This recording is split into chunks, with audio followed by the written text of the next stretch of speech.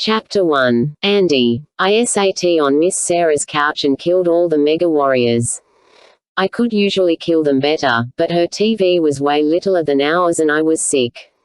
That's why I was in Miss Sarah's trailer. Only I wasn't supposed to call it a trailer. It's a mobile home, Mum reminded me when she brought me here this morning. Even though she sometimes called it a trailer, too. Things were different since the fire. Mum said I should call Sarah Miss Sarah like I did when I was little. It's politer. Miss Sarah used to hug me and be real nice and Mum's best friend. Since the fire, Mum and her hardly even talk. The only reason I was in the mobile home was because Mum was desperate. That's what she said to Uncle Marcus this morning. I was still in bed, tired from getting sick from both ends all night long. Uncle Marcus slept over, like he does a lot. I heard Mum say, "I've tried everybody. I'm desperate. I'll have to ask Sarah." Uncle Marcus said he could stay home with me and Mum said, "Number. Please, Marcus. I need you with me.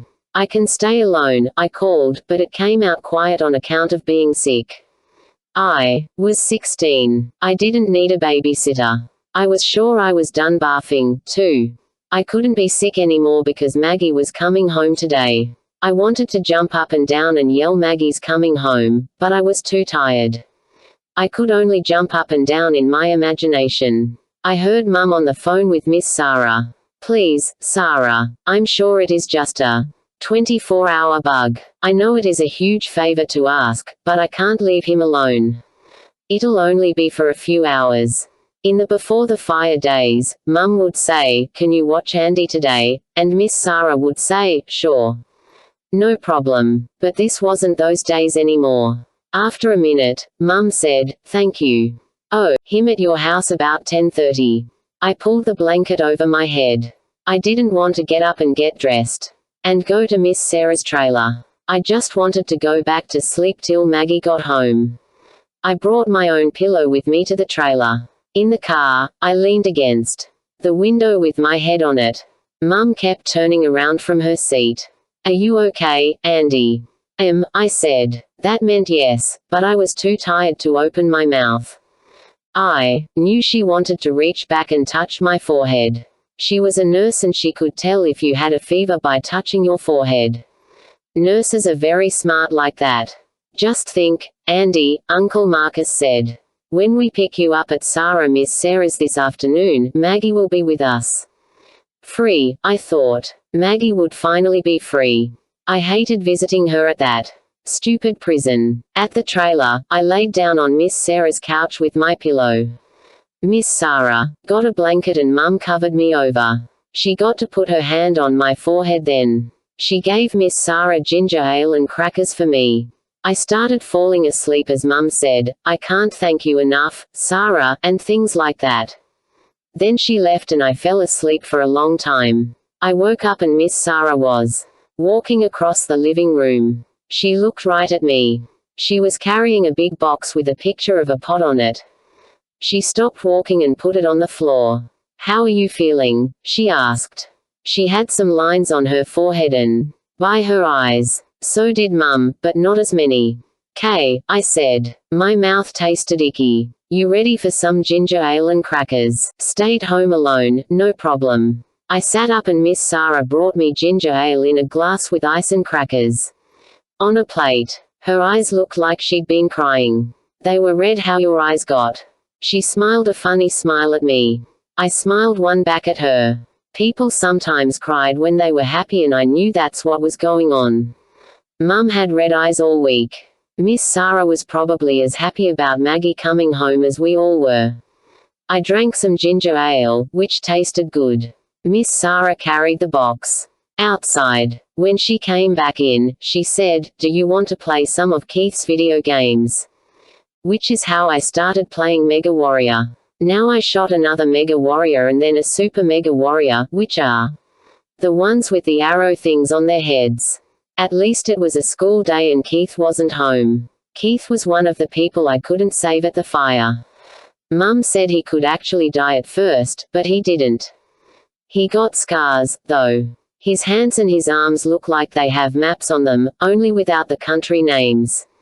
One of his hands is scrunched up, kind of. Part of his face has that map look on it, too. He got held back and now we're both juniors. He hated me even before I couldn't save him. I felt sorry for him, though, because of his scars. The phone rang in the kitchen. I could see Miss Sarah pick it up. She made a face. You said no later than 1:30, Laurel, she said. Laurel was my mum. One of the regular warriors killed my littlest man. That happened when you forgot to concentrate, like I was doing because I wanted to know what Mum was saying. All right, Miss Sarah said. She hung up the phone without saying goodbye. Which was rude. I wasn't doing so good at Mega Warriors now, but I had good determination. Okay. I killed 2 Super Mega Warriors in a row. Bang, bang. Then one killed me. Andy, look at me. I looked at her face even though I didn't stop pushing the controller buttons. I need to run to the store, she said. Keith'll be home soon. When he arrives, I need you to give him this envelope, all right? She put one of those long white envelopes on the coffee table. It said Keith on it. Okay. She was in my way. I had to move my head to see the TV. Andy, Miss Sarah said. Look at me. I stopped pushing the buttons. She was using an I mean business voice. Did you hear me? She asked. What did I just say? Mum won't be here until later. I couldn't remember the time she said. And what else? Miss Sarah used to be so nice. She'd turned into another lady this year. You're going to the store. And this, Andy. She picked up the envelope and kind of shook it in front of my face. What did I say about this? Give the mail to Keith, I said. It's very important. I'll give it to him. She looked at her watch. Oh, never mind. I'll put it where he'll see it. Okay, I said. She walked in the kitchen, then came back again. All right, she said. I'm going now. Goodbye. I wished she would just go. I started playing again when she left. Then I got thirsty and my glass was empty. I walked into the kitchen to get more ginger ale. I saw the mail that said Keith on it on the table. She said it was important. What if Keith didn't see it there? I took the envelope back in the living room and stuck it in my book bag so I couldn't forget to give it to him. Then, Chapter 2. Maggie. They moved me from my cell hours later than I'd expected because of some paperwork issue Mum had to straighten out. I was afraid they weren't going to let me go. There'd been some mistake, I thought. A prison official would show up at my cell door and say, "Oh, we thought you were in prison for 12 months, but we read the order wrong. It's really 12 years. It's amazing the things you can imagine when you're alone in a cell." I sat on my skinny bed with my hands folded in my lap and my heart pounding, waiting. An hour. 2 hours. I couldn't budge. Couldn't open the book I was reading. Just sat there waiting for them to come tell me how 12 months was a mistake and I couldn't get out today. I deserved the 12 years. Everyone knew that, including me. But finally, Letitia, my favorite guard, came to get me. I let out my breath. Like I'd been holding it in for those 2 hours and started to cry. Outside the bars of my cell, Letitia's face was nothing more than a dark, wavy blur. She shook her head at me, and I knew she was wearing that half sneer it took me a few months to recognize as a kind of affection. You crying? She asked. Girl, you cried the day you come in here and now. You crying the day you leave. Make up your mind. I tried laughing but it came out more like a whimper. Let's go, she said, unlocking the door, sliding the bars to the left, and I thought, that's the last time I'll ever have to hear that door scrape open. I walked next to Letitia as we started down the broad central hall between the rows of cells, side by side like equals. 2 free women. Free. I needed a tissue, but didn't have one. I wiped my nose with the back of my hand. You'll be back. One of the women called to me from her cell. Others hooted and hollered, cussed and shouted. Yo, bitch. Gonna burn some more kiddies, ha. BB they called me. Baby burner, even though the people who died in the fire were 2 teenagers and an adult. I didn't fit in. It wasn't just that I was white. There were plenty of white women in the prison. It wasn't that I was young. 16 was the age at which you were tried as an adult in North Carolina, so there were plenty younger than me. It was, as Letitia told me the first week I got there, that they can smell the money on you, girl. I didn't see how. I didn't look any different from them, but I guessed everybody knew my story. How I'd laid a fire around a church to let my firefighter boyfriend shine in the department. How I didn't set the fire when I realized kids would be in the church, but how Keith Weston lit a cigarette, tossing the match on the fuel I'd poured without realizing it was there. How people died and burned and had their lives totally screwed up. They all knew the details, and even though some of them had murdered people, maybe sticking a knife in their best friend's heart, or they sold drugs to junior high kids or robbed a store or whatever, they stuck together and I was the outcast. At the beginning of the year I'd thought about Martha Stewart a lot, how, even though she was a rich white woman, she made all these friends in prison and they loved her. Adored her, even. How she came out on top. I told myself maybe that's how it could be with me. As Letitia and I went down the wide corridor between the cells, I remembered the first time I'd made that long walk. The hooting and name-calling. I didn't think of the women as people then. They seemed like wild dogs and I was afraid one of them would break loose and run after me. Now I knew better. They couldn't get out. I learned it wasn't when they were in their cells that they could hurt me, but out in the yard. I was beaten up twice, and for someone like me who'd never even been hit, it was terrible. Both times, it was a girl named Lizard. She was 6 feet tall with thin, straggly, almost colorless hair. She was skinny and her body seemed out of proportion to the long arms and legs she could wrap around you like strands of wire. She let me have it, for no reason I could think of except that she hated me, like so many of the others hated me. I wasn't good at getting beaten up. I didn't fight back well. I cowered, covering my face with my hands, while she pounded my ribs and tore handfuls of my dark hair out by the roots. I had one thought running through my mind. I deserve this. You see people getting beaten up in the movies and TV all the time. There'll be cuts and some blood, but you don't get to feel the fear while it is happening. The not knowing how bad it'll get kind of fear. Or the pain that goes on for days. Letitia saved me both times. Then I was Letitia's pretty baby. LPB. They had initials for everything. A lot of the initials I never did figure out because I wasn't part of the in crowd. I wasn't the only outsider, though. Not the only one getting picked on. I wasn't the weakest by far. They'd find the ones who were least able to defend themselves and move in for the kill. All I could think was, thank God Andy wasn't the one to land in prison. He would never have survived. I got over the whole Martha Stewart fantasy real fast. After the first couple of days, I didn't even try to make friends. I kept to myself, reading, thinking about how I was supposed to be in college at UNC Wilmington this year. Maybe a business major, which seemed totally ridiculous to me now. Business. What did that matter, really? Who could I help with a degree in business?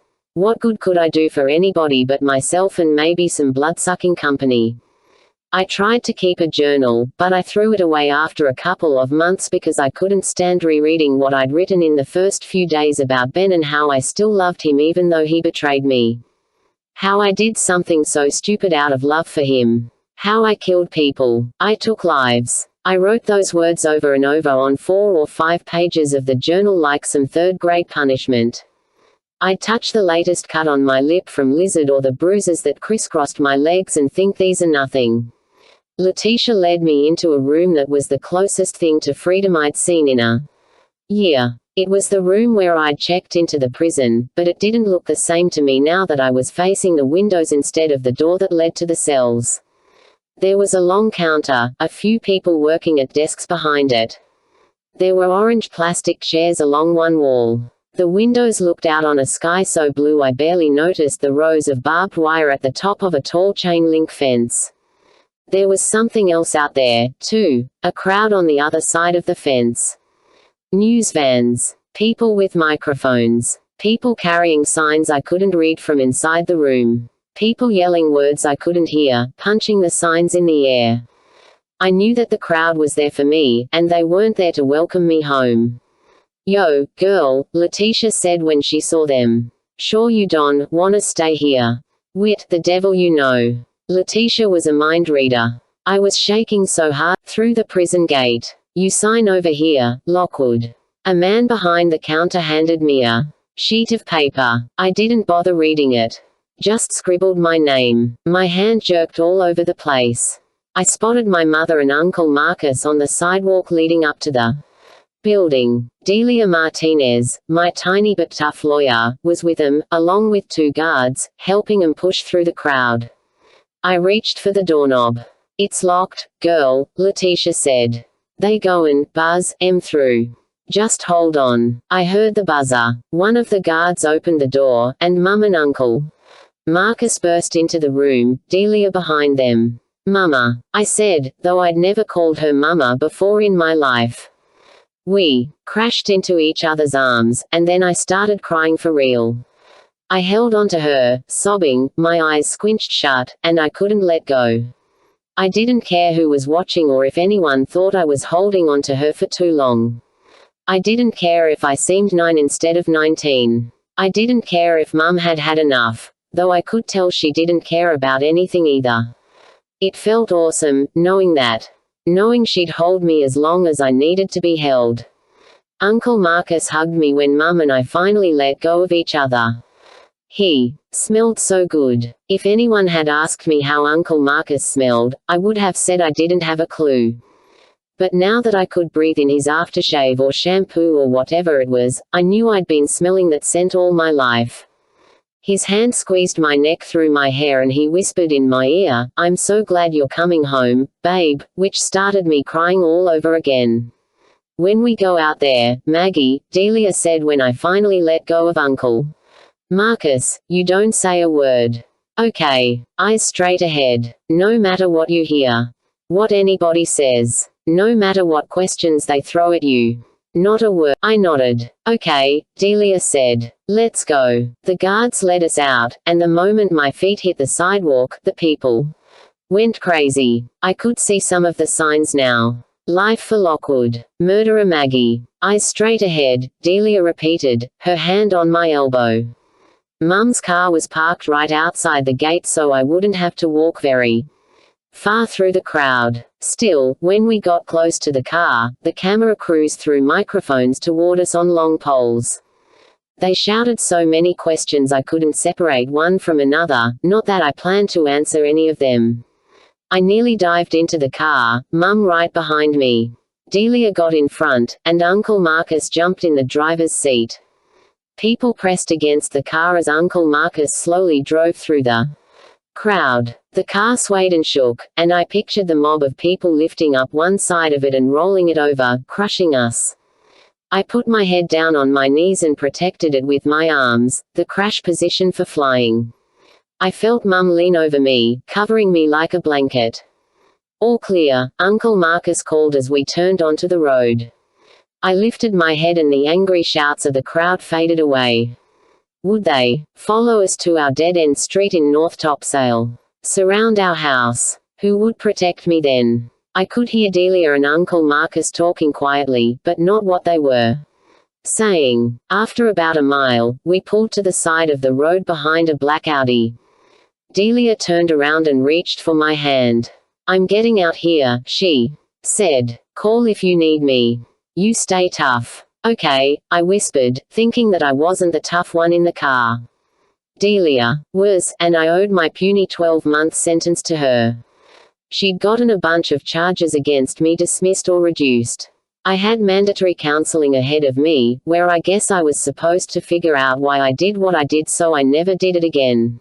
Like talking to anyone about the whole frickin' mess.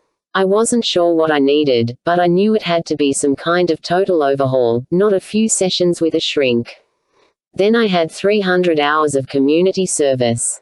No college for me for a while. Restitution to the families, but Mum was managing that by taking money out of my inheritance from Daddy.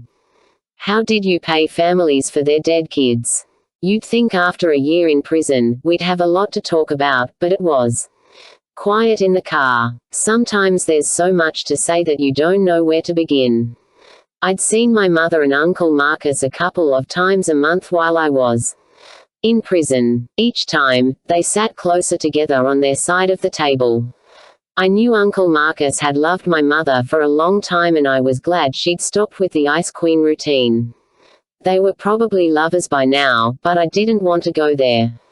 It was strange enough that my mother was dating my father's brother. "How's Andy?" I asked. I saw my brother about once a month, enough to know he'd grown at least an inch this year, which only made him about 5'1". He was filling out a little more, though. He was swimming with the Special Olympics team in Wilmington now, and he had a girlfriend named Kimmy. I hadn't met her, but I was nervous about anyone who could possibly hurt my brother, who had fetal alcohol syndrome. Actually, Mum said, he had a stomach bug all night. Oh, no. I hated to think of him sick. "I hope we don't all catch it now," Uncle Marcus said. "Especially you, Mags. Nice homecoming that'd be." "Is he home alone?" I asked. "I left him at Sarah's," Mum said. "We'll have to stop there and pick him up." Could that be any more bizarre? Sarah babysitting Andy while Mum picked me up. Mum sighed. "It's a little better between us," she said, though I wouldn't use the word friends to describe our relationship. I couldn't find anyone else this morning, and he was really so sick I didn't want to leave him alone. Sarah wasn't thrilled about it, but she said yes. Mum looked older than I remembered. I hadn't noticed it during her visits. But now I could see that the skin above her eyes sagged a little. She'd cut her dark hair short, though, and it looked good. Actually kind of cool. Our hair was the same color, but mine was much thicker and wilder, like Daddy's had been. I had it in a long ponytail, which is how I wore it the whole year in prison. "I don't think it'll ever be the same between Sarah and me," Mum said. "I've let it go, though." My end of it. I knew she meant the part about Sarah having an affair with my father while he was married to Mum. It turned out that my father was also Keith's father. Surprise, surprise. Andy didn't know that, though. "But she's still upset," Mum said. "You know." "Yeah, I knew. Upset about Keith getting burned in the fire." I didn't blame her. I cried every time I thought about how I'd hurt him. "I won't go in when we stop there." "Okay." I didn't want to see Sarah, and I sure didn't want to see Keith.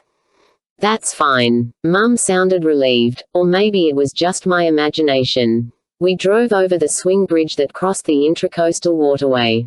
"Oh, the ocean," I said, looking toward the horizon. The water was a blue-gray, the sky a bit overcast, but it was beautiful. I'd never take living on the island for granted again. We were practically the only car on the bridge. Although I usually liked September on topsail, when most of the tourists were gone and it felt more like home, the lack of cars, of people, suddenly made me realize I would stand out. If the summer crowds had still been there, I could blend in with them. Now, I would know everyone and everyone would know me. I felt sick thinking about the girl I'd been a year ago. The girl who hid out in the She rested her hand on mine. "What, sweetie? I'm going to drive you nuts at first," I said. "I mean, I'm going to tell you everything that I think, okay? I need someone to tell me if I start thinking like a crazy person again." "You can tell me anything you like," she said. "Remember." Uncle Marcus looked at me in the rearview mirror. "You'll have a counselor, too, Mags. You can be completely open with her." We pulled into the trailer park and I scrunched down in the seat when Uncle Marcus stopped in front of the Weston's faded gold double-wide. "I'll stay here with Mags," Uncle Marcus said. "I'll just be a minute," Mum said as she got out of the car. Uncle Marcus turned in his seat to smile at me. "It's going to be all right," he said. His brown hair was really short. Shorter than I'd ever seen it, and he had amazing blue eyes that I'd loved my whole life. He was one of the best people I knew. I could always trust him to be in my corner no matter how I screwed up, and that thought made my eyes prickle. I bit my lip. "I hope so," I said. "Here he comes." I sat up to see my brother fly down the steps from the trailer's small deck and run across the sand. He pulled open the back door and flung himself toward me. I caught him, laughing. "You're free," he said. "Yup, Panda Bear," I said. He seemed so much bigger. I brushed his thick hair off his forehead. "Now you're She wasn't there," Mum said. "She had to go to the store," Andy said. "I left a note, thanking her," Mum said. No one said it, but I knew why Sarah wasn't there. She didn't want to see me. Any more than I. Chapter 3. Keith. Bridget Hammett was sitting next to me in algebra. To my left. That mattered. I didn't like anybody sitting on my left side. In most of my classes, I made sure to get the seat next to the window so nobody was on my left, but the first day of algebra, I was late to 6th period and all those seats were taken. So now, Bridget, who was the hottest junior, maybe the hottest girl in all of Douglas High School, was sitting on my left side and texting Sophie Tapper who sat on my right. I knew the text message was about me. It was like I could feel when people were talking about me. My left arm was killing me and I needed another Percocet. 10 minutes till the bell rang. I needed to get out of there. Not just out of algebra, out of the whole damn school. I came in early today to do this stupid makeup exam, and now I was wiped. I used to leave after 7th period. These days, it was after 6th. Soon it would probably be after 5th. I couldn't stand being there. Being a fucking junior again. A 17-year-old junior. The guy everybody pretended not to stare at. Before the fire, girls were always staring at me.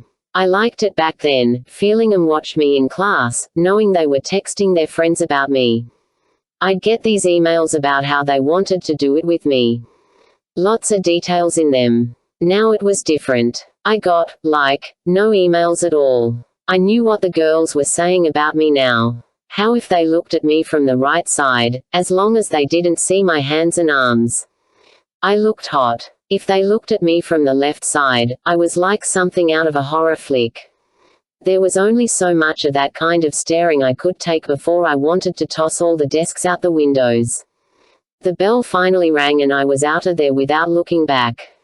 I walked straight to my car and got in. Some dealership in Jacksonville donated the car to me after I got out of the hospital.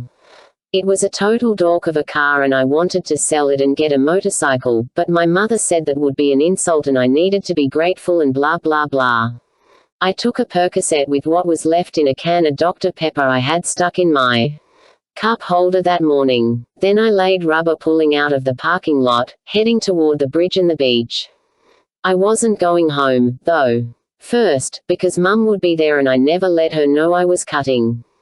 I didn't want any grief from her. Second, today, for some total crap reason, Andy was at our house. Today. The day Maggie was getting sprung. The day I'd really like to forget the Lockwood family existed. Mum left a message on my cell about Andy being there, but said he'd be gone by the time I got home. She also said I should come straight home from school, probably because she knew I'd be freaking about Maggie getting out. If you see any reporters, she said, walk right past them. Don't engage them. You owe them nothing. Reporters. Shit. They'd better just stay out of my way. No way was I going home until I was sure Andy was out of there. I wasn't taking any chances of seeing any Lockwood. Not Andy or Laurel or the bitch who burned my face. It was for her own sake. I might kill her if I saw her. Money could buy you anything, including a get-out-of-jail-free card. She visited me in the hospital before she went to jail and I swear, if I'd known then what I knew now, I would have found a way to kill her even with my arms bandaged up to my shoulders. I had this really tasty fantasy of setting her on fire, only someone else would have to light the match. I wasn't big on flames of any kind these days. But I like to imagine her getting burned at a stake, like they used to do to witches. She was a witch all right. It was a sick fantasy, but not as sick as burning a church full of kids. I parked by the pier where the surfers hung out, though the surf was so lame. Only 3 other guys were there. I didn't really know them. The cool thing about surfing was you could be with other people but not really have to be with them. Like talk to them or be close enough so they could stare at your face. The water was still warm enough that I really didn't need my wetsuit, but I put on the top half anyway because I wasn't supposed to get sun on my arms. I spread sunscreen over my screwed-up face. Then I paddled out and waited for a wave worth riding in. My physical therapist thought surfing was good for me, as long as I could do it safely. He meant, as long as I could manage the board with my screwed-up left hand and had enough. Look at our double wide. It was 3 back from the road and I could just make out one pale yellow corner of it. Was Andy still there? My half-brother. Not that I'd ever let anyone know I was related to that loser. The 3 other surfers started talking to each other. Their voices bounced around on the water, but I couldn't really hear what they said. Then they started paddling toward shore, so I guessed they'd had enough of waiting for a decent wave. I wondered if they'd go somewhere together. Maybe get a burger. Talk about girls. While I just sat alone in the water paddling in place, looking at the corner of our trailer, wishing I had someplace to go. Chapter 4. Sarah the Free Seekers Chapel 1988. The first thing I noticed was the simple beauty of the small, pentagonal building. The scent of wood was so strong, it made me woozy. I felt grounded by it, connected to the earth, as if the smell triggered a primitive memory in me. Through the huge, panoramic windows, I saw the sea surrounding the tiny chapel and I felt as if I were on a 5-sided ship, bonded together with 12 fellow sailors. The second thing I noticed was the man in jeans and a leather jacket. Even though he hadn't said a word, I could tell he was in charge. Physically, he was imposing in both height and mass, but it was more than that. He was a sorcerer, a magician. Even now, writing about him all these years later, my heart is pounding harder. Without so much as a glance in my direction, he cast a spell over me that was both mystical and intoxicating and, if I'm being completely honest, sexual. In that moment, I realized I'd been missing 2 things for a long time. I had nothing in the way of a spiritual life, and nearly as empty a sensual life. And really, when those 2 things are taken away, what's left? I sat with the others in an awed silence. Then the man got to his feet. Morning sun spilled from the long window nearest the ocean, pulling on his face and in his dark, gentle eyes. He looked around the room, his gaze moving from person to person, until it landed on me. I couldn't look away. I didn't want to. He looked inside me to the vast emptiness of my soul. Fill it for me, I was thinking. Help me. After a moment, he shifted his gaze away from me and back to the others in the chapel. Where did you experience God this week? He asked. Nowhere, I thought. I wasn't even sure what he meant. All I knew was that I felt at home for the first time since Steve dragged me from Michigan to Camp Lejeune. I didn't belong in this little southern enclave, with its hundreds of churches and its thousands of churchgoers with whom I had nothing in common. I didn't know a grit from a tomato, a moon pie from a potato chip. I felt completely lost when I tried to connect with the other military wives. They missed their husbands who were on temporary duty assignment, while I guiltily looked forward to Steve's absences. Many of the women were my age, 21, yet I couldn't seem to breach the gulf between myself and them as they gushed about their men while shopping for groceries at the commissary.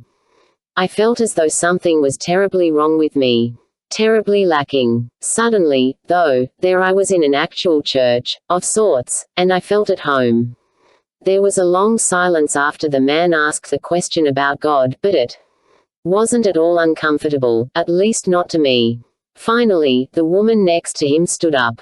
I saw the glitter of the ring on her left hand and thought, his very lucky wife. I was lying on the beach last night, she said, and I suddenly felt a sense of peace come over me. She was pretty. Not beautiful. There is a difference. She was thin in a reedy way. Her hair was incredible in that wash of sunlight. It hung well past her shoulders, and had the slightest wave to it, just enough to keep it from being straight. It was very dark and nearly Asian in its shininess, the polar opposite of my short blonde cap of hair. She was fair-skinned with plain brown eyes, nothing like her husband's, and her face was the shape of a heart. When she looked at the man, though, her eyes lit up. I was jealous. Not of the woman, specifically, but of any woman who could feel what she clearly felt. Total love. An adoration a man like that would return 10 times over. I tried to picture Steve standing up like the man had done, asking about God. Caring so passionately about something. Creating that tiny masterpiece of a building. I assumed, correctly, that the man was the one everyone talked about. The crazy, motorcycle-riding guy who'd built his own chapel. I couldn't imagine Steve doing anything like that. I couldn't picture him smiling at me the way the man smiled at his wife as she sat down again. Frankly, I had no idea what went on inside Steve's mind. I'd married a near stranger because I felt like I had no choice. When you're young, you have more choices than you'll ever again have in your life, yet sometimes you can't see them. I'd truly been blind. Steve had been so handsome in his uniform on the day of our wedding. I'd convinced myself he was a fine man for offering to marry me when I told him about the baby. I'd accepted his offer, although neither of us talked about love, only about responsibility. I told myself that love would come later. But that morning, the man with the sun in his eyes made me doubt that loving Steve would ever be possible. Maybe if I'd never set foot in the chapel, everything would have turned out okay. I would have learned to be satisfied with what I had. As I got to my feet after the service, though, I knew it was already too late. Chapter 5. Maggie. When we turned onto our short street that dead-ended at the Sound, I saw the news vans parked all over the place and people running around, and I suddenly knew what my life was going to be like for the next few days. Or maybe forever. Oh, no, Mum said. Uncle Marcus let out a noisy, angry breath. Don't worry, Mags, he said. We'll pull right into the garage. You won't have to talk to anyone. I scrunched low in my seat, thinking of the prisoners I'd seen on TV hiding their faces with jackets as they walked past the reporters. I always thought they were trying to protect their privacy. Now I understood. It was humiliation that made them want to hide. Inside the house, I walked from room to room, smoothing my hand over the sofa, the china cabinet, the dining room table. I loved how familiar everything was.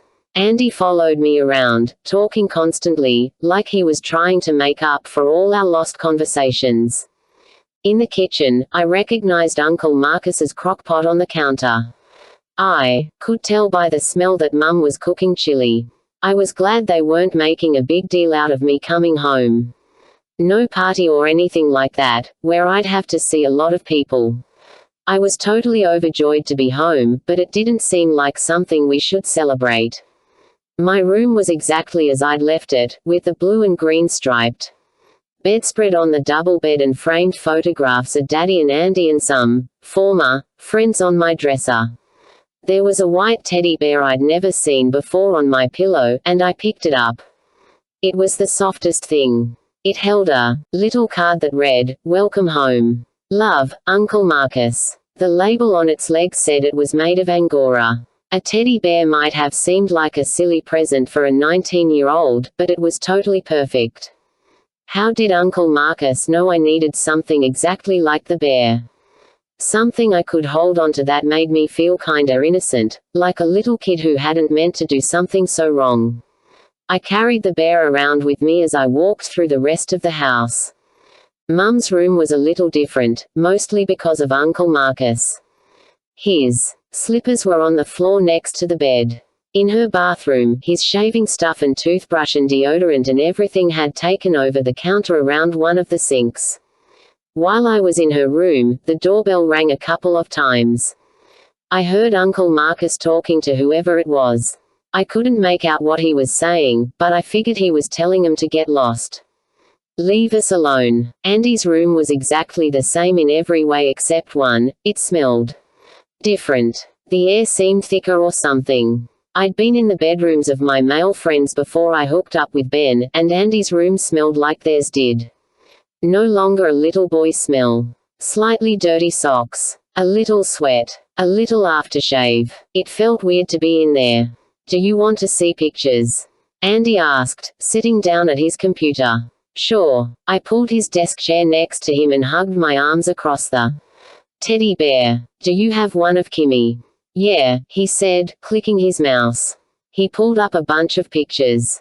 This is my Special Olympics team, he said. There were 10 of them, 6 boys and 4 girls, lined up in their bathing suits against a wall. At least 7 of them looked like they had Down syndrome. 2 of the boys looked totally normal. Then there was Andy. Cute, but much tinier than the rest.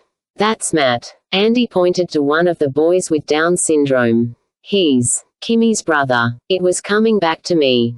Mum had told me Kimmy was one of 5 kids. All adopted, just her brother. And this is me and Kimmy. Andy clicked on another picture. She's so cute, I said. Kimmy stood a couple of inches taller than Andy.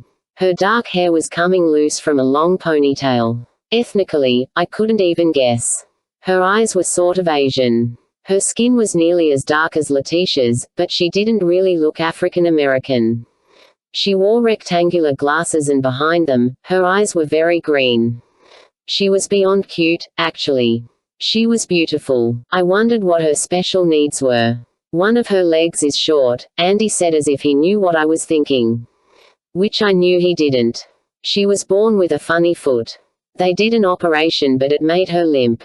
Are you in love? I grinned. The tops of Andy's ears turned red and I put my arm around him, hugging him with a giggle. Yes, he said. Does she love you back? She'd better. Yes. She helps me. She keeps my stuff in her calendar in case I forget. Mum had told me Kimmy'd taken on a sort of second mother role with Andy, keeping track of his schedule, making sure he remembered things. That used to be my job. I can't wait to meet her, Panda, I said. Don't call me Panda anymore, he said. It's a baby name. For a second, I felt like he was stealing something from me. But I got it. Panda was a baby name. Okay, Andrew, I said, and he laughed. Suddenly, there was a loud crash from downstairs, followed, and I looked at each other, frozen like statues. Laurel, Uncle Marcus shouted from somewhere downstairs. Call the police. Andy raced out of the room before I could stop him. I followed him into the hallway, trying to grab his arm. Don't go down, I said. He was too fast for me, though, and he went flying down the stairs. Stay out of there. I heard Mum yell at him. There's glass everywhere. Mum, I called from the top of the stairs. What happened? Stay up there, Maggie. Mum came into view in the downstairs foyer. She was holding the phone to her ear and looking toward the family room. Someone threw I don't know what it is. A rock, Marcus. Uncle Marcus answered her, but I couldn't hear what he said. A chunk of concrete or something, Mum said.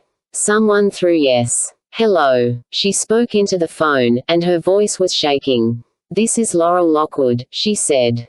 Someone just threw a piece of concrete through our front window. I walked into my bedroom, the teddy bear clutched in my arms. Maybe I should have gone downstairs to help clean up, but I was too freaked out. Things like this didn't happen on Topsail Island, and I knew it wasn't any random act of violence. It was me they were after, but it was my family getting hurt. From my bedroom window after dinner, I could see 2 of the news vans still outside. What were they going to do? Sit there all night? All week? I bet they loved seeing the cops arrive and watching Uncle Marcus put the storm shutters over the broken window. I closed my blinds. After a while, I got up the courage to turn on my TV and put on the news. Then I sat on my bed, waiting, my chin resting on the teddy bear in my arm. People outside the prison, the ones shouting and holding signs. Amid protests, a woman reporter who looked no older than me said, Maggie Lockwood was released from Kawachi Women's Correctional Institution today after serving a 12-month sentence for the attempted burning of Drury Memorial Church in Surf City. She went on for a minute about who I was and what I'd done. Then she started interviewing people in the crowd. The first was a dark-haired man who was so angry, little bits of spit flew out of his mouth when he spoke. She gets 12 short months in prison and then goes on with her life like nothing happened, he said. I wish, I said out loud. My uncle is dead, a young woman said. Her face was twisted into a mask. Of hatred. For me. He was such a good man. And that girl just scoots out of here with her slick lawyer and everything, she said. She had to be Mr. Eggles's niece, since he was the only adult killed in the fire. I thought of my own uncle. Imagined him dead, the victim of someone like me. No, I shuddered, waving my hand in front of my face to erase the thought. Reverend Bill was on the screen then. I gasped. I so didn't want to have to. Look at him. He stood in front of a brick church. The new Drury Memorial. Wow, totally different. Many people are angry, he said. We've managed to rebuild Drury Memorial. We're nearly finished. But we can't rebuild those lives that were lost or shattered, and that's hard for a lot of people. I hope, though, that this can be an opportunity to practice forgiveness. Forgiveness. Reverend Bill. What a hypocrite. He hated me. Hated my whole family. Someone knocked on my bedroom door. It's all right, I said. Come downstairs and have some ice cream with us. Chocolate chip mint. I shook my head. My stomach hurt. Stay away from the windows down. There, I said. I was afraid that first chunk of concrete wouldn't be the last. Come on, Mum insisted. We want to be with you tonight. It was weird in the family room with all the draperies pulled shut. We never closed those draperies, but we didn't want anyone to be able to look at us while we sat away from the windows, eating ice cream. At least everyone else was eating, while I pushed the melting green stuff around in my bowl. The phone rang, and Mum picked it up. She looked at the caller ID and shrugged as she handed the phone to Uncle Marcus. I guessed he was the family spokesperson. Hello, he said, then, hey. Is everything okay? I watched a line appear between his eyebrows and wondered who he was talking to. Okay, he said. She's right here. I was afraid he meant me, but he covered the mouthpiece and looked at Laurel. It's Keith. He sounds shaken up. We were all quiet as Mum took the phone. I tried to picture how Keith looked now. The last time I saw him was in the hospital, when his arms looked like giant white tree stumps, thin steel rods sticking out of the bandages covering the fingers of his left hand. More bandages had covered half his face. I knew he was scarred. No one had told me exactly how bad it was. I could guess, though. Mum held the phone away from her ear and looked at Andy. When Miss Sarah said she was going to the store, did she say when she planned on getting home? She spoke into the phone again. He doesn't know anything, Keith, she said. She stood up, turned her back toward us and walked toward the kitchen. She lowered her voice, but I could still hear her. Why don't you try Dawn? She asked. Maybe she'll know something. Dawn Reynolds was the woman Ben had cheated on me with. Or, as I admitted to myself this past year, I was the woman, the girl, really. Ben cheated on Dawn with. He'd lived with her, after all. Thank God he'd gone back to his wife in Charlotte and I wouldn't have to worry about bumping into him. Oh my God, that would be the worst. What's up? Uncle Marcus asked as Mum hung up the phone and sat down. Again. Keith got home around 5, and Sarah wasn't there and she's still not home. She picked up her empty ice cream bowl like she was going to get up and carry it to the kitchen, but she didn't budge from her seat. He saw the note I left, thanking her for watching Andy. She probably told him she'd be out and he forgot, Uncle Marcus said. Kind of strange, though. Mum frowned. What time did she leave, Andy? Leave where? Andy asked. The trailer. Their mobile home. Andy shrugged. I was killing mega warriors, he said.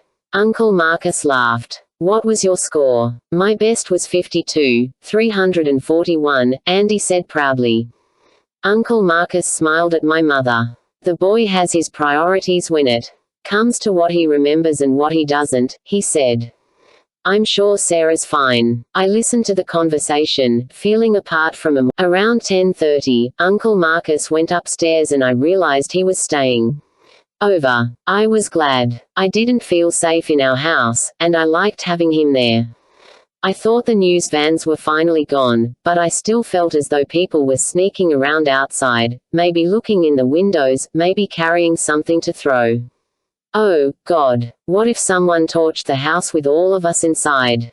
They might think that perfectly fit my crime. I went upstairs myself, and for the first time in a year, put on the soft old drawstring shorts and t-shirt I liked to sleep in. The shorts just about fell off me.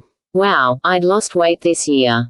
Big time. Before I went to prison, I used to always watch some TV from my bed at night, but I'd had it with TV for today. I lay in the darkness for a half hour, imagining I was hearing sounds outside. If someone set fire to our house and it blocked the stairs, what would we do? Andy and I both had these roll-up ladders in our closets that we could hook onto our windowsills, but there was nothing like that in Mum's room. I started to cry just thinking about how awful it would be. Finally, I went downstairs, teddy bear in my arms, to make sure everything was locked up tight. I walked barefoot into the dark kitchen. Through the glass door, I could see the moonlight on the Soundenau pier. I wanted to go out on the pier and breathe in the smell of the water and feel the salty air on my skin and in my hair. No way did I dare go outside, though. I walked into the family room and saw that the door to the porch was open. And I froze. I tiptoed toward the porch and peeked around the door frame to see my mother sitting on the glider in the darkness. "Hi," I said. "Can't sleep." "No one's there," he said. "Even if they were, they couldn't see us here, it is so dark. Sit." She patted the cushion next to her on the glider. I sat down. It felt strange to sit next to her like that. I bet I hadn't sat so close to her since I was a kid. Maybe not even then. "I'm just biding my time until midnight," Mum said. "What's happening at midnight?" I decided if I haven't heard from Keith by then, I'm calling him to be sure. "Sarah got home all right." "She probably did." "Probably. Do you know if he talked to Dawn?" I wanted to say her name out loud to let Mum know I could take it.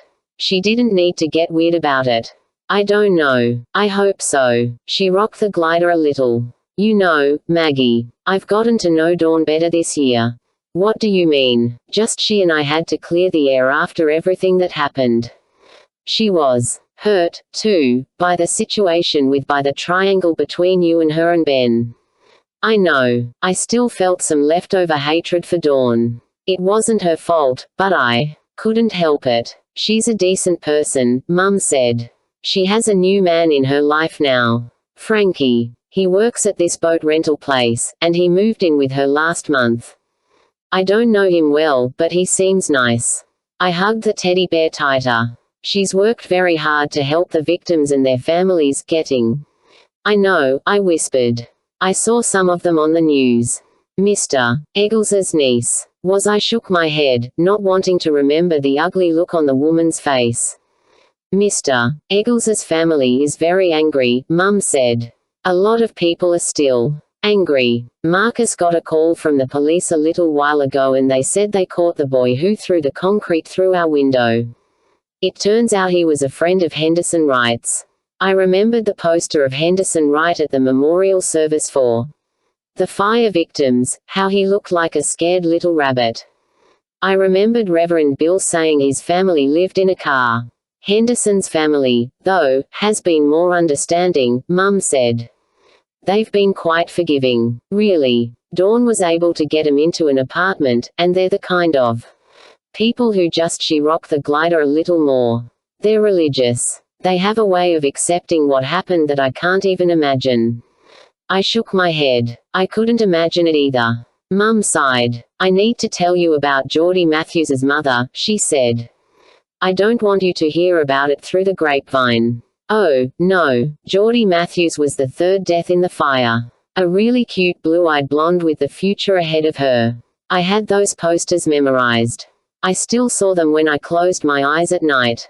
"What about her mother?" I asked. Mum looked toward the moonlit sound. "She couldn't get over her grief," she said. "Not that I blame her for an instant. She tried to kill herself after Geordie died and they put her in a psych hospital for a few months. I guess she seemed better when she got out, but a few weeks ago, she was killed when she flipped her car off the high road." Mum nodded. "It was all too much for her. She was a single mum. She had another daughter in college, but I don't think she had a good relationship with her, so I guess she felt like she didn't have anyone or anything else to live for. I rested my chin on the teddy bear. It just goes on, doesn't it? I said what I did. Mum put her arm around me. I know you feel terrible, she said. And I didn't tell you about Ellen, Geordie's mother, to make you feel worse. But I wanted you to hear it from me. I leaned close to her until my head rested on her shoulder. I'm glad you told me, I said. She touched the teddy bear.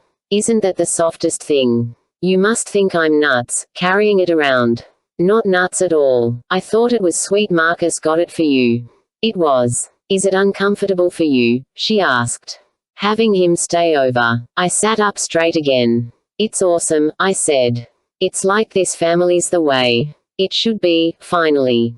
I ran my fingers through the angora on the back of the teddy bear. Are you going to get married? Probably. Would you like that? Yes, I said. Definitely. She squeezed my shoulder. Oh, sweetheart, do you have any idea how happy I am to have you home again? I heard tears in her voice. Not as happy as I am to be home. I worry about how this year's changed you. Hardened you. The last thing I felt was hard. I think it softened me, I said. I'm nervous about what happens now, though. I couldn't remember the last time I'd confided in my mother. It felt both strange and good. We'll take it one step at a time, she said. And I'll be by your side every minute. She ran her hand over my cheek. I forgot to tell you that I made an appointment for you for Thursday with the court-ordered therapist. Already. I didn't feel like talking to anyone. Not yet. They said you needed your first appointment within a week of your release.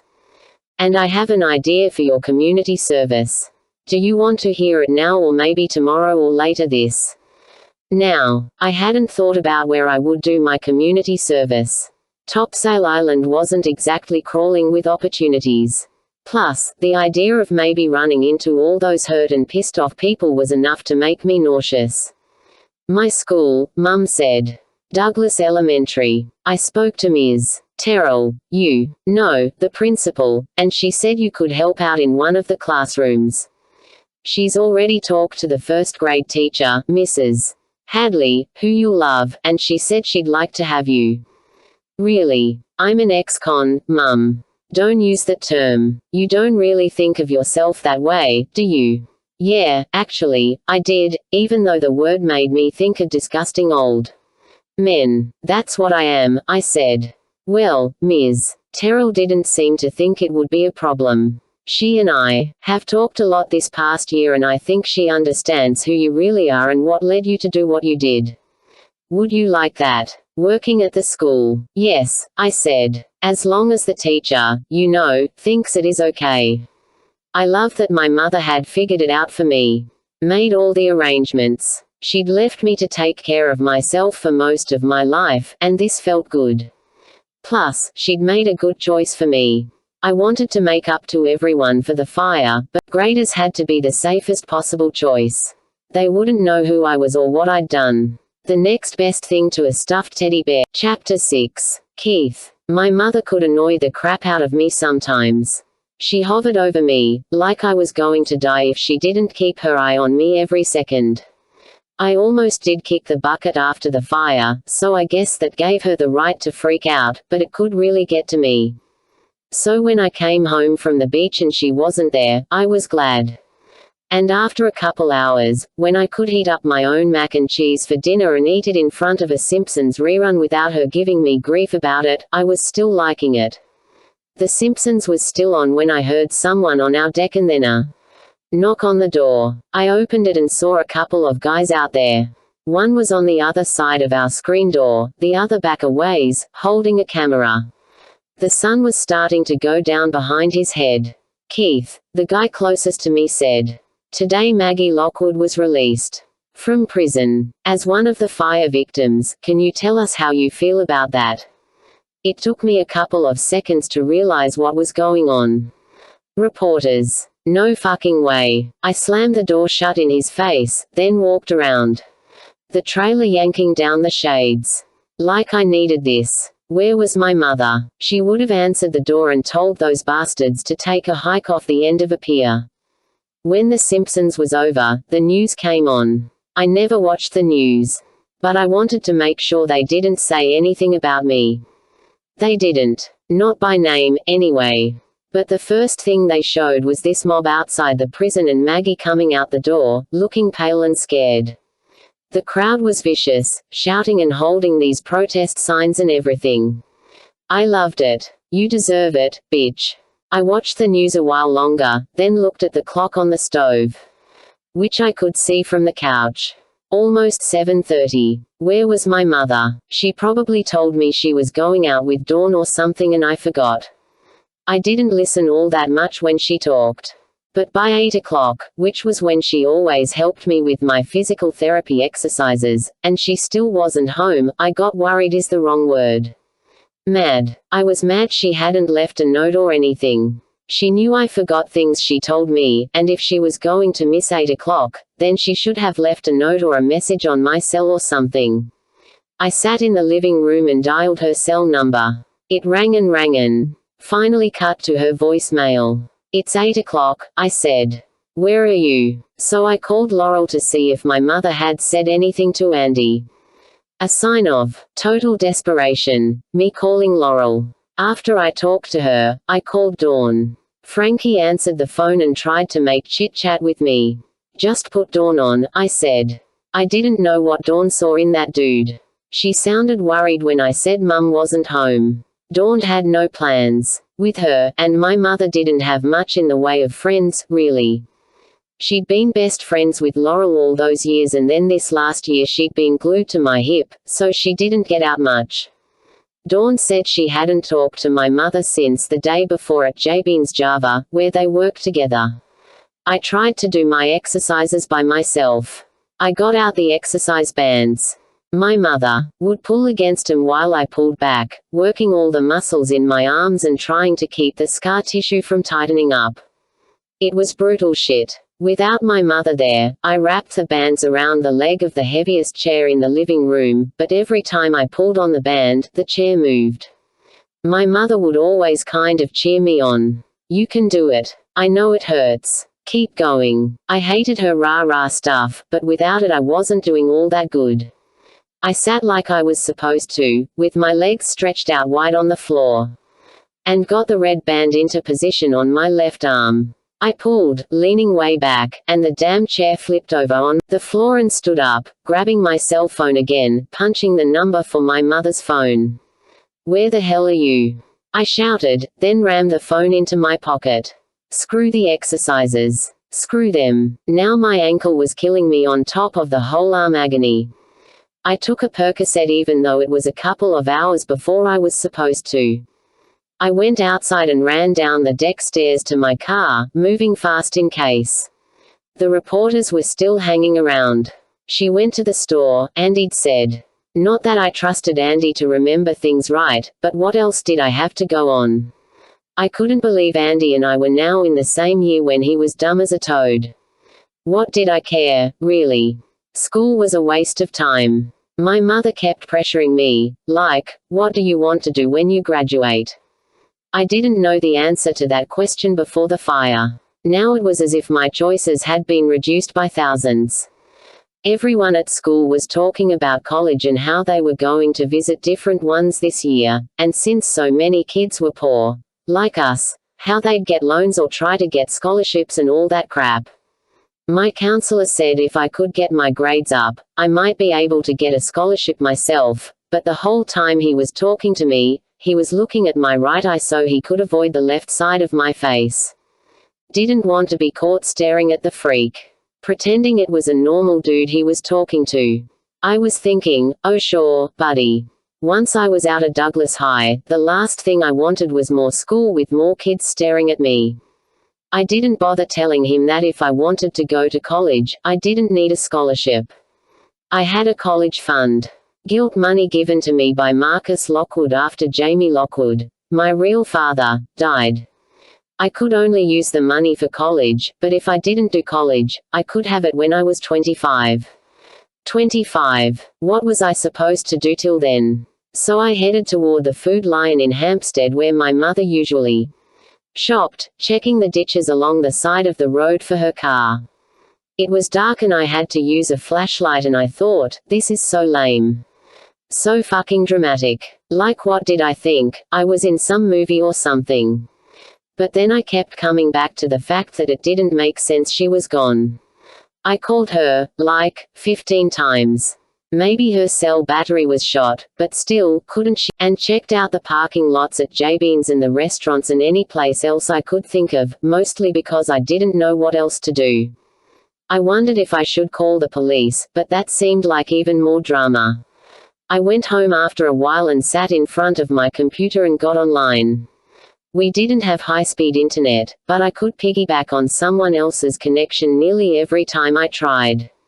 I did what I usually did online. I googled stuff like suicide and burns and ostracism and grief and all that shit. Sometimes I went to porn sites, but that was so pathetic. I didn't like thinking about how those sites would probably be the only place I'd get any for the rest of my life. Instead, I liked reading about how burn victims like me felt. Most of them were older. Some of their wives and husbands left them. Couldn't take the stress, they said, but I bet it was more like the embarrassment of having a partner who looked like a monster. Most of the burn victims I read about took antidepressants. So did I. If I didn't, I probably would have offed myself months ago. I still thought about suicide, but not like I used to. Back then, I thought about how I could do it. Get a gun. Hang myself. Odd on meds. Every time I thought about my mother finding me dead, though, I'd start crying. Pathetic. I'd turned into a sissy this year. Then I got on the Zoloft and stopped feeling like I wanted to die, but I still wasn't sure why I should want to live. My mother was worried because they said some kids on antidepressants were more likely to kill themselves. I thought that was interesting and paid attention to how I felt. The truth was, I wanted the Zoloft to push me over the edge. To give me the guts to do it. I started thinking that I could hang myself from this tree over by the police station.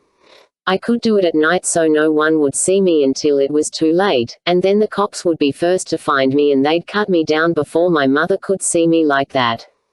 But on the Zoloft, I started losing the urge. I got more pissed than sad. I felt more like hanging other people than hanging myself. It was Maggie Lockwood I wanted to see dead. Not myself. I was still surfing the net around midnight when the phone rang. The caller ID said it was the Lockwood's house and I stared at the number for a few seconds, worried it might be Maggie calling to say she was sorry or something. But around the fourth ring, I thought maybe it was Laurel and she knew where my mother was, so I picked it. No, I said. I don't know where she is. Dawn doesn't know either. Laurel was quiet. Did you try her other friends? I wasn't going to let her know there were no other friends. Nobody knows where she is, I said. Keith, you should call the police. Or if you want, I'll call them for you. No, I didn't want Laurel Lockwood to do anything for me. Will you call them, then? Please. I'm worried. Yeah, I'll call, I said. It was like she was giving me permission to dive into the drama. Like it wasn't just me overreacting. Let me know what happens, Keith, she said. Do you want me to come over there and stay with you? Right, I thought. That's just what I want. No, I'm good. I'm getting off so I can call the police. A cop showed up half an hour after I called. Must have been a slow night in Surf City. Hey, Keith, he said when I opened the door. I'm Officer Pryor. His name didn't register. He was an old guy, and he seemed to know me.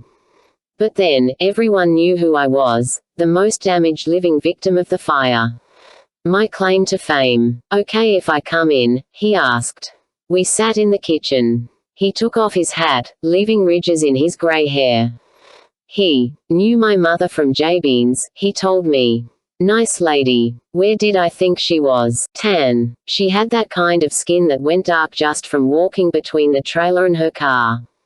She'd looked exactly the same my whole life. Never changed that hair or the way she dressed or her routine or anything. She never changed anything. That thought freaked me out. Made me realize how serious this was. She's always home at night to do my exercises with me, I said. My physical therapy. And she always makes dinner, unless she's working, and she didn't work today. Makes no sense. He wrote things down on a notepad as I talked. He had fat hands and a gold band on his ring finger. Does she have any medical conditions? He asked. No, I mean, except for some arthritis in her knees. She groaned like an old lady when she got down on the floor with me to do the exercises. No seizures or anything like that. Diabetes. Heart problems. No. Did she take any medication? I couldn't ever remember seeing my mother take anything, except maybe cough syrup or vitamins. Nothing. How about mental health problems? Been a hard year for her and you both. With the fire and all. Do you know if she was depressed? Nah, I said, but I wondered. How would I know? I didn't think much about what this year had been like for her. She's not the depressed type. What does that mean? You know, she's tough. If she went on one of those Survivor shows, she'd win. Some of those tough Survivor types are not my mother. Did you call any of her friends? Dawn Reynolds and Laurel Lockwood. He raised his eyebrows when I mentioned the name Lockwood. Probably because of Maggie getting out of prison. I explained about Andy being sick and staying in our trailer while Laurel went to get Maggie. How Mum told him she was going to the store and just didn't come back. What store would she go to? I guess the Food Lion in Hampstead. I mean, I guess she meant food shopping. I don't know where else she'd go. He had his eyes on his notepad even though he wasn't writing, and I figured he'd had enough of looking at my face. Can you tell me the names of her other friends? She didn't have a lot, I said. I didn't want her to seem totally pathetic, so I named some ladies she used to be in a book club with. What church does she go to? She doesn't. How about men? Was she dating anyone? No, my mother didn't date. I couldn't even imagine it. I couldn't even imagine her getting close enough to Jamie Lockwood to get pregnant with me. Are you sure? Did you ever suspect she was? Trust me, I said. Especially this year. I've been her date. She made me her full-time job. You angry about that? He asked. You sound angry about it. Not angry, I said. Just I don't want to be babysat.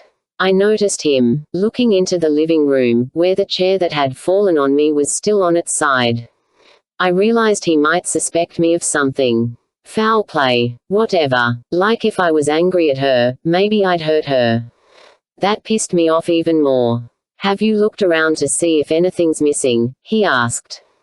You mean, like someone broke in and stole something and she caught them?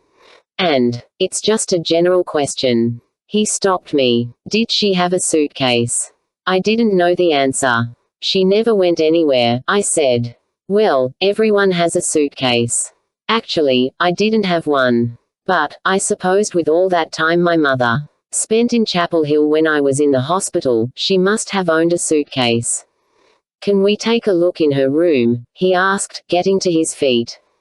Sure. I tried to sound more cooperative, now that I thought he might be suspicious of me. We had to walk through the living room to get to her bedroom, and he whipped out a camera and took a picture of the chair on its side. I was trying to do my exercises, I said, reaching for the red exercise band I'd tossed on the sofa. Leave that there, he said. I dropped my hand and he snapped a picture of the band. Like I said, she always helped me with the exercises, so I put the band around the leg of the chair, and when I pulled on it, the chair fell over. Aha! We reached my mother's room. It was small and morning. She tried to get me to do the same, but gave up a long time ago. The cop stood in the doorway and looked around. My mother would've known if I'd moved my comb from one side of my bathroom counter to the other. But in her room, I was totally lost. I never went in there. I had no reason to. Officer Pryor opened her closet door. Does this look like more or fewer clothes than she usually has in here? He asked me. I leaned around him to look in the closet. No clue, I said. I don't pay attention to her clothes. He walked into her bathroom. Toothbrush is here, he said. Did she have more than one? I don't know. Why would she have more than one toothbrush? I don't see any makeup bag, he said. Makeup bag. She didn't wear much. How about a hairdryer? He asked. Did she have one? Nah. Her hair was really short. He took a few pictures while I stood in the doorway, then he walked back in her bedroom and started opening the drawers of her dresser, one after the other. Really not a lot in here, he said. Most women, especially if they live in a small space like your double wide, have their dresser drawers so full you can't get 'em open. It bothered me that I was letting this guy pour through her stuff. Through her underwear drawer, for Christ's sake. I was making way too much out of this. I expected her to come home any minute and say, "What are you doing? I told you I'd be out late tonight. I don't see a suitcase anywhere." He was still going through her dresser. Maybe she told me she was going away for the night and I forgot or something, I said. Though, where would she go? He headed back toward the living room and I followed him. He was looking all around the room while he walked, taking everything in. "You're what?" he said. 18. "Yeah," I said, though I wouldn't be 18 for a few months. So, she didn't abandon a minor. He stood between the kitchen and the living room, his arms folded over his chest. He was staring at the couch. At the red exercise band. Did he think I tried to choke her with it or what? "It looks to me like she left of her own volition," he said, "since there's no suitcase." I told you. I'm not even sure she had one. And she wouldn't leave me. Did I have to club him over the head with it? Look. He reached into his pocket. Handed me a card. "I'm going to get someone out here to do a more thorough search. Don't touch anything, all right? Don't move that chair back upright. The chair doesn't have anything to do with.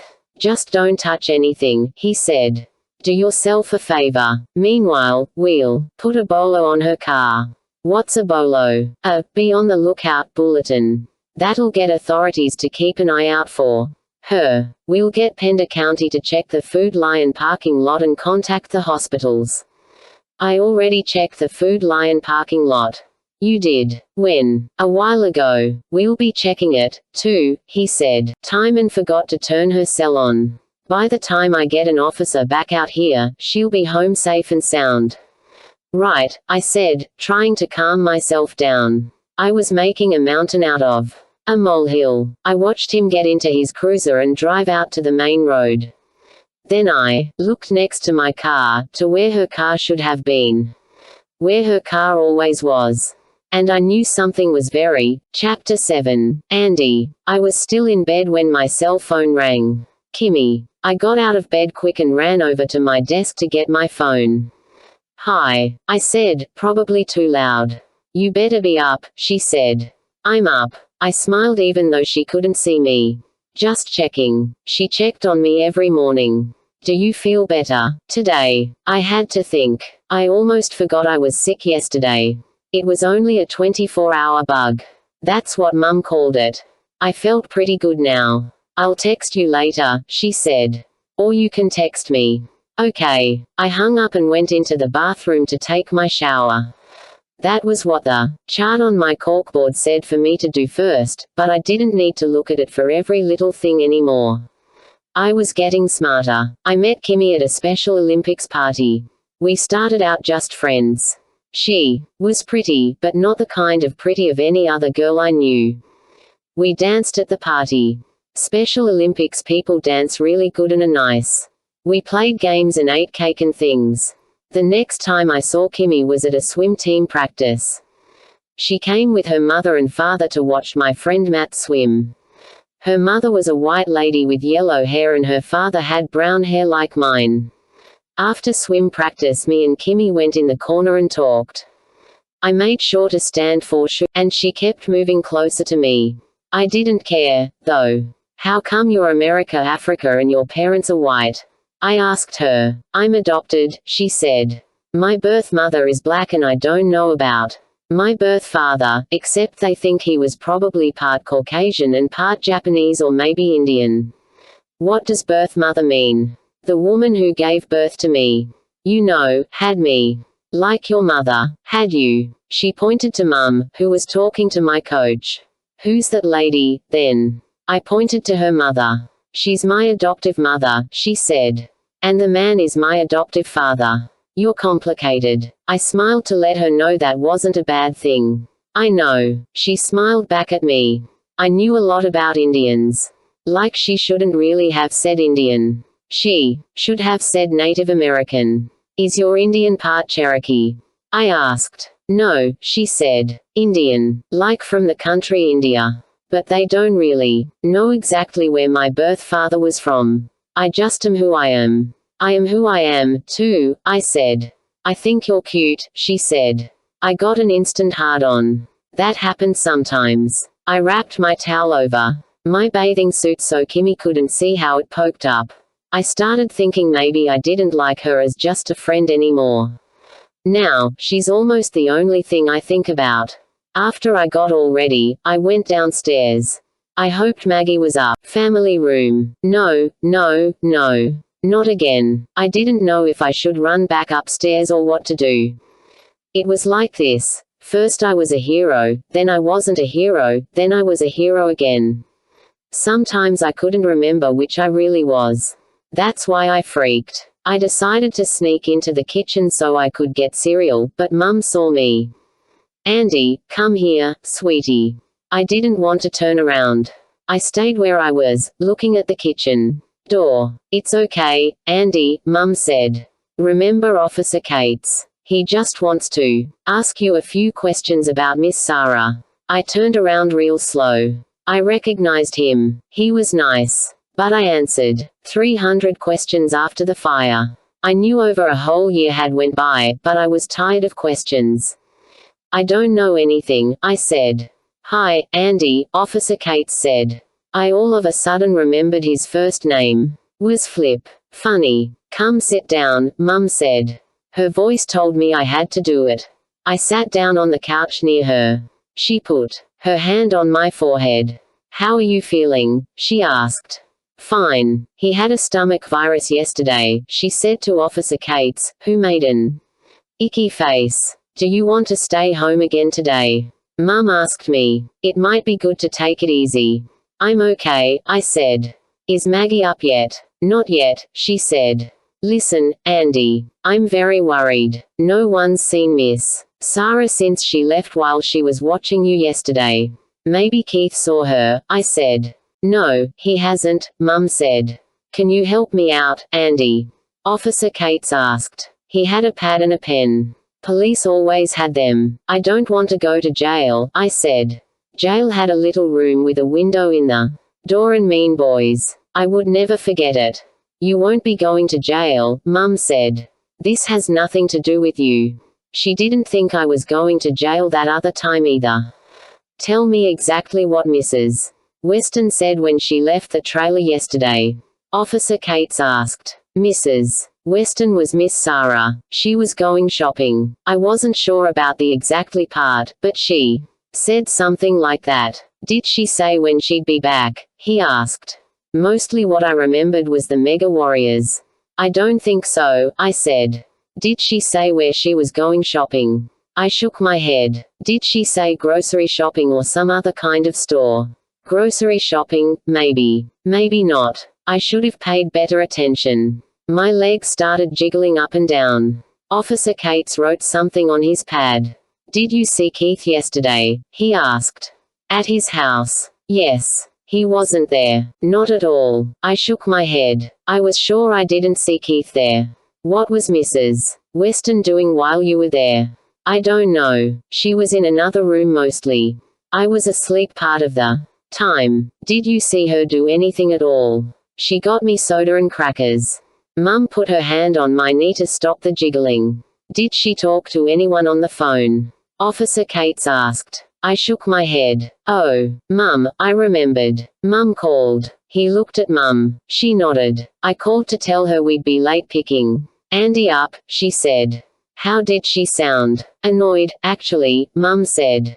I didn't blame her. She probably wanted to go shopping and was worried about leaving Andy alone. We were 3 hours later than we thought we'd be. Do you remember exactly what she said? I liked that he was asking Mum questions and not me. Mum shook her head. Something like, "You said you'd be home by 30. Something like that. I felt terrible. We haven't been close this year and I know it was a big favor to ask her to watch Andy. I could have stayed home alone, okay," I said. "Did she seem angry to you, Andy?" Officer Cates asked. "No, when she got off the phone with your mum." I waited for him to finish the question. He looked at me funny. "I mean, did she seem angry at all?" he asked. "About anything?" I shook my head. "She was happy." Happy. He and Mum both said it at the same time, and I laughed. "Happy Maggie was coming home," I said. "She was?" Mum asked. "Like how you cried yesterday morning 'cause Maggie was coming home," I explained. "She kinda did that, too." "She was crying?" Officer Cates asked. "Not exactly. I knew I had to be very truthful talking to the police. I didn't see her cry, but her eyes were red like they get when you cry." I suddenly remembered the box. "I remember something else she did," I said. "What's that?" he asked. "She carried a box with a pot on it outside." "A pot in a box or on top of a box?" Mum asked. "No, a picture of a pot." The box had a picture of a pot on it. Officer Cates wrote something down. Then he chewed the end of his pen. "Maybe she was going to return a pot she bought," Mum said to him. "That's what she meant when she said she was going to the store." Officer Cates nodded. "Possibly," he said. "So where did she usually shop?" "She liked the Walmart in Jacksonville, but it could have been just about." All of a sudden, I heard a brake screech sound at the end of our street. I jumped up. "Mum," I said. "The bus." She looked at her watch. "Oh, no, we made you late." She put her hand around my wrist. "I think we're done here for now, aren't we?" She looked at Officer Cates. He closed his little pad. "For now," he said. "You go get some breakfast." Mum let go of me. "Then I'll drive you to school." I ran into the kitchen and stuck some cinnamon swirl bread in the toaster. I couldn't wait to tell Kimmy I was late to school and it wasn't even my fault. Chapter 8. Sarah stepping into Jamie's world. 1989. I held Steve's hand as we slipped into one of the pews at the Free Seekers Chapel. With Steve home and not interested in going to the chapel, months had passed since my last visit, and the congregation had swollen to 30 people. I spotted Jamie sitting in his usual pew, but Laurel wasn't with him. Steve let out one of his long, weary sighs that told me he was already bored. And my chest tightened up at the sound. I'd struggled to explain to him why I wanted to return to the chapel. It was the sense of community, I told him. Being part of something. "What are you talking about?" he'd asked. "You're surrounded by military wives. You have a built-in community. This is a spiritual community." He stared at me with those steel gray eyes. "One of the things we had in common is that we weren't into religion," he said. "This is different," I said. "You'll see. Please come with me. Otherwise, I'll go alone." I felt nervous talking to him that way. Steve wasn't a mean man, but sometimes I remembered how it felt when he pried my legs apart in the backseat of his car. It hurt, and the animal that took him over didn't seem to care. I remembered that, and I was always a little afraid to stand up to him. But I needed what I'd found at the chapel. Was it the pull of the beautiful setting or the pull of Jamie Lockwood? I didn't even want to think about that question. Steve finally said he would go to the chapel with me, just one time. I felt intimidated by his presence, though, experienced God that week. It would embarrass him. Or maybe I was afraid he'd think I'd been brainwashed. He kept up with the sighing. A few times he shifted in the pew as if longing to get up and stretch his legs. It wasn't working out as I'd hoped. He wasn't getting it at all. After the service was over, Jamie greeted people as he usually did by the exit of the chapel. "Is there any other way out of here?" Steve whispered as we moved toward the front door. "I don't know." I didn't care, either. I was already smiling at Jamie, stretching my hand out to shake his. "It's good to see you back, Sarah," he said. "This is my husband, Steve," I said. "Steve, this is Jamie Lockwood." Steve shook his hand. Nice building, he said, and I was grateful to him for making the effort to be sociable. You have a new baby by now, don't you? I asked. The last time I came to the chapel, many months earlier, Laurel had announced her pregnancy. Saying the word baby out loud made my breasts ache. I do. Jamie glowed. She's a month old. Her name's Maggie. Congratulations. I said. How's Laurel? He hesitated just long enough to let me know that all was not well with his wife, and I wished I hadn't asked. She's doing okay, he said finally. We're both a little overwhelmed right now, but I guess that's to be expected. Let me know if I can help somehow, I said. I have plenty of free time. Steve nudged me, so I walked forward, making way for the people behind us to talk to Jay. Anyway, jobs were few, especially for a military wife who might have to move at a moment's notice. Jamie caught up to us in the small, sandy parking lot in front of the chapel. Were you serious, Sarah? He shaded his eyes from the sun. About wanting to help. Oh, yes, I said. We can really use it, he said. I'll pay you, of course. No, please. Let me just help out. Like I said, I have loads of free time. I gave him our number, and he wrote it on a small notepad he pulled from the pocket of his jeans. I felt so happy as I got into the car. I could do something useful for a change. I could help Jamie, touching his life in a positive way, the way he'd touched mine by building his chapel. Steve and I were nearly to the high-rise bridge before either of us spoke. You think that's a wise thing for you to do? He asked. What do you mean? I asked, although I knew. You know, taking care of a baby. I want to, I said. It was the closest we'd ever come to discussing Sam. I bit my lip, feeling anxious. Finally, he was quiet for so long I thought he was going to ignore the question. Doesn't do any good to think about him, he said.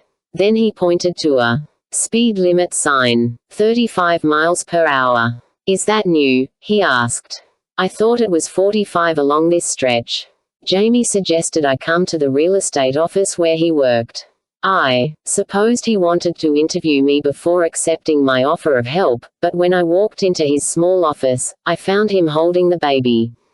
I sat down and he walked around his desk to hand the infant to me.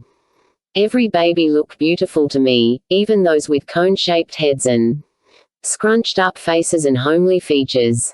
All of them, staggeringly beautiful. Yet Maggie Lockwood was extraordinary even at a month old.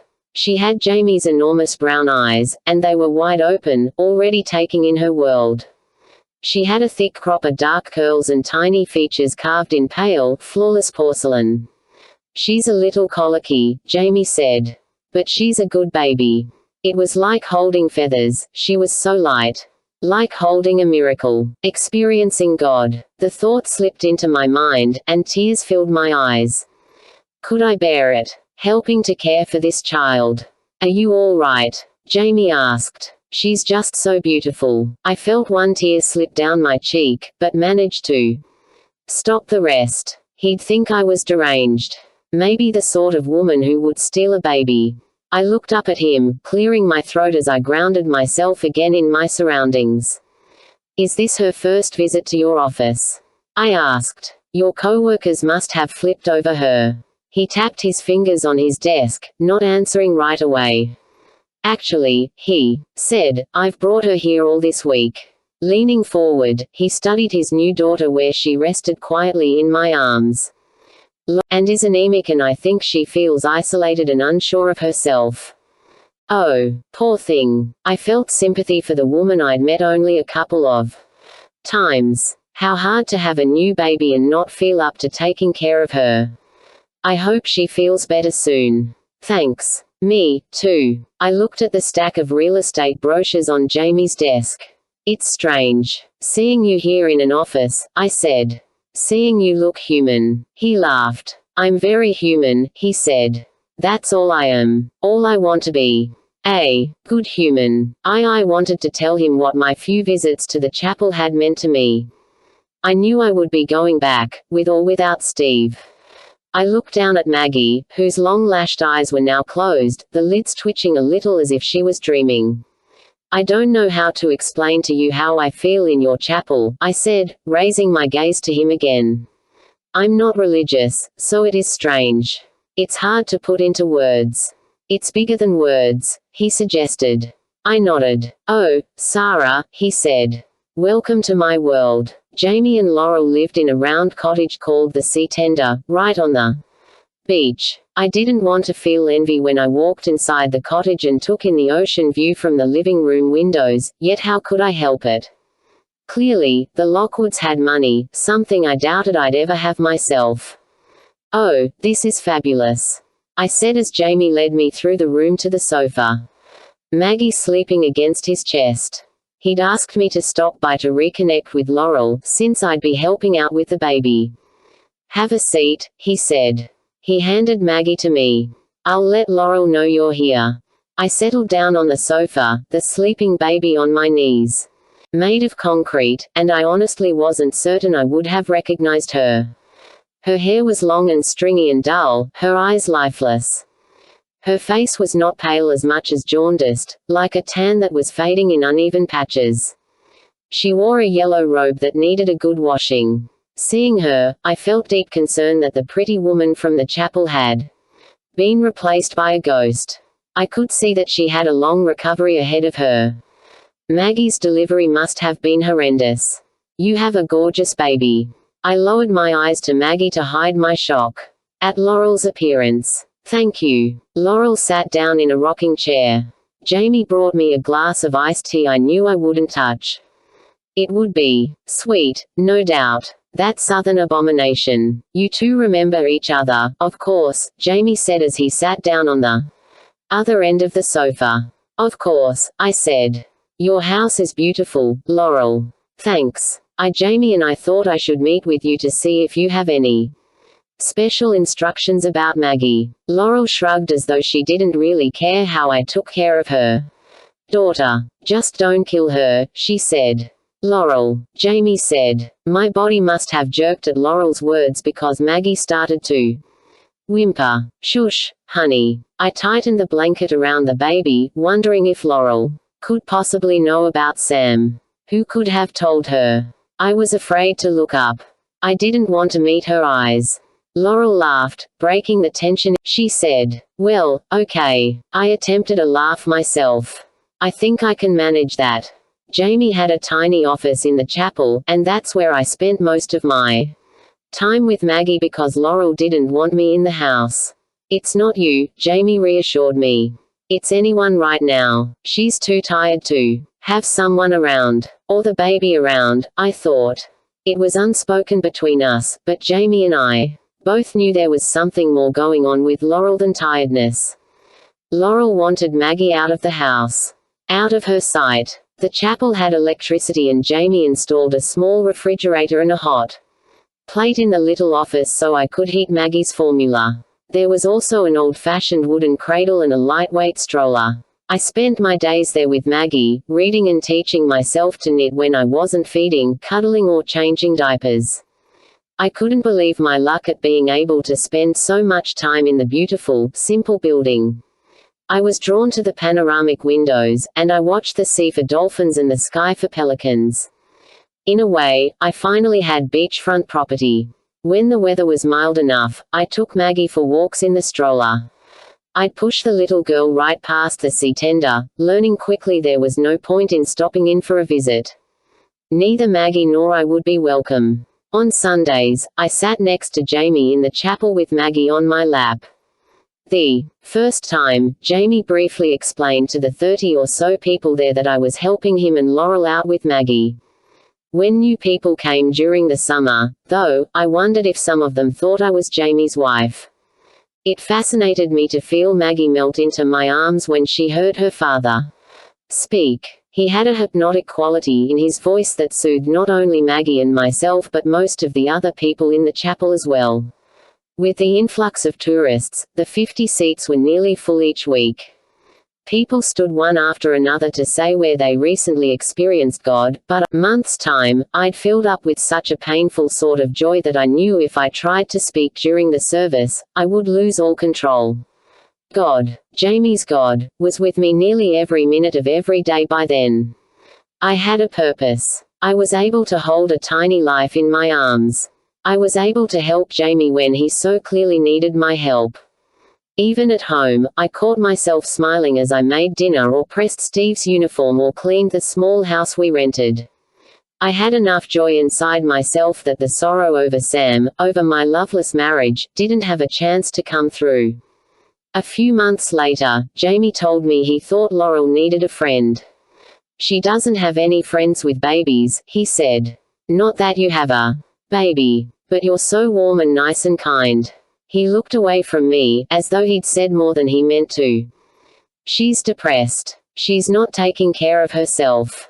You know, grooming, hygiene. Maybe she needs more help than a friend can give her, I suggested gently.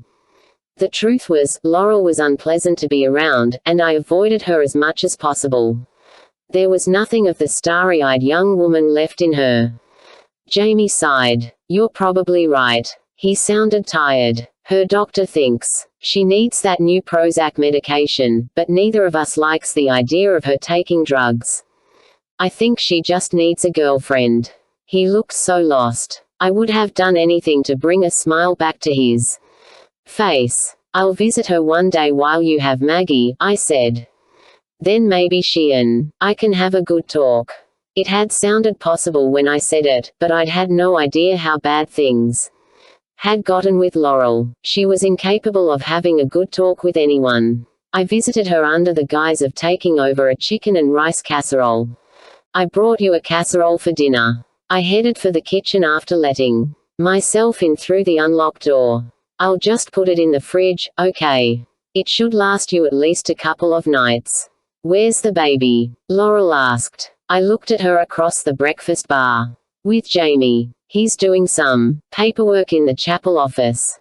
I thought I'd just bring this over and say hi. Laurel actually wrinkled her nose as though visiting with me was the last thing she felt like doing. Tough, I thought. Someone needed to get through to her. She was hurting her husband, not to mention her baby. I sat down in the rocker near the sofa. How are you? I asked. Okay. Laurel kept her gaze glued to the TV.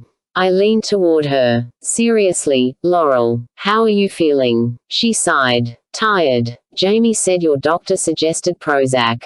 I thought Jamie was wrong to discourage antidepressants. That's none of your business, Laurel said.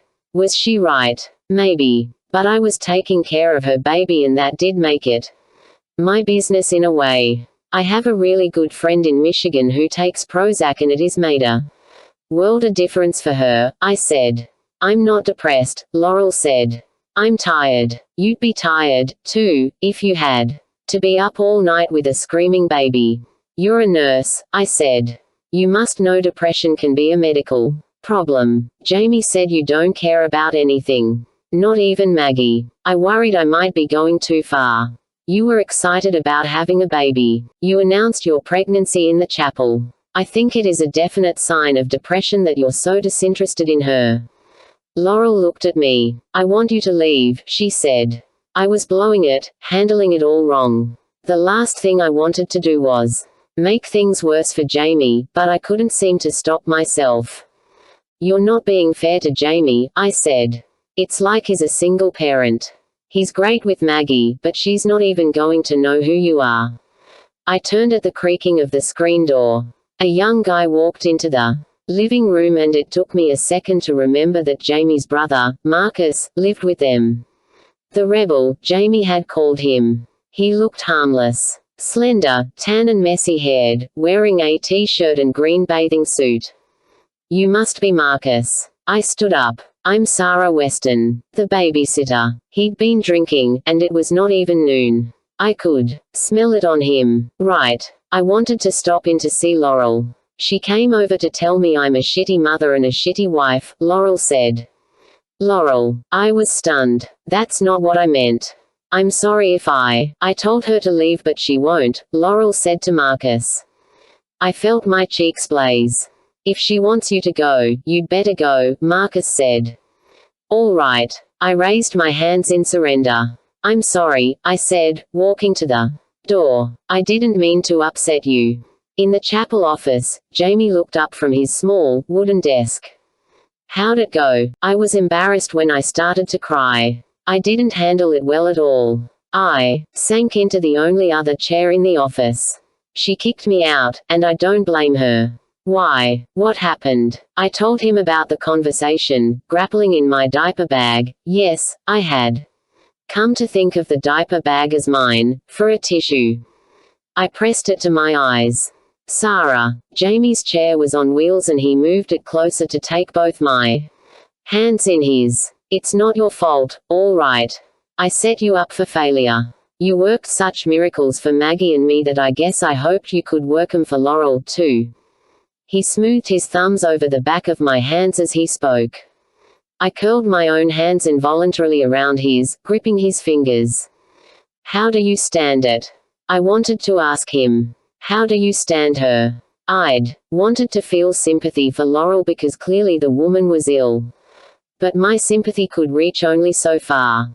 Laurel had a live, beautiful child and she was doing nothing to mother her. I didn't realize what you were coping with at home, I said. How bad it is. I hope it'll pass, he said. It's just going to take more time than I thought. Maybe she does need antidepressants, I said. Maybe, he acknowledged. What keeps you going? I asked. Oh, Sarah. He smiled. Silly question. I have so much to keep me going. The chapel, to begin with. And her. He nodded toward Chapter 9. Keith. Dawn parked at the end of the road by the Lockwoods house so that stump sound was right smack in front of us. You could drive straight into it if you wanted. No guardrail or anything. I thought about Geordie Matthews's mother flying off the high-rise bridge. What would it be like to be inside a car with water pouring in through the windows? If you wanted to die, would you panic or could you peacefully let yourself drown? The Lockwoods house was on our left. There were a few other cars parked nearby, and I wondered how many people would be at this thing, whatever it was. Dawn looked at me. You all right, sugar? She asked. You look a little green. Never better. This was the last place I wanted to be. Maggie Lockwood's house. I was doing it for my mother. Otherwise, no way in hell I'd be there. The past 2 mornings, the second I woke up, I looked out the window. Above my bed, hoping to see my mother's car. Hoping it had miraculously reappeared overnight. When I saw that it hadn't, I felt this panic building inside me. It was like when I woke up in the hospital with that effing breathing tube down my throat. I'd never wanted to have that feeling again. Okay. Dawn unsnapped her seatbelt. Let's go. We walked up the sidewalk to the house, which was yellow, the only thing it had in common with our trailer. The house was big for topsail. Grand, my mother called it. I wouldn't have gone that far, but having the sound in your yard was nothing to sneeze at. I'd been there plenty of times back before Maggie torched me and my mother and Laurel'd been friends, but not since then. Not since I found out that I was a Lockwood, too. I don't want to see Maggie. I didn't mean to say it out loud, but it came out of my mouth anyway. I sounded like a kid. Like I was asking Dawn to protect me or something. She was a step ahead of me, but she stopped and put an arm around me so we were walking together. Her long red hair brushed my cheek. The smell of her hair reminded me of my mother, like maybe they used the same shampoo or something. I turned my head so I could pull in another whiff of it. I'm not that wild about seeing Maggie either, Keith, she said. But look, you don't have to talk to her. Don't even have to look at her. We just need to think about your mum, okay? It wasn't looking at Maggie that would piss me off as much as her looking at me. It would be massive humiliation, letting her see how she'd screwed up my life. Keith Weston. I turned to see a man and a woman running toward us from the street. The dude had a camera, the woman, a microphone. Reporters, again. I could not fucking believe it. Were they trailing me or what? Do you have any idea where your mother is? The woman asked. I turned away so fast I whacked my head into Dawn's chin. She gave me a shove toward the Lockwoods' front porch. "Go on," she said to me. I headed for the porch and heard her shout from behind me, "Keep the hell away from him. Don't you think he's been through enough?" I was shaking by the time she caught up to me on the porch, but I made like the whole thing had been no big deal. "Total assholes," I said. "No kidding," Dawn said. Trish Delphi, Surf City's mayor, opened the front door for us. Dawn. She hugged Dawn, then reached for me. "Keith, dear," she said. "How are you holding up?" "All right." I let her hug me. I was surprised she was there. The mayor. Maybe people were finally taking this seriously. As far as I could tell, the cops weren't doing much. They told me the first 48 hours were critical, and tonight made it about 49. Miss Trish changed places with Dawn, putting her arm around me as she led me toward the kitchen. I saw the bright lights in there. Saw Laurel and Emily Carmichael's mother and another lady I didn't know yammering with each other while they did something with food on the island. I didn't want to go in. I stopped walking. "I'll just wait over there," I said to Miss Trish, pointing to the empty family room, where it wasn't as bright. One of the windows had no glass and was shuttered from the outside. I liked that it was a little dim in the room. In the kitchen, I'd stand out like a light bulb. "Sure, dear," Miss Trish said. "I'll come with you," Dawn said. "You don't need to babysit me," I told her. "Don't you think I know that?" She grinned, mussing up my hair with her hand. Then she leaned close to my ear. "I'd rather hang out with you than those people in there," she said. Yeah, right, I thought. But it was nice of her, so I wasn't going to give her any grief. We sat next to each other by the fireplace with its Faco gas logs. I remembered the house had 3 fireplaces in it. One in here, one in Laurel's bedroom and one on the porch. The Lockwoods had more money than God. Marcus came out of the kitchen carrying a plate of food. "Keith," he said as he sat down on the other side of me. "Frankie with you, Dawn." "He's still at work," she said. I was glad Frankie wasn't there. Dawn had been seeing him for a while now. But I thought he was an asshole. He was always staring at my face. "We'll get some action going today, Keith," Marcus said to me. I nodded. My eyes were on the kitchen door. I figured Maggie was in there. And I wanted to prepare myself for seeing her. I'd pretend I didn't see her. I'd look right through her like she didn't exist. That's how I'd handle it. Dawn stood up. "I'm going to get us some food," she said to me. "You stay." Like I was going anywhere. "How's the PT?" Marcus dug his fork into the macaroni salad on his plate. I shrugged. Marcus was all right. Of the Lockwoods, he was the only one I could stand, and not just because he started that college fund for me years ago with a honkin' chunk of his own money. But I didn't want to talk about the PT. I'd skipped this morning. PT was the last thing on my mind. I wasn't keeping up with the exercises and my arms and shoulders were killing me. I'd popped an extra half a Percocet before Dawn picked me up, but it hadn't kicked in yet. "Who all's here?" I asked. "Well, let's see." He chewed some. Swallowed. Flipkates, for starters. Yeah. The whole point of this meeting was for the cops to update us and tell us how we could help. Who else? Laurel, of course. Robin Carmichael. Sue Charles. You know her. I nodded. Sue was one of my mother's old book club friends, so it made sense she was there. I didn't realize Emily's mother cared, though. Emily had been in the fire, too, so I guess that was the connection. Emily'd gotten a few cuts and bruises, but she was basically okay. Or at least as okay as she'd been before the fire, which wasn't saying much. "Is Maggie here?" I couldn't take the suspense anymore. "She's upstairs," Marcus said. "She's only been home a couple of days and isn't ready to face the world." Chicken shit, I thought. But I knew how it felt, not wanting to face the world. And her staying upstairs was fine with me. "And Andy's at school," Marcus said. "Right. Where I was supposed to be." "Fuck school." Dawn came back and handed me a plate covered with food. Here you go, she said. I looked down at the ham and biscuit sandwich and 5 different kinds of salad, macaroni and potato and egg and who knew what else, and my stomach lurched.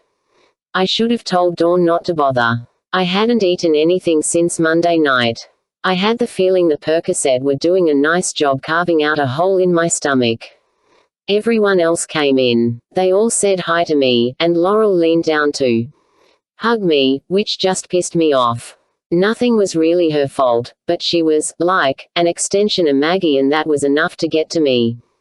So, Flip sat down on the sofa with Miss Trish and put his plate on the coffee table. Everyone turned to look at him. Keith, he said, we all share your concern about your mother. As you know, we've put out a bolo bulletin on her. We checked her bank records this morning. There were no large recent withdrawals or anything out of the ordinary there. We put a tracer on her car. He yammered on about what they'd done. I already knew everything he was talking about. They'd even searched the trailer for blood and semen, which freaked me out. I mean, I was a teenage guy who hadn't gotten any in more than a year.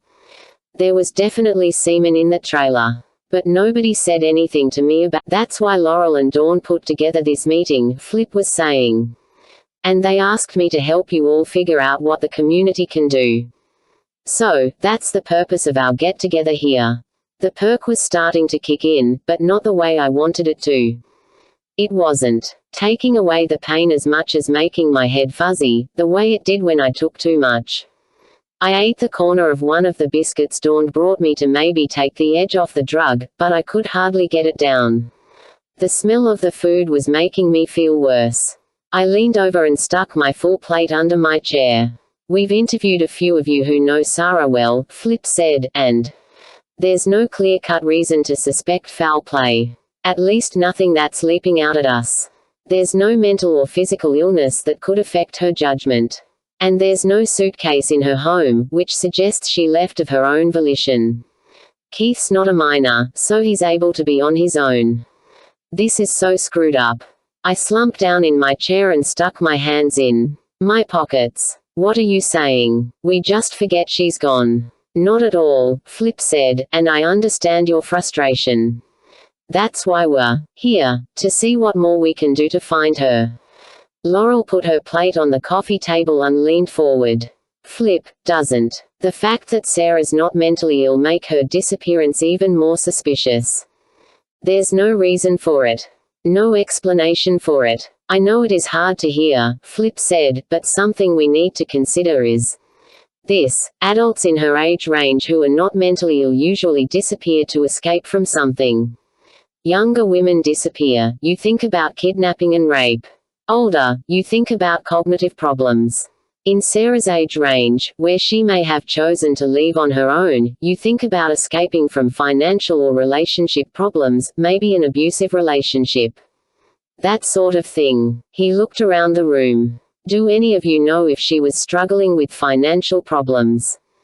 Everyone looked at me. Well, we're not exactly swimming in bucks, I said. Gimme a break. She never complained about it, Dawn said. Year after the fire, along with the restitution money, we were able to pay most of what Keith's military insurance didn't cover.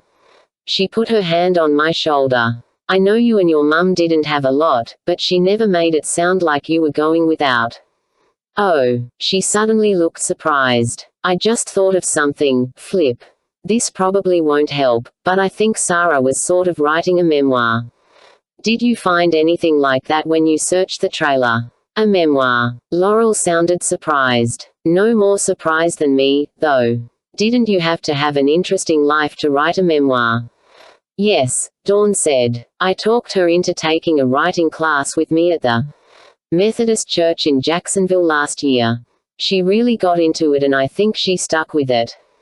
More than I did. Flip leaned forward. Do you know anything about this, Keith?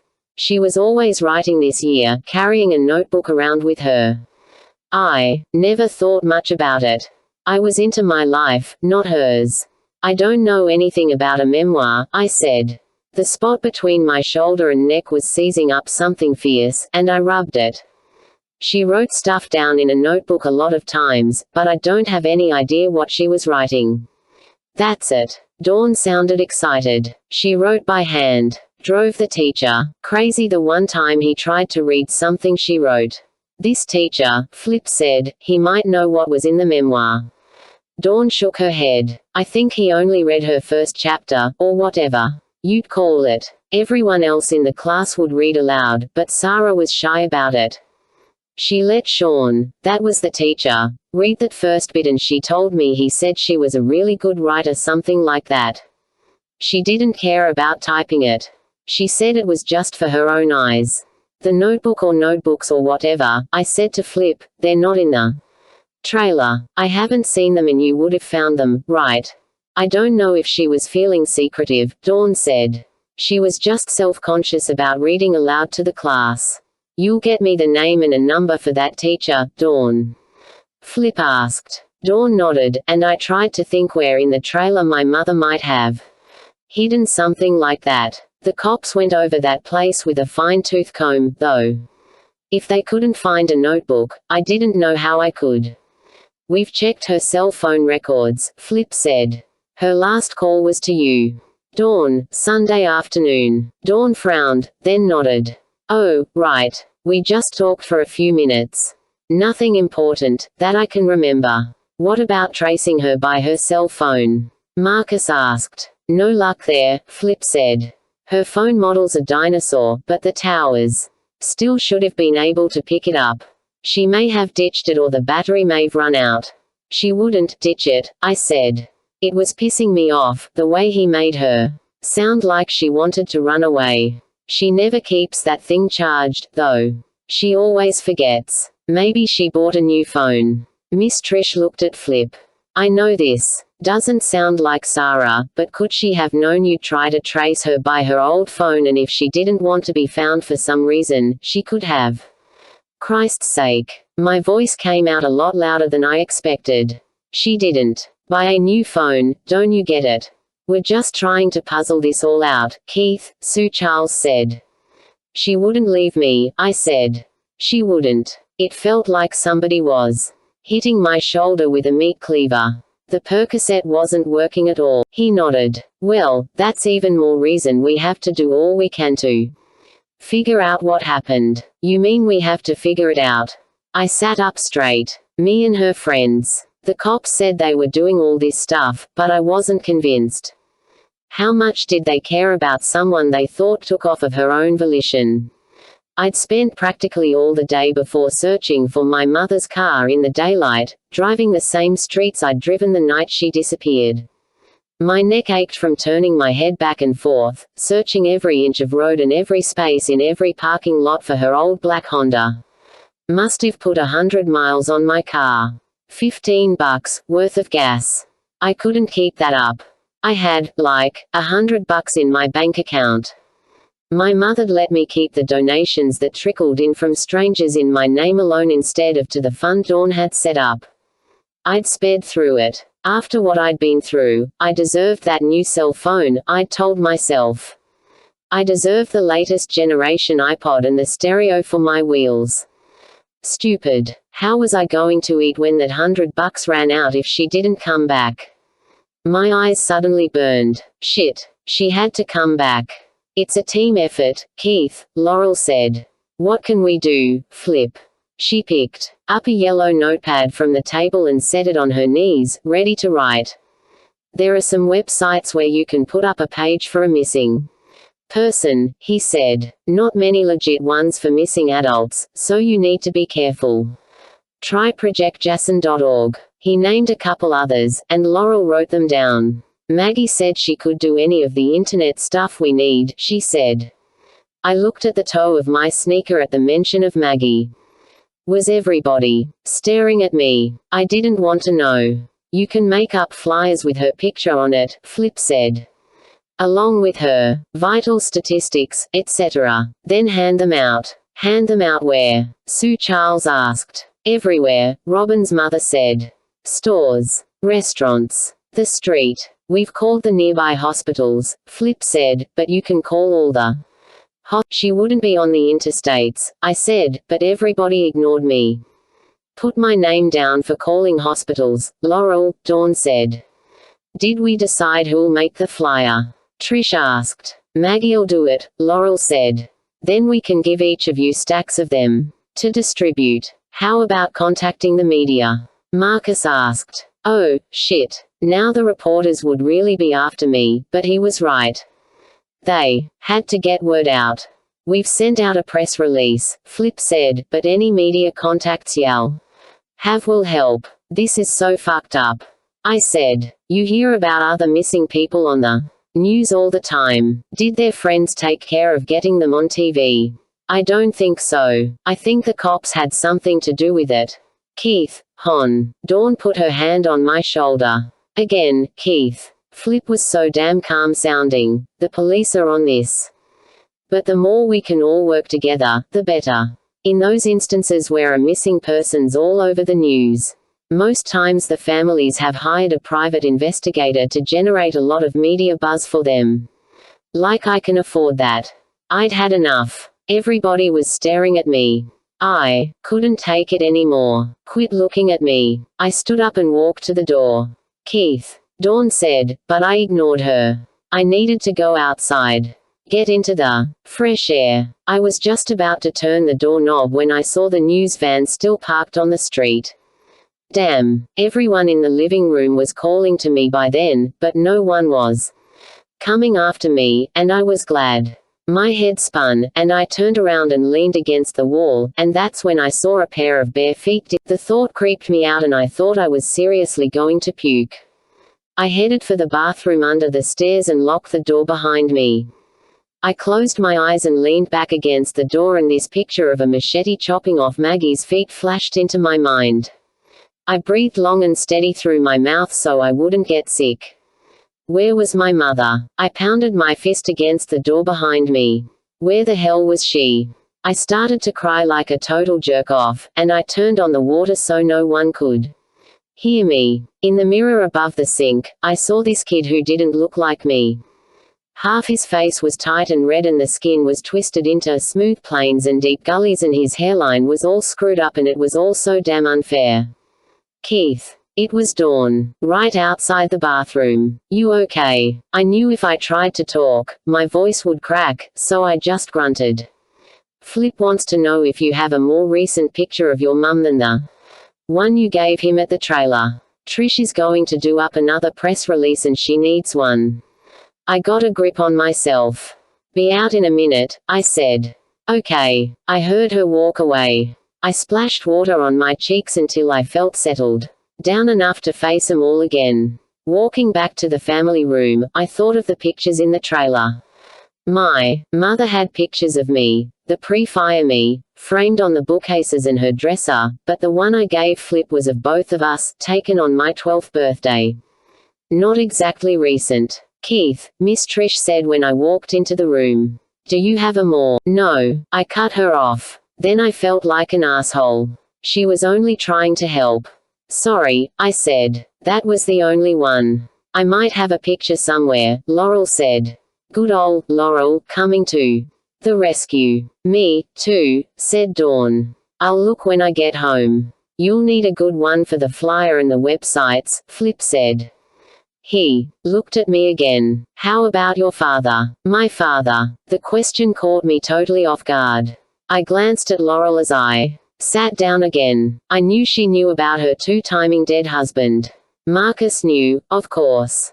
Probably Dawn, too. But did Flip? What do you mean? I asked. Stephen Weston. Oh, that father. I know your parents split up a long time ago, but did your mother stay in touch with him? Or did he stay in touch with you? No, man. I rammed my hands into my pockets. I still felt kinda shaky. And I didn't want everyone looking at my jittery hands. He was out of our lives. Do you know his whereabouts? No clue. Stephen Weston deserted me and my mother when I was a baby.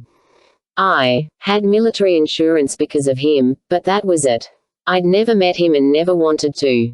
Me and my mother've always been on our own. Is it possible your mother was still in touch with him? Flip was barking up. The wrong tree. Or maybe just recently got back in touch with him. Why would she? I asked. Believe me, he wanted nothing to do with us. And we wanted nothing to do with him. I think Keith's right, Dawn said. Sarah never mentioned him at all. The meeting went on like that a while longer, with Flip saying what the cops would do and Laurel making her notes and divvying up the workload. I was tired when it was over. Tired and so damn frustrated, because my mother was somewhere out there and we'd been talking and arguing and getting nowhere except further and further from finding her. And the whole time, nobody said what they were all thinking. What I refused to think, myself. That my mother was Chapter 10. Maggie, do you want me to drive you to the therapist? Mum looked at me across the kitchen table. It was just her and me. Uncle Marcus had left for work at the fire station and Andy'd caught the school bus an hour ago. I knew Mum had made his breakfast and probably eaten with him, but she was drinking coffee while I ate my cereal. To be with me. Just to be with me. Yes, I wanted her to drive me. I knew how all those stars felt with the paparazzi following him around. The reporters were in front of the house again. I'd heard Uncle Marcus out there when I first woke up, telling him to leave Andy alone as he walked to the bus stop. It was one thing for them to hound me, another for them to go after Andy, and I hoped Uncle Marcus walked with him to the corner. Andy wouldn't know what to say to the vultures, or else he'd say too much. You never knew with him. If Mum drove me, I could lie down in the backseat until we were past the news vans. But I had to face this mess sooner or later, and it was my mess. Not Mum's. I'll be okay, I said. I wasn't just dreading getting past the reporters, but the appointment itself. What was I supposed to say to a shrink? Open up with my deep dark secrets. Everyone already knew mine. I was an arsonist. A murderer. Can you work on the flyer this afternoon? Mum asked. I'm almost done with it already, I said. You are. I'd gotten to work on my assigned tasks right after the meeting, before Mum even came upstairs to tell me what they were. I'd been sitting at the top of the stairs during the whole meeting, taking my own notes. I'd heard how angry Keith sounded. I got a glimpse of him storming out of the family room, but didn't see any of his face. I couldn't blame him for being totally pissed off. He probably had plenty of anger to go around ever since the fire, most of it aimed at me. The least I could do was my part to help find Sarah. I just need a picture of Sarah. Did you find one? I did. Mum stood up and walked over to the refrigerator. She pulled a photograph from behind a magnet. Will this do? She asked, handing it to me. It was of Sarah and Dawn at J-Beans, both of them smiling from behind the counter. Yeah. I wondered if she thought it bothered me to see Dawn in the picture. I can crop Dawn out and blow Sarah up bigger, I said, like it was no big deal. God, Dawn was so pretty and so mature looking. How could I have thought Ben would be seriously interested in me? I'd been such an idiot. We still had my white Jetta, only now Andy was learning to drive it. I couldn't picture it. Andy, behind the wheel of a car. Watch out. Today, though, the car was mine. I got into the Jetta inside our garage. I'd missed driving and that sense of freedom it could give you, but I felt kinda nervous since I hadn't driven in a year. I had to go through a mental checklist, like a pilot. The car's in park. Press the button on the remote to raise the garage door. Turn the key. Give it a little gas. Put it in reverse. I started backing out of the garage. Suddenly, there they were in my rearview mirror, the reporters with their cameras, jumping out of their vans. Oh, God. I took my foot off the gas, letting the car come to a stop.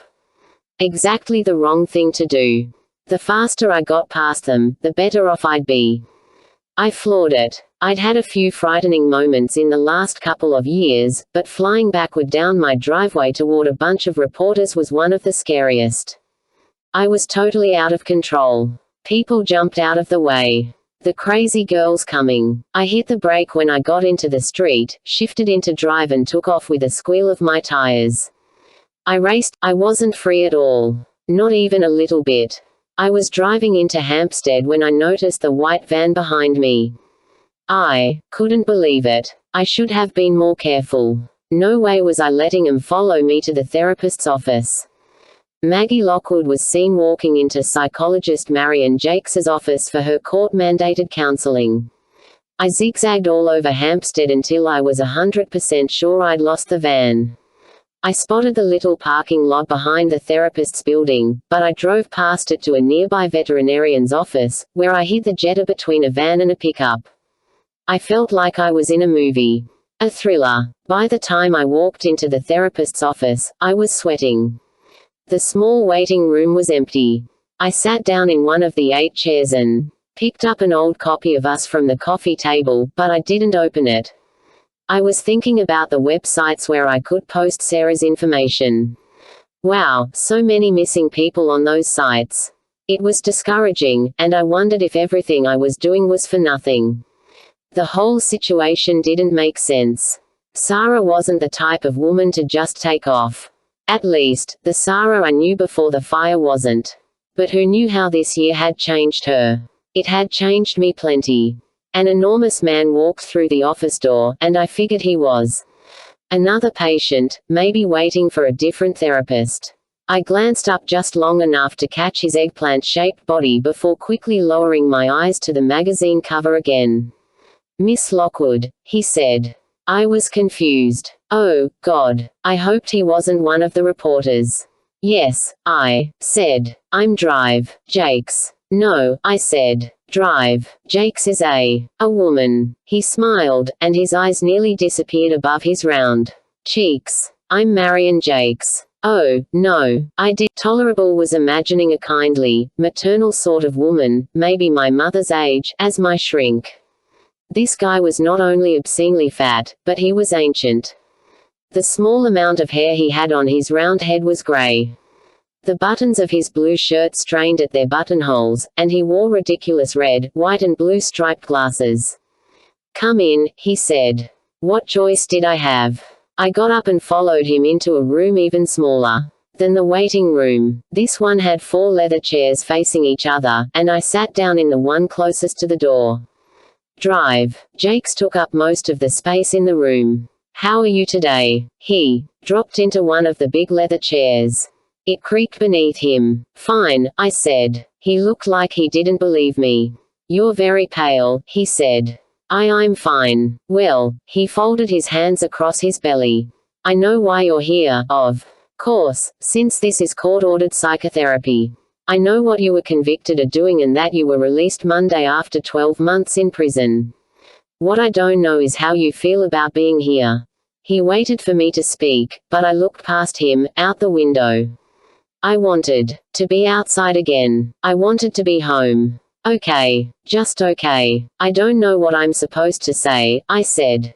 "Have you ever been in therapy before? You had college plans." "I was going to go to UNC Wilmington," I said. "Before everything happened." "Well," he said, "here's the way this goes." He leaned forward and I was afraid he might roll right out of his chair. "We'll be a team, you and me. Together, we'll figure out what we should be working on. Set some goals." "I don't really have anything to work on." "No." I shook my head. "I'm basically a normal person. I just got sidetracked." "I don't doubt that you're normal," he said. "But what you did was not, and it would be good for us to explore why you did what you did so you understand it. So you see the parts of yourself you need to pay attention to in order to prevent something like that from ever happening again." "It won't," I said. He smiled, his eyes disappearing again behind his striped glasses. "I'm not a cop," he said. "You don't have to give me the answers you think you should be giving. What we talk about in this room stays in this room. The only time I would ever break confidentiality is if I believe you're going to harm yourself or someone else. I'll need to let your case manager know that you've kept your appointments with me, but not what our sessions are about." All right. He had to have some hefty psychological problems himself to be so fat. I couldn't see how someone like him could help me, but I nodded. I would just nod my way through these sessions. "What's it been like for you since Monday?" he asked. "What do you mean?" He waited for me to go on. I stared out the window with its view of the parking lot until my eyes watered. Then I looked at my ragged fingernails. He wasn't going to talk until I did. It was like a standoff. A war, but I had the feeling he could take the silence longer than I could. The reporters are everywhere, I said finally. Ah, he said. What's that like for you? I shrugged. I hate it, I said. It's not fair to my family, either. If it was just me, well, that's bad enough, but I get why they have to be after me. I'm the story. But I want 'em to leave my brother and mother alone. Tell me about your family. You probably know all about 'em already. You know about Andy, for sure. I know what everyone else who followed the news about the fire knows. Maggie, he said. But even when I listened to the news back then and heard all the details, I couldn't help but wonder it's being in this business, you see. He smiled. I couldn't help but wonder what it was like for you. For the young woman at the center of it all. So, yes. I know about Andy as he was presented by the news media. I want to hear about him, and the rest of your family, from you. I sighed. Okay, I said, giving in. Andy's very sweet and cute and a perfect brother. You know about the fetal alcohol syndrome. He nodded. I twisted my watch band around and around on my wrist. I was thinking, I almost killed my baby brother. But I wasn't going to give this guy that much of a peek inside me. So, I said, Andy's learning to drive and he's got a girlfriend. He's really grown up while I've been away. And my mother, she's nice. She looks right. He and my mother have gotten together. How do you feel about that? Good. I nodded. Really good. He still has his own place. One of the Operation Bumblebee Towers. Ah. He smiled. You couldn't think about the houses made from the old towers without smiling. Yeah. I almost smiled myself. But he stays over our house sometimes. I guess he's been there a lot this last year. And how do you feel about it? I finished the sentence for him. I told you. Good. Especially with the reporters around. I thought again about Andy walking to the school bus that morning, maybe trying to make sense of the reporters and their questions. Struggling to figure out how to answer them. Before I knew what was happening, my eyes filled with tears. You love your family very much, Dr. Jakes said. I nodded. He motioned to the box of tissues on the table next to my chair and I took one and pressed it to my eyes. I did not want to cry here. I didn't want to give this old sloppy fat man the satisfaction of making me cry. But suddenly, that was all I could do. I cried, and he let me. That's about all I did for the rest of the session. He said that was okay. Good, even. I had a lot of pain inside me, he said, and we'd have plenty of time together to talk it all through. Our session's nearly up, he said when I'd gone through half the tissues in the box. But before you leave, I wanted to ask what your plans are for community service. You have 300 hours, is that correct? I let out a long, shivery breath. I needed to pull myself together in case the reporters had tracked me here and were waiting in the veterinarian's parking lot. My mother, she's a nurse at Douglas Elementary in Sneed's Ferry, I said. I'm going to help one of the teachers there. I start Monday. Did you arrange this or did your mother? He asked. My mother, I said. He looked like he wanted to say something else, but just nodded. Okay, then. He pushed himself out of the chair with his hands. We'll be meeting twice a week, he said. Right. Mum had scheduled appointments for me into infinity. I didn't want to have to cry my eyes out twice a week, but it wasn't like I had a choice. I stood up and gave him what felt like a dopey smile as I walked past him to the door. It would have been going too far to say I liked him, but I could have sworn he didn't look as fat when I left as. Chapter 11. Andy. I hated police cars. Mum said I was just scared of them because one night a police car took me to jail. So when the police lady wanted me to ride with her to Walmart, I said no. Mum told her I should practice driving, so we'd take our car instead.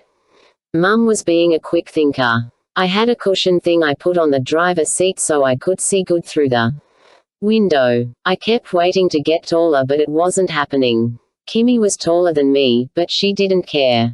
Some girls cared about that, but Uncle Marcus said who'd want a girl who cared about something so trivial. Which meant not very important. I was an excellent driver. We were supposed to follow the police car, so I tried to keep looking at it, but I had trouble. You're losing her, sweetie, Mum said. My speedometer thing said 35. She's going too fast. Mum laughed. You're right. You take your time. We'll catch up to her at the Walmart. We came to the corner I hated. There was no light but a lot of cars. I had to look a lot of different ways and wait and wait. A car behind me honked. Take your time, Mum said. The car honked again. I didn't know whether to stay stopped or go. Brain, I said. You gotta stay focused. That's right, Mum said. Ignore that silly horn. Finally, when I was really sure it was safe, I drove across the street. Then we were at the Walmart, where I got to practice parking between the lines. I was good at that, except for Mum couldn't get out and I had to do it again. The police lady leaned against a brick thing with her arms folded. Thought, I lost you, she said. She was pretty old. She had on a hat, but I saw her gray hair underneath it. You went over the speed limit, I said. She laughed. I probably did. Better write myself a ticket. Yup, I said. We can wait. But she didn't write herself a ticket at all. Police can get away with things. Regular people can't. Inside, we walked to the place where the pots and pans were. The police lady told me to look at all the boxes to see if any of them looked like the one Miss Sarah carried. I thought I remembered it perfect. It was red with a big silver pot on it. But when I saw all the different boxes, I got confused. Maybe it was blue. I pointed to a blue box. Then I saw a yellowy one with a funny pan on it, and my memory said that was it. I think it was this one, I said. That's an electric wok, the police lady said. I thought you said it was a big pot. What's an electric wok? I asked Mum. Wok, she said. It's a kind of pan. Is that what it looked like? I moved my mouth back and forth like I did when I was thinking hard. I felt so mixed up with all those boxes. Maybe it wasn't even a pot at all. I pointed to a red box that had a white square bowl thing on it. Maybe it was that one, I said. A casserole? Mum asked. I shook my head, because casseroles had lots of different food in them. I didn't like them. I didn't like food to touch. Memories can play tricks on you sometimes, can't they? Mum said. It was her patient voice. Can you narrow it down, Andy? The police lady asked. I wasn't sure what narrow it down meant. Are there any you're absolutely sure were not the box she was carrying? Mum asked. The little ones, I said. It wasn't little. The police lady's cell phone rang. Mum and me waited while she talked. Mum winked at me. Are you excited about Kimmy coming to dinner? She used a quiet voice. Because of the police lady talking on the phone. Yes. Mum put her finger on her lips. Yes, I whispered. I wanted Maggie to meet Kimmy. Maggie wouldn't come to swim practice because she didn't like seeing people yet. That was why Mum said Kimmy could come to dinner. Kimmy told me, I used to hate going to Matt's swim practices, but now I can't wait so I can see you. When she said that, I hugged her. I wasn't supposed to hug people besides my family, but I had to hug Kimmy then. She didn't mind. She really didn't. But she said I smelled like cigarettes. She said, please don't smoke. I threw my cigarettes away. Mum, I said now. She was looking at a can opener thing. What? Me and Kimmy hug sometimes, but she does. Mum kept looking at the can opener. It had a handle and she made it go up and down. Where are you when you hug? She asked. The pool and her house and our house. In your room. She looked at me in a way that told me I better say no, even though we did hug in my room once. No, I said. We were allowed in my room with the door open. Hugging's niece, Mum said. And Kimmy's your girlfriend, right? I nodded. It's okay to hug your girlfriend. The police lady turned off her phone. That was the manager, she said. No, pots or pans have been returned in the last few days. So maybe it wasn't from this store. Mum asked. Right. Or it wasn't a pot or pan. She tipped her head funny and looked at me. Maybe it was actually a wok or a casserole or a potato peeler, she said. What? I laughed. She was making a joke. Or she never made it to the store, she said. Oh, don't even say that. Mum had on her worried look. She had it on a lot. Since Miss Sarah went missing. Everybody was worried about Miss Sarah. I got asked a lot of questions by the police and Mum and Uncle Marcus. Even Maggie asked me questions on account of the website thing she's making. Everybody wanted to know what clothes Miss Sarah had on. Things like that. I kept telling him I was too sick that day to remember. I told my friend Max about the questions and he said it was 'cause I was her up in bags. Like her head in a bag and her arm in a different bag. That was stupid. I told Uncle Marcus what Max said and he said, Max is just yanking your chain. The police lady looked at her watch. I'm out of time, she said. Can you two go to some more stores on your own? Maybe the Bed Bath & Beyond and the Target. Mum nodded. Of course, she said. I wished she said no so we could go home and wait for Kimmy. But we left the Walmart and went to some more stores. I got more confused. In every one of them. I can't do this anymore, I told Mum when we walked outside from the Bed and Beyond store. It wasn't just because I wanted to go home. My head hurt. Maybe I never even saw a box. Maybe I dreamed I saw it. Okay, she said. You've been a good sport. You be the one to drive home, I said. I didn't feel like driving. I felt bad I messed up about the box. Okay, Mum said. We got in the car. Mum was an excellent driver. She could go real fast in the parking lot around all the cars and everything. I'm sorry, Mum, I said when we got to the road. I lost the picture of the box in my head. You know my brain. Mum smiled at me. I love your brain, Andy, she said. Don't worry about. Chapter 12. Keith. I parked in the lot of the Harris Teeter in Ogden. Stupid to go all the way there with gas prices like they were, but I couldn't face seeing people in the Food Lion. People would know me there. Want to talk. They'd ask if I knew any more about my mother's disappearance, because now it was all over the news. All the time they'd be staring at me. It wasn't like the people in Ogden wouldn't recognize me. I wore my ID on my face. But at least there, they wouldn't try to talk to me.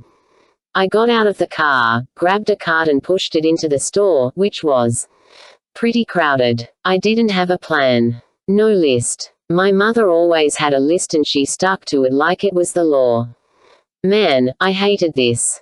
I bet it had been 5 years since I'd been in a grocery store, and then only because I had to tag along with my mother. If I needed to pick up a snack or something, I did it at the gas station. But our refrigerator was almost empty now, and I was finally starting to get hungry even though thinking about that plate of food at Laurel's still made me gag. That was another reason the cops thought my mother left on purpose. Looks like your mum cleaned out the fridge before she disappeared, one of them said to me. Screw him. I told him we never had much in the fridge to begin with, but I got the feeling he didn't believe me. She cleans out the fridge, but not her bank account. I'd asked him if I needed proof something terrible had happened to my mother, that was it. She never used credit cards, so she wouldn't take off on purpose without cash.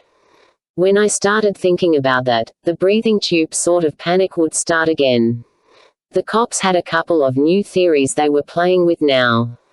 First theory. She left on purpose because she couldn't handle the burden of me anymore. Gimme a break. I was less of a burden now than I'd ever been in my life. I'd had all the fight taken out of me. I knew that wasn't it, and Dawn and Laurel and Marcus all told them that was crazy. They said how much my mother loved me and how devoted she was to me and all that, which made me feel like a shit for how I treated her sometimes, like she was my maid. I'd be different when she came back. Second theory. I had something to do with her going missing. They didn't say that, but I didn't have to be a genius to know what was going through their heads. A couple of them, a guy named Detective Wiley, and I couldn't remember the other dude's name, came to the trailer this morning and went through it again, looking for the diary or memoir or whatever. I'd already looked everywhere I could think of. After they tore the place apart, they talked to me for a couple more hours. Their questions started in one spot and then spun out like a spiderweb, looping all over the place until they had me good and confused. I got angry and told them they were wasting their time, and Wiley said, "Settle down, Keith," which pissed me off more.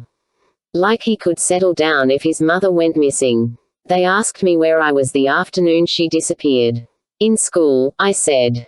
Stupid. I knew the minute I said it, I'd screwed up. Right in front of me, Wiley called over to Douglas High to check the attendance records. "Aha," he said into the phone, but he was looking at me with these half-closed, suspicious eyes. "Aha. Right. Thanks." He turned off his phone and talked to the other guy like I wasn't even there. "She says he left after sixth period," he said, and they both looked at me, like, "What do you have to say for yourself now, kid?" "All right," I said. "I went surfing. By the pier. You can ask anybody." But I knew the dudes who hung out there wouldn't be able to say if I was there or not. You could be invisible out in the water. That's why I liked going there in the first place. The cops finally left, and I spent the next few hours waiting for them to come back with handcuffs, or worse, with a social worker. I couldn't believe they still hadn't figured out I was only 17. No one at Laurel's meeting had ratted on me about it, either. Maybe no one knew. Or cared. That was all right with me. The last thing I needed was to end up in a foster home or something. If the cops thought I was 18, I'd be 18. I'd managed to get one of those grocery carts with a squeaky wheel, just so the other shoppers would be sure to notice the burned guy. The wheel made the cart tough to push and probably would have killed my shoulder if I hadn't doubled up on the perk again that afternoon. The good news was that, even though I was out of food, I had plenty of Percocet. I got them through the mail and my mother must have just re-upped before she disappeared, because 3 beautiful bottles arrived that afternoon. When it came to pain meds, at least, I was golden. I lowered my head as I raced through the store, tossing stuff in the cart, not looking at anybody. I just wanted to make it fast, but I didn't know where anything was. I found the bread and then got some of those packages of ham and cheese. The cart was getting to me, so I traded it in for a smoother ride. Then I got some toilet paper. Some Coke. I pulled one of the cans from the carton, popped it open and drank it warm as I tooled around the store. I passed the cold beer. Oh, man, what I wouldn't give for a 6-pack. I knew this guy at the gas station who'd buy some for me. He got burned in Iraq, so he knew what it was like. I found the cereal and threw a couple boxes in the cart. Then I noticed the price on the shelf below the Honey Nut Cheerios. $4.49. No way. I put the boxes back on the shelf and started looking through the other stuff I'd stuck in the cart. No prices on anything. How were you supposed to figure this out? I'd planned to get out of there for $10. If everything was as expensive as the cereal, I was screwed. How did my mother do it? She was always cutting coupons, so maybe that was the secret to getting by on the crappy money she made at J-Beans. I didn't want to think about her while I was in the store or I'd end up with another crying fit like I'd had in Laurel's bathroom. That'd be really smooth in the middle of Harris Teeter. I stared at the meat counter for a long time. I'd had steak maybe 4 times in my life, and my mouth actually watered, staring at it. I wasn't even sure how you cooked it. We had this old charcoal grill, but you needed lighter fluid to grill stuff. Just the thought of spraying the coals with lighter fluid and tossing a match on 'em made me hyperventilate. I was never going to be one of those guys who got his rocks off cooking things on a grill. I looked up from the meat counter to see this old lady. She was holding a package of ground beef, and she was staring at me. At my face. I'd let down my guard while I was salivating over the steak. "What are you looking at?" I asked, shoving my cart past her. I had to get out of there. I whipped down the first aisle I came to. Canned chili was on sale and I tossed 4 cans in my cart. Then I saw some rice, which was cheap and had directions on the back, so I couldn't screw it up. That was enough. I headed for the checkout, wishing I could just steal the stuff and not have to face a checker and count out money and everything. I had $20 in my pocket. What if I had more than $20 worth in the cart? Crap. I spotted boxes of chocolate-covered donuts at the end of the cereal aisle. For half price. A lot cheaper than cereal. My mother never bought donuts, but they look good. I reached toward one of the boxes. I can't resist them either. I looked up to see this totally hot girl smiling at me. I lowered my head again, fast. "Excuse me," I said, trying to push my cart past her, but her cart sort of had me blocked in. Shit. I started moving backward to get around her. "Aren't you going to get the donuts?" she asked. Like, what the hell did she care? Oh, right. I grabbed one of the boxes. "They're so yummy," she said. I turned my head so the right side of my face was toward her. "Yeah," I said. I hoped it seemed natural for me to talk to her with my head turned, but it probably just made me look weird. "Whatever. I totally love Entenmann's," she said, and it took me a minute to realize she was talking about the brand. "You put those donuts and chocolate together, and I'm powerless." She looked like she'd never eat a speck of chocolate or anything else that could pack on the pounds, but she was skinny in a good way. Not like one of those anorexic them, and an inch of flat stomach between her white top and brown pants. Those pants fit her like the chocolate coated the donuts. She still had a tan and I could picture her on the beach in a string bikini. Her hair was nearly black and her eyes blue and… oh, shit. I'd let down my guard again. Turned my head toward her while I was salivating over her. She was still smiling, though. I slipped my bad left hand into my pocket. "You don't look like you indulge." That was out of my mouth before I thought about it. It was the kind of thing I would have said to a girl before the fire. Well, like I said, chocolate's my weakness. I took my hand out of my pocket long enough to flip open the donut box and offer her one. "Your only weakness?" I asked. "Whoa, all the way, dude." I felt my smile freeze on my face, waiting for the rejection.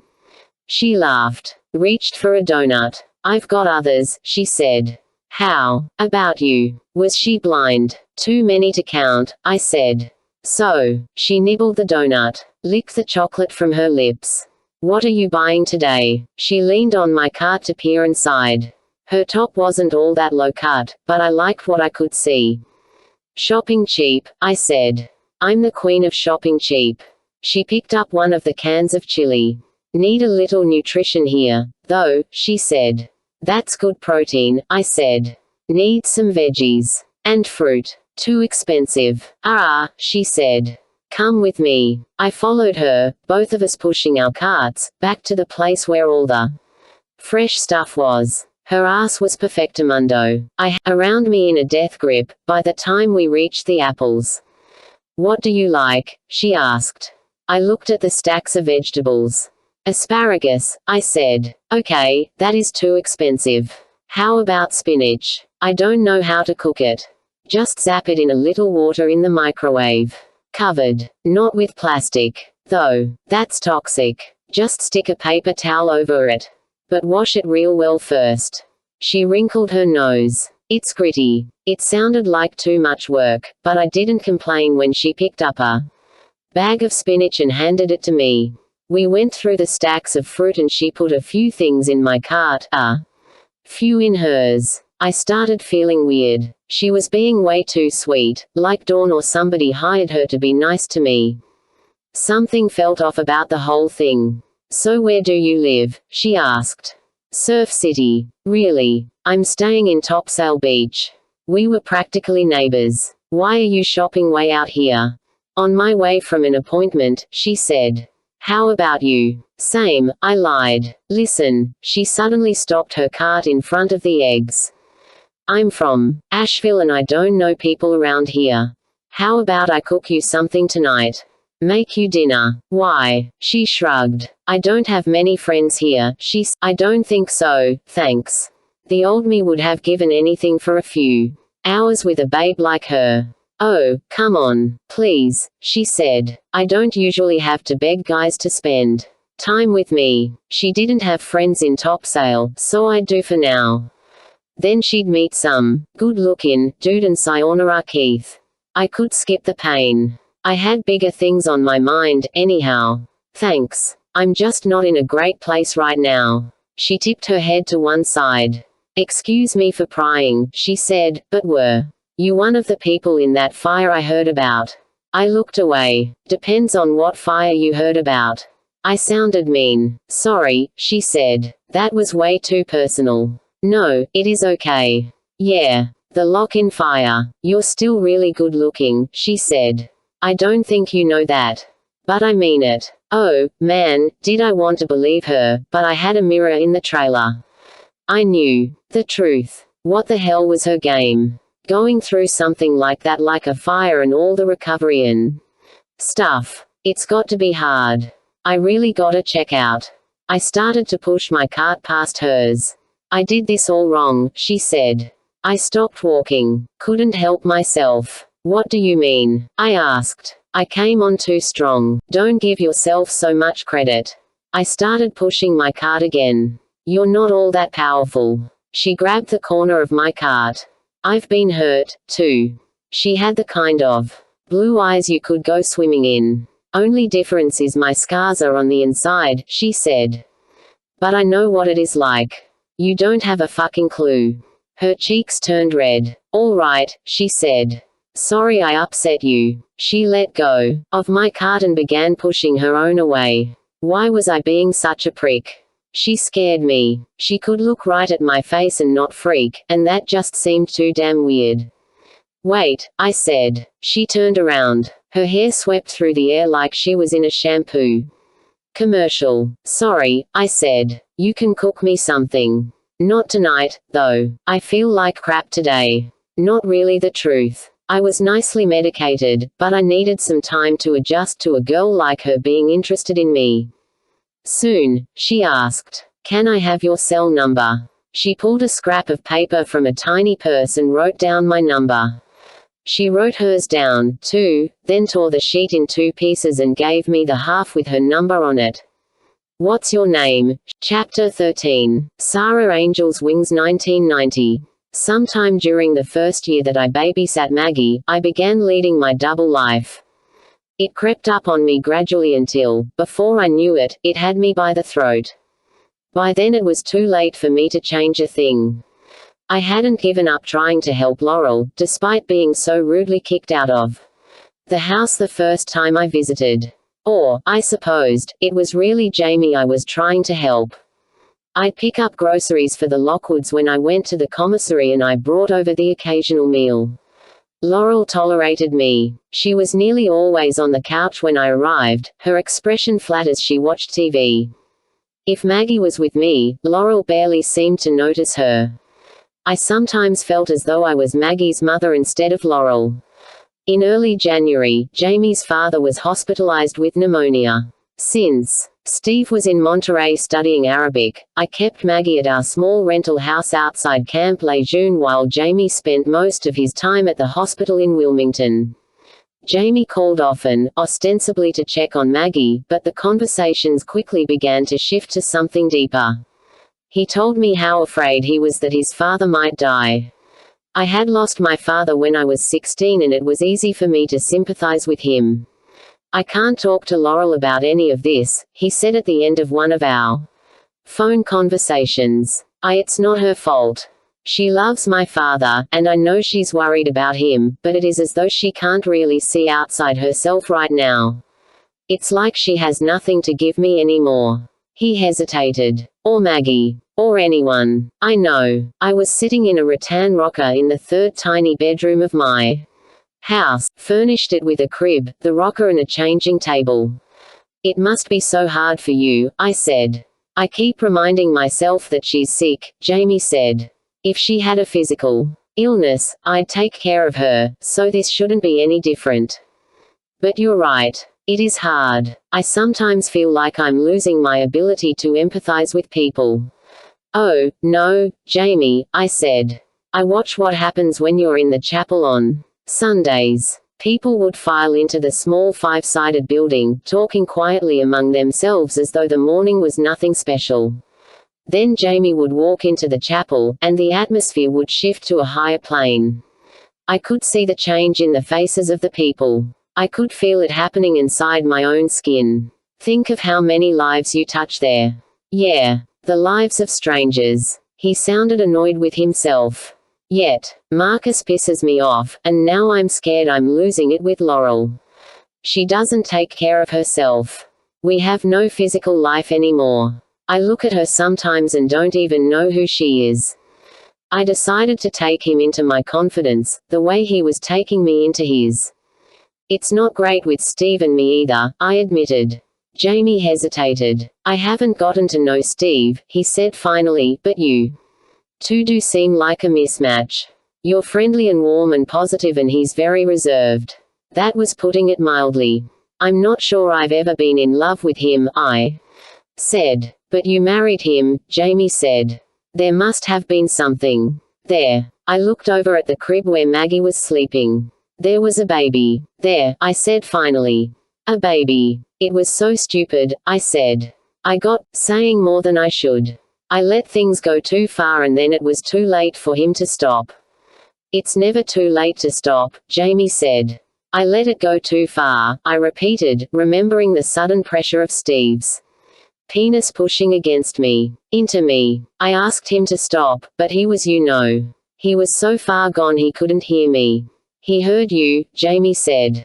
Don't make excuses for him. He said he didn't. I believe him. He was. You were date raped. No, that was too extreme a description of what had happened. It was my fault. Jamie hesitated again. But what happened to the baby? He asked. Gripping the phone hard, I started to cry the tears I'd learned to hide from Steve. He died, I said. He was born at 30 weeks. He only lived a few hours. I could remember the shape of his fingernails and the narrow bridge of his tiny nose as clearly as if I'd given birth to him only a moment before. Sarah, Jamie said quietly. I'm so sorry. Why didn't you tell me? And here. You've been taking care of Maggie. I never would have asked you to if I'd known. Taking care of her has helped. I wiped my tears away, thinking, so this is what it feels like to unburden yourself to a man. I hadn't even known it was possible. Well, Jamie said after a moment. At least Steve married you. He took responsibility. A lot of men wouldn't, especially after dating for such a short time. You two barely knew each other. You're right. But I had to marry him. Jamie was quiet. You don't have. I bit my lip. And you don't have to stay married to Laurel. I do, he answered. It's like I said, Sarah. She's sick. That's different. My phone conversations with Steve during that same period were very different from those I had with Jamie. Steve called nearly every day from Monterey. He told me about the other guys in his classes and how hard the work was, but he was always talking about nuts and bolts. Never about his feelings. Will that baby be gone by the time I get back? He asked one time when he heard Maggie crying in the background. Would it bother you, having her here? Maybe having a baby around would remind him of Sam, even though I was quite sure Steve had put Sam completely out of his mind.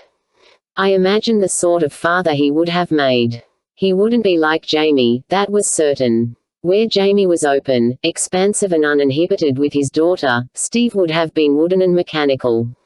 Jamie cuddled Maggie, cooing to her, telling her flat out that he loved her, while Steve had never even spoken those words to me. It's just weird, Steve said. It's like he's turned that kid over to you to raise. I don't like it. Well, it is just while Jamie's father's in the hospital, I said.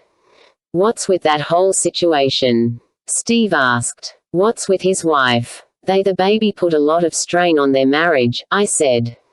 Especially on Laurel. She's depressed and not managing things well. Hey, Steve said abruptly. If they split up, one of them could rent our spare room. For some extra money, they could even bring the baby. She's practically living with us for free as it is. He was always talking about renting out the extra room to one of the guys in his unit. We could use the cash. But Jamie and Laurel split up. I couldn't imagine it. The day after that conversation with Steve, Jamie showed up at my house while Maggie was napping. His eyes were red, and I knew before he said a word that his father had died. Without thinking, I wrapped my arms around him while he wept. He clung to me, and I felt the comfortable bulk of him against my body. I wanted to take the hurt away, even though I knew it was one of those hurts that would never disappear completely. I was glad he'd come to me. Laurel didn't have the capacity to comfort him the way he needed comforting. After a few minutes, I drew away. "Can you eat?" I asked. "I made beef stew yesterday. I can heat some up." He reached for my hand as he sat down at the kitchen table. "Just sit with me a while," he said. "Okay." I sat across the corner of the table from him while he told me about his father, how smart he was, tolerant and good-hearted. People called him Daddy L, even those outside the family. Jamie wished I could have met him. He'd been so shrewd, buying up the Topsail Island property when it was cheap, making money that would keep the Lockwoods wealthy for generations. We sat that way for a long time, Jamie holding my hand while he talked. I focused on the sensation of his skin against mine, so I could remember later exactly how it felt. That's when my double life truly began to take hold. I pretended to care about Laurel, wanting her to get better for the sake of her husband and daughter, yet at the same time hoping she didn't, so I could hang on to the part of Jamie and Maggie that I had. Without them, my life would have been too empty to bear. I was shocked when I realized I was fantasizing about both Steve and Laurel dying. It was easy enough to picture with Laurel. She'd starve herself to death. Maybe even kill herself. Then there was that whole big Iran and Iraq mess heating up in the Middle East, and maybe Steve would be deployed there and maybe he would be killed. Then Jamie and I would gradually get closer and closer, comforting each other in our grief until we finally realized we belonged together. We'd get married, and I would adopt Maggie. Maybe we'd go on to have kids of our own. The exam, and I'd be knitting a scarf and killing him off in my mind at the same time. And then, everything changed. One day, while Maggie was with Jamie at the chapel, I took some groceries to the sea tender. I knocked on the door, and when I didn't get an answer, I went inside to find Laurel sitting on the kitchen floor. It was so unusual to see her off the sofa that I dropped the groceries on the counter and rushed to her side. "Laurel," I said, "are you okay?" She looked up at me. There was an electric drill in her hand. "What are you doing?" I asked. "Screwing up," Laurel said with a small laugh. She looked at the drill. "In a couple of months, Maggie'll be crawling and then walking," and I got worried she could get into the things under the sink here and in the bathroom. I saw the small plastic clip in Laurel's left hand and realized she was trying to child-proof the cabinets, trying to protect her daughter. The brittle part of my heart that I'd reserved for Laurel cracked into slivers like a broken window. I sank down next to her. "Can I help?" Laurel stared at the drill. "I think I did it wrong," she said. "I don't think the part on the door is exactly in the right place to match up with this piece." "Let me see." I checked the plastic piece she'd screwed into place on the door. It was off just slightly. In the plastic latch and the small crooked screw and the cumbersome drill, I saw the love of a mother for her child. The love that Laurel's stubborn depression, her stubborn mental illness, could not extinguish. My eyes suddenly filled with tears. "It'll be okay," I said. "We can just put this one a little to the right." I considered taking the drill place. She sighed with exhaustion, as if she'd swum a few laps in a pool. "Beautiful, Laurel," I said. Laurel closed the cabinet door and saw that it hooked. She unhooked it. Hooked it again. "Ta-da," she said in a very small voice. She set the drill on the floor. "I'll do the bathroom cabinet tomorrow." Then she looked at me. "Thank you," she said. "You've done a lot for us. Don't think I don't know how much. And I haven't thanked you."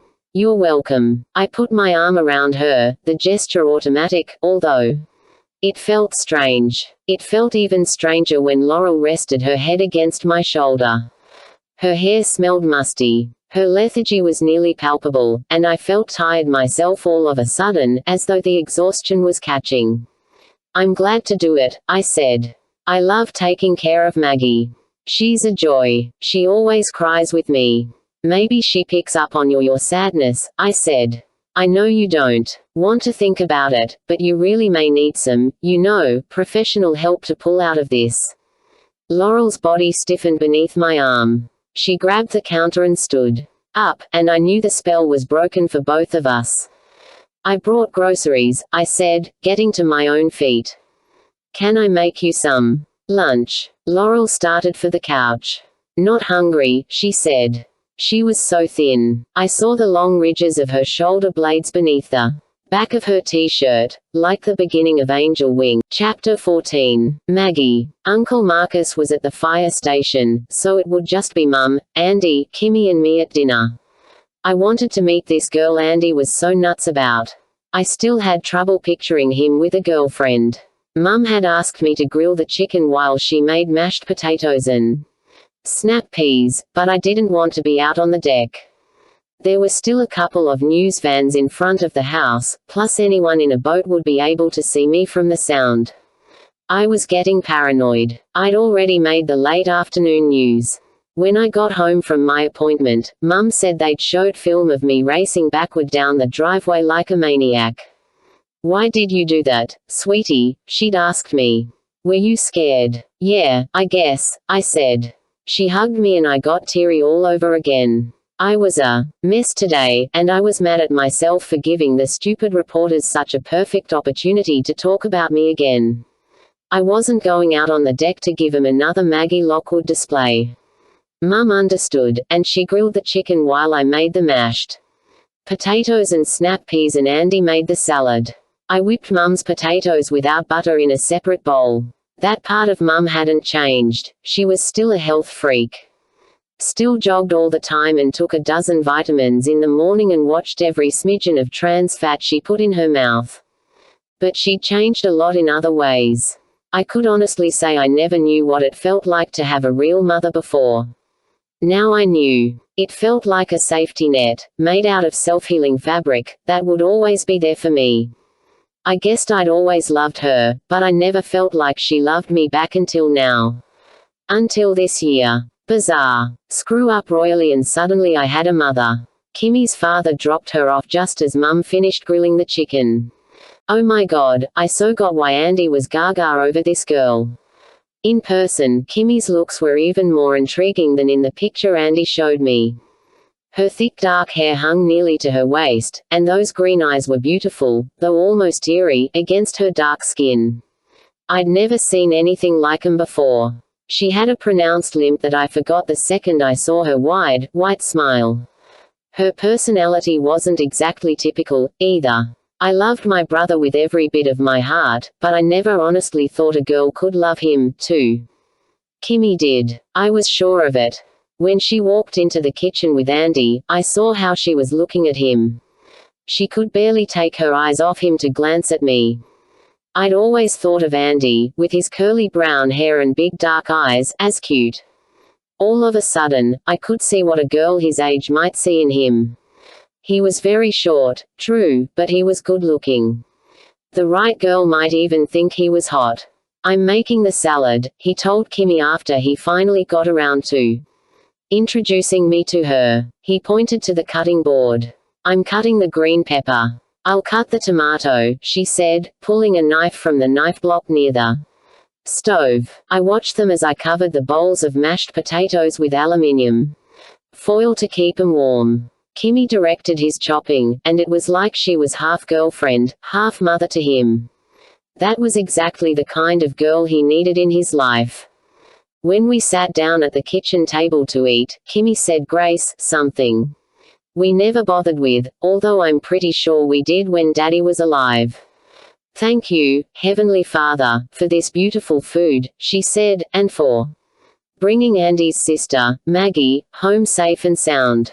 Amen. Amen, Andy and Mum said. Clearly, they knew this new tome routine with Kimmy. As for me, I wasn't sure I'd be able to swallow any of the beautiful food around the lump in my throat. Thank you, Kimmy, I said. That was really nice. We started passing. Understand why you had to look at all those boxes.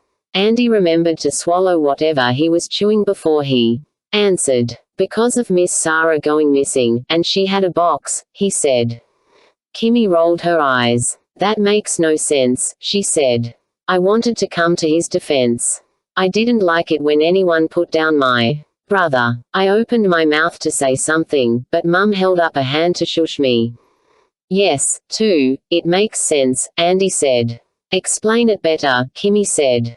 I know Mrs. Weston went missing. Where? Did she have a box?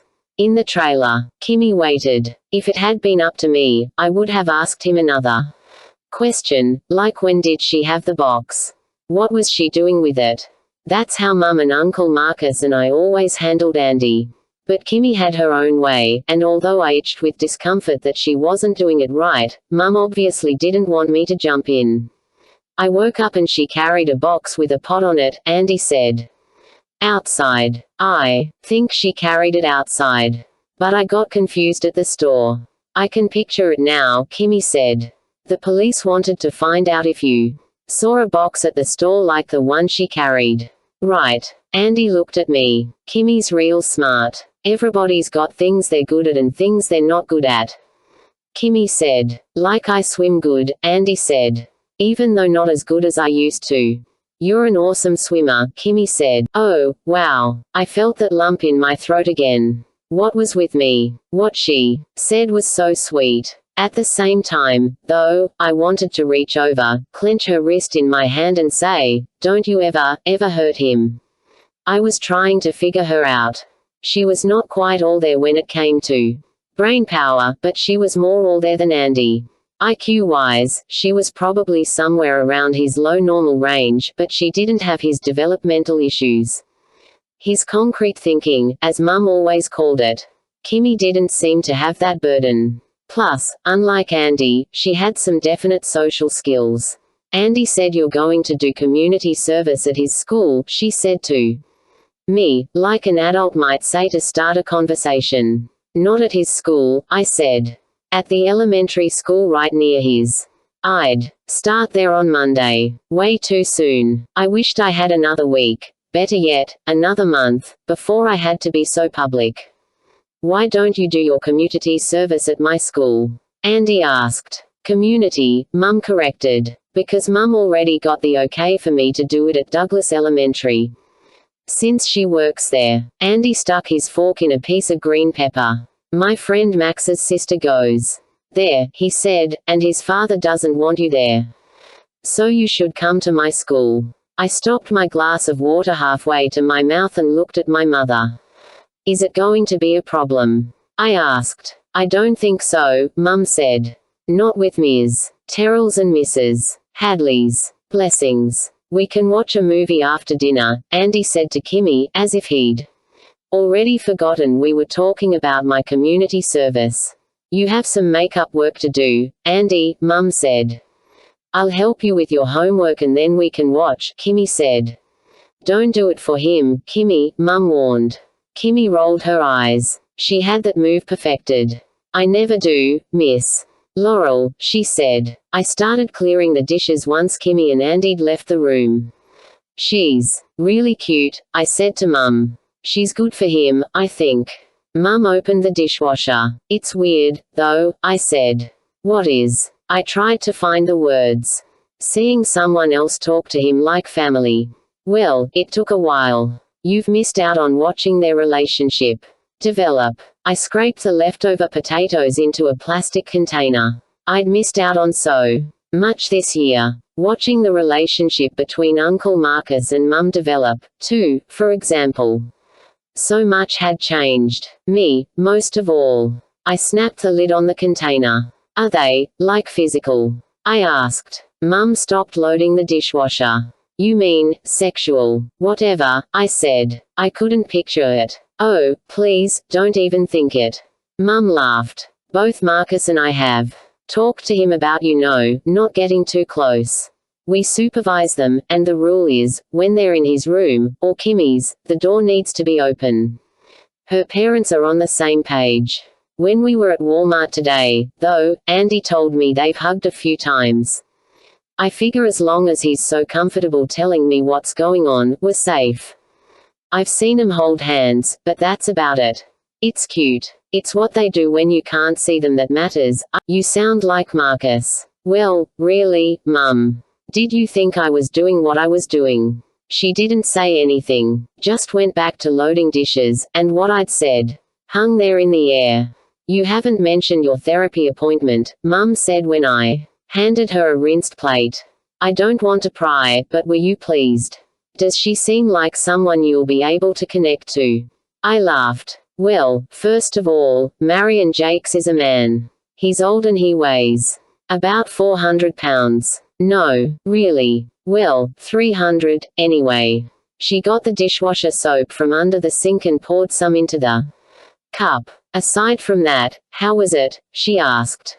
I thought about how much crying I'd done in his office.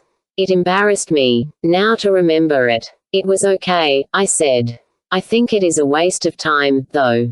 I've had a whole year to think about what happened with Ben and the fire and everything. But I have to go, so I'll go. I think it is important, Maggie, Mum said as she closed the dishwasher door. There's a big difference between thinking about what happened on your own and talking it over with a therapist. I guess. It was easiest to just agree. The phone rang and I dried my hands, then checked the caller ID. It's Uncle Marcus, I said, pressing the talk button. Hey, I said. Hey, me, too, I said. You have no idea. Did you want to talk to Mum? I'll tell you first, he said. I just heard from Flip that there was an anonymous call to the Crime Stoppers tip line about an hour ago. Really? What did they say? The caller said that he, or she, I'm not sure which, saw a man and woman walk into the woods behind the Food Lion in Hampstead Monday afternoon. They didn't get a very good look, but the description of the woman could possibly match Sarah.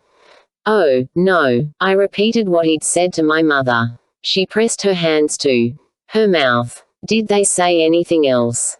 I asked. The man was walking very close to the woman, so she was possibly being coerced. Oh, no, I said again. What? Mum said. I handed the phone to her. Suddenly, the whole bit about Sarah disappearing felt real to me. Up until that moment, all the work I'd done, getting her profile up on the internet, talking to the woman at the Project Jason website Officer Cates had mentioned, making the flyer and everything else, had felt like busy work.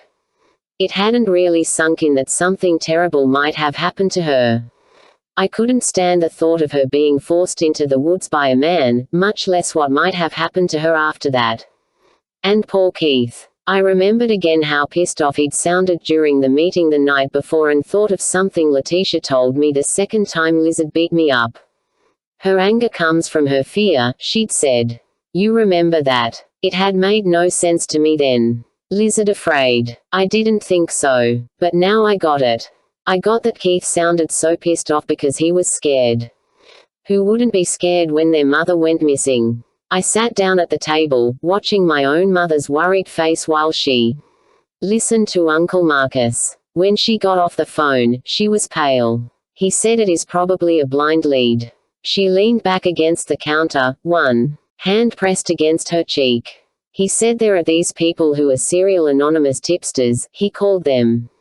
They get their jollies leading the police on a wild goose chase, and that's probably what this will turn out to be. But they can't just ignore it. I said. No, they won't. Tomorrow morning, there'll be a search of the woods behind the Food Lion. Flip's calling a few searchers with dogs, and he asked if Dawn and I could make calls tonight to get volunteers out to help. She opened the cabinet door where we kept a list of phone numbers for friends and neighbors. Then she reached for the phone. I watched her, scared and ashamed, because I knew I wouldn't be one of those volunteers. No way could I be out in the open with other topsail people all around me. I'd do anything I could to help from the safety of my Chapter 15. Keith. We were supposed to walk next to each other, just a few feet apart, as we moved slowly, and I do mean slowly, through the woods behind the Food Lion. We'd move forward 10 feet at a time, then stop and examine every square inch of ground and rock and grass and weed and shrub around us. I never realized how much trash was in the woods. Soda and beer bottles all over the place. Food wrappers from ding-dongs and Twinkies. Paper bags from McDonald's. Empty cardboard boxes, still soggy from the last rain. Somebody's shoe. Oh, shit. I nearly had a heart attack when one of the volunteers shouted out that he'd found a shoe. But it was a kid's shoe. A sneaker. Nothing that could have belonged to my mother. Sue Charles, one of my mother's friends, was walking on my right side and she said she couldn't get over how calm I looked. Yeah, well, looks could be deceiving. First, I was in a shitload of pain. I'd only taken one Percocet that morning so my head would be clear. I'd been doubling up on them since Monday and now one just wasn't holding me. Plus, I ate a can of that chili the night before.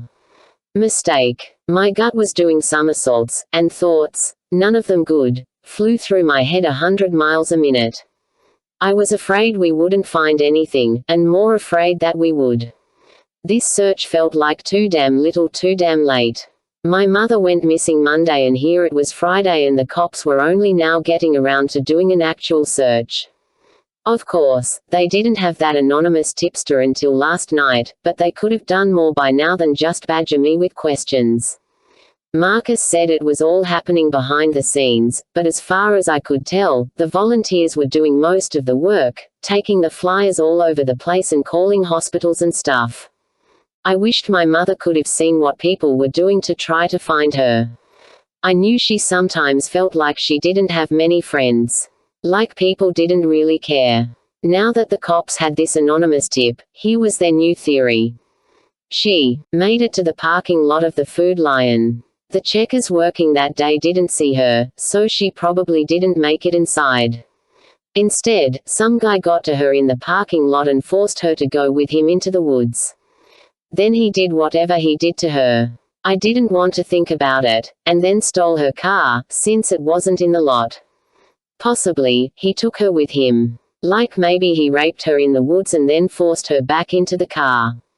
By now they could be in Siberia. So now we were searching, and I couldn't believe how many people had joined in. That was the one cool thing about the whole mess. The cops might have been twiddling their thumbs, but nobody else was.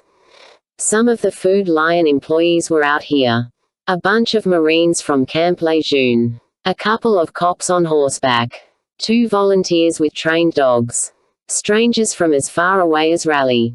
Miss Trish had made sure the news about my mother was on TV stations all over the state, plus in Virginia and South Carolina. Her press release mentioned me, though, and I wished she'd left me out of it. TV stations talked about how my mother had almost lost me in the big Surf City fire, etc., etc. They wanted to interview me and I said forget it. If it would help, yeah, okay, I would have done it, but I couldn't see what difference it would make. It'd just give people a chance to look at the burned guy's screwed up face. No thanks. Way down at one end of the search line was this girl I swore looked like that Jen chick from Harris Teeter. She had on a blue cap and her black hair was in a ponytail, and she was skinny, but I couldn't get a good look at her. It probably wasn't her, anyway. She was just on my mind, so I thought I saw her everywhere. Besides, this search was about my mother, not about me, and definitely not about the Harris Teeter chick. After a few hours, some people started peeling off from the search line. The girl who looked like Jen must have been one of them, because I didn't see her again. I didn't blame anyone for leaving. The going was so damn slow and boring and we were deep into the woods by then. The day was cloudy, and with all the trees, the ground was pretty dark and it was hard to tell a leaf from a ding-dong wrapper. I had a killer headache and had He was a long way from me, and even though we were supposed to stay in line no matter what, I took off in his direction. Keith. Sue Charles called after me. Stay here. I kept going, tripping over branches and rocks and dodging tree trunks. A bunch of people surrounded the guy, and leaves flew through the air as if he was digging through a pile of them to get at whatever he found. Marcus Lockwood suddenly jumped in front of me, grabbing my shoulders and blocking me from going any farther. "Let me go." I was so winded from running, I could hardly get the words out. As I tried to twist away from him, my lungs burned. "Just hold on," Marcus said. I pushed against him, but he wasn't budging. Man, the dude was strong. The pain in my left shoulder felt like a sword cutting through the muscle. "Let me go," I shouted again. "It's not your mother. I want to see. Let the police find out what." "False alarm," one of the Marines shouted. "It's just a deer." Marcus let go of my arms, and my legs suddenly gave out. I dropped to my butt on the ground, and before I knew what I was doing, I put my head in my hands and cried like a fucking baby. Chapter 16. Maggie. I felt like such a fake when I drove into the faculty parking lot at Douglas Elementary. Mum swore that's where I was supposed to park, and she even gave me a placard that said faculty on it for me to hang from my rearview mirror. But I felt like, by parking there, I was asking for special treatment I didn't deserve. Douglas had been my own elementary school years and years ago. As a kid, I'd imagined maybe returning someday as a teacher. I never imagined returning as an ex-con. I leaned over the passenger seat in my car, pretending to be gathering up my purse and things in case anyone was watching. Really, though, I was gathering up the courage to walk through the parking lot and into the school. It hadn't scared me all that much when Mum suggested I do my community service there. I was picturing the first graders. I hadn't pictured the other teachers who would know who I was and why I was there. I'd once been so self-confident. Even a little conceited. Top of my class. Popular and all that. I'd really done a number on my life. It had taken me just as long to get out of my car near the Food Lion on Friday. I hadn't planned to join the search for Sarah, but I couldn't sleep Thursday night, thinking about her. I'd spent most of my life loving Sarah, but when I found out she'd had an affair with Daddy, I felt nearly as betrayed as Mum did. Sarah probably felt just as betrayed by me and what I did, though. Which was more normal, having an affair or burning kids to death? Right. I'd wrecked Sarah's and Keith's lives a year and a half ago. I owed her more than getting her picture up on the internet and putting together a few flyers. She was in Friday morning, though, I almost chickened out again. But I put my hair up under a hat and borrowed Mum's ugly big sunglasses, which I eventually had to take off anyway because it was so dark in the woods. Andy spent the day at the Carmichael's house. Mum didn't think the search was such a great idea for him, not knowing what we'd find, which turned out to be exactly nothing. I told Mum and Uncle Marcus I'd drive myself to the Food Lion so no one would see me get out of Mum's car and know who I was.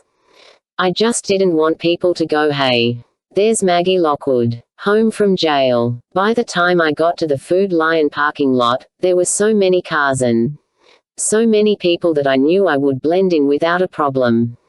I saw Keith. Oh my God, his poor face.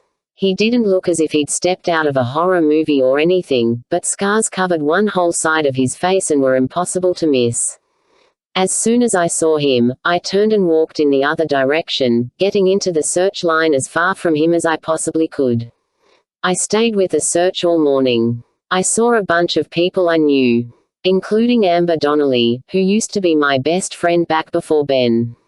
I guessed she was home from college for a long weekend, and she was walking the search line with a few other girls from my high school class. I was glad no one knew who I was. It was hard enough just seeing everybody, knowing I was no longer a part of them and their world and never would be again. Now in the school parking lot, I looked at my watch. 7:45, which was the time I was supposed to be in Mrs. Hadley's classroom. Grow up, I told myself, and got out of my car. There were a lot of parents, both mothers and fathers, near the entrance to the school, dropping their kids off, I figured, but then I realized they were standing in a line, all facing the parking lot. Facing me. There must have been 20 of them. What was going on? I slowed down, unsure what to do. Turn around. Walk straight ahead like nothing was going on. Go home, one of them shouted, and a few more joined in with the same. Words until it sounded like a chant. Go home, go home, go home. I took another couple of steps forward. You're not going in there, a woman shouted at me. I'm supposed to work in Mrs. Hadley's classroom today, I called out, like. This whole thing was a misunderstanding and they were keeping me from helping a teacher. You're not getting anywheres near our children, a man yelled. He had a bushy blonde beard and a deep, gruff voice that sounded like he'd been smoking since he was in diapers. I suddenly felt truly afraid, and I froze at the curb of the parking lot. Get off school property, one of the women shouted. I felt a thud against my arm and looked down at the ground to see an apple lying by my feet. I lifted my purse in front of my face as another one whizzed past my head. That was it. I was out of there. I was starting to turn around, when a tiny African-American woman suddenly pushed open the door from inside the school. The line of parents parted for her, and I knew she had to be the principal, Ms. Terrell. She marched over to me on high heels. Ms. Lockwood, she said as she came closer. My cheeks burned as I nodded. I'm not sure what to do, I said. She didn't stop walking. Come with me, she said as she passed me, and I followed her nearly to the middle of the parking lot, where she turned to face me. Out on the street, I saw one of the dreaded white vans, this one with a colorful peacock logo on its side. Oh, no. I took a step to the left so my back was to it. This clearly isn't going to work out, she said. When I gave your mother the green light and Mrs. Hadley said she was fine with it, I didn't count on this. She waved her hand toward the parents. I had to let 'em know you'd be working in the classroom, and I got a few concerned phone calls over the weekend, but I thought I'd put out the fire. I winced at her choice. This organization on the part of the parents was unexpected, she said. I can't put your needs over those of the students, and since the parents are refusing to bring their children to school as long as you're here, this won't work out. I glanced back at the determined faces. It's okay, I said again. You understand my position, she said. It wasn't a question. They hate me, I said. It's not a matter of liking or hating.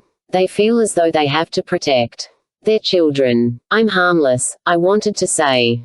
Okay. I hiked the strap of my purse higher on my shoulder. Sorry. I'm sorry about this whole thing. No one was around when I got home. I made sure all the doors and windows were locked, then went up to my room and lay down on my bed, the teddy bear in my arms. When I shut my eyes, I saw the angry, ugly faces of the parents in front of the school entrance. We lived in a kind, soft-hearted part of the world, and they were probably kind, soft-hearted people most of the time. I brought out the mean side in them. How many of them knew me personally? Some did, I was sure of it. Some were probably the parents of my former friends, my friends from before I flipped out. They'd probably wanted their kids to hang out with me back then, hoping a little of me would rub off on their own children. Now they thought I was crazy or dangerous. Maybe both. I couldn't do this community service thing, I thought. Chapter 17. Sarah Private and Deep 1990. There were emotional affairs and then there were physical affairs. Before meeting Jamie, I thought a physical affair would be the far more devastating, destructive and complicated of the two. Now I knew that an emotional affair was even more dangerous. It created a need to share every thought and feeling with another person. It seduced you into being entirely vulnerable while still feeling entirely safe. That was what I was having with Jamie, an emotional affair. It ran deeper and darker than I could ever have imagined. I didn't even want a sexual affair with him. Sex was overrated. I'd never truly enjoyed it. I'd never even had an orgasm. When I watched an actress writhing with pleasure in a movie, I wondered if the problem rested in Steve's lovemaking or in myself. Steve seemed perfectly content. He was one of those men who would fall asleep 2 seconds after he came, while I lay awake, longing for conversation, for the closeness the sex hadn't given me. I was finding that closeness in Jamie. I saw him nearly every day, sharing the care of a child with him, sharing the love of that child. Jamie and Maggie gave my life purpose and joy. It was impossible not to get close. One afternoon when Maggie was 15 months old, I was pushing her in a shopping cart at the commissary when I spotted a firefighter walking toward us. He was a big man, and although it was August, he was dressed in bulky tan and yellow turnout gear. Was there an emergency in the commissary? Maggie heard his voice and twisted around in the seat of the cart. Dada, she cried, reaching for him. What are you doing here? I asked as he scooped Maggie out of the cart and hugged her to him. Is something wrong? He wasn't supposed to pick up Maggie for another few hours after his shift as a volunteer firefighter ended. Everything's fine. He pressed his lips to Maggie's cheek. His soot-streaked face was damp with perspiration, and he smelled of smoke. I felt a smile spread across my face. Anyone watching me was sure to know. I loved this man, and I didn't care. How did you get in? I asked. He had no military ID. That's why I kept on my uniform. He nibbled Maggie's fingers and she giggled. I figured they wouldn't turn me away. And they didn't. Did you come straight from a fire? I still couldn't get over seeing him there. Are you sure you're okay? You must be roasting in that jacket. Just needed to see my baby girl. He settled Maggie in his arms and she rested her head against his shoulder, her dark curly hair mixing with his. Jamie glanced in my cart. Are you almost finished? Can we go back to your house so I can get a shower? I no longer cared about the groceries. I've got everything I need, I said. And I meant those words in more ways than one. In my little house, I put away the groceries while he showered. This feels so right, I thought, listening to the spray of water behind the bathroom door.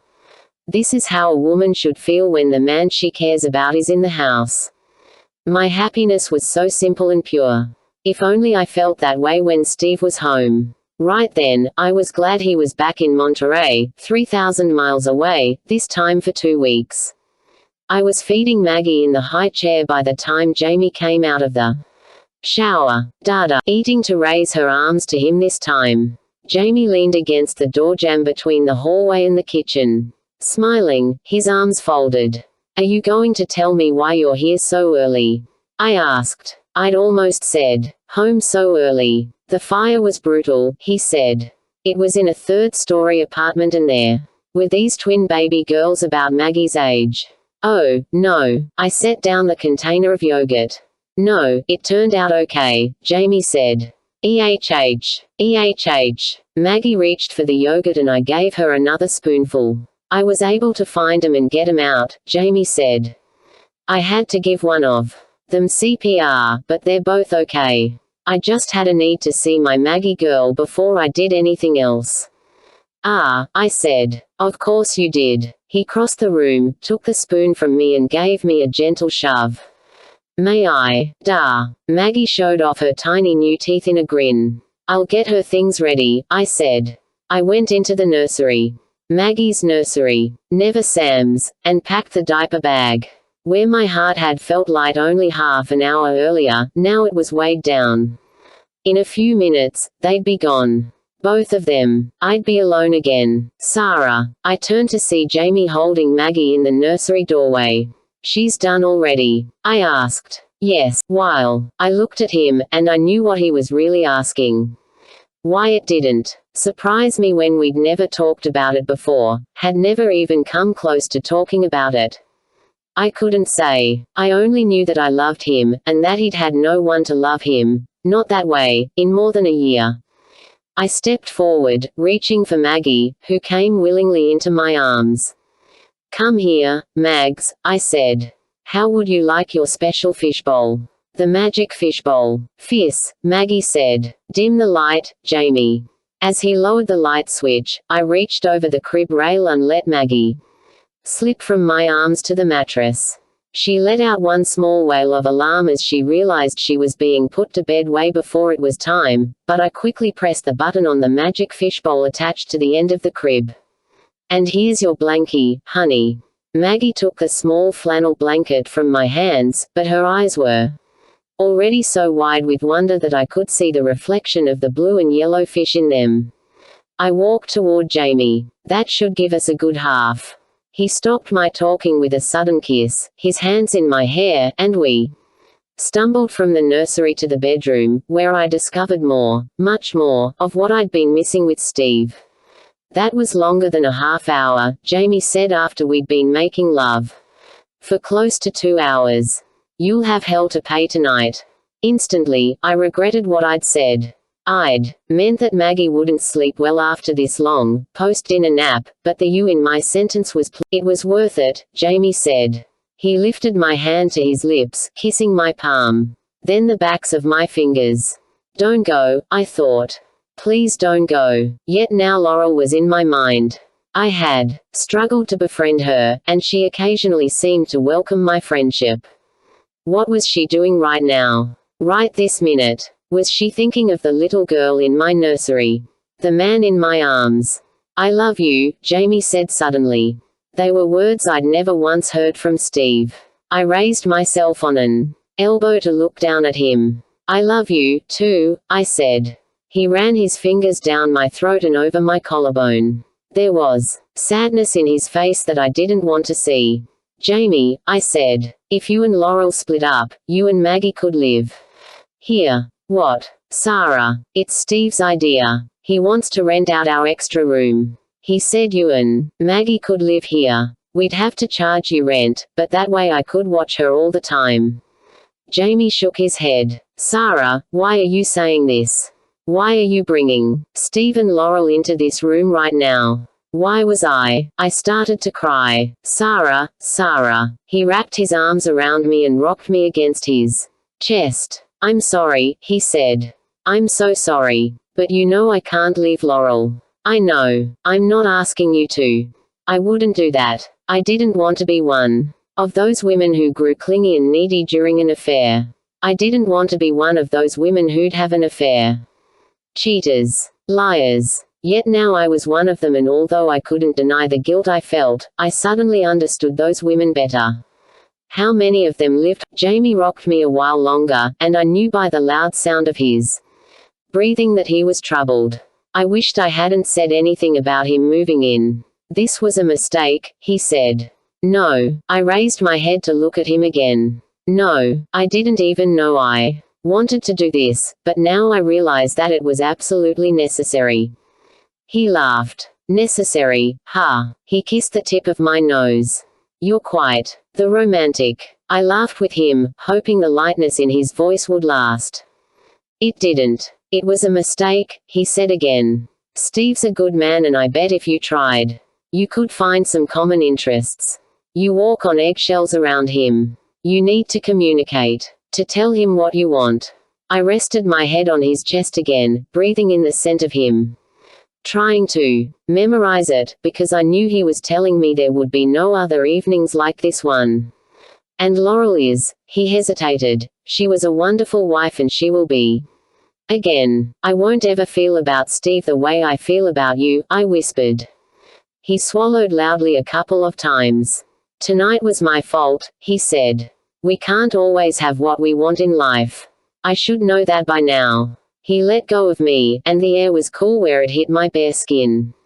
Help me, okay? He asked. Let's never do this again. 2 weeks later, Steve came home from California. We made love the night of his homecoming, and I had the bizarre feeling that I was cheating on Jamie in spite of the fact that we hadn't made love again since that one time. I tried to capture with Steve the physical passion I'd felt with Jamie, but it was hopeless.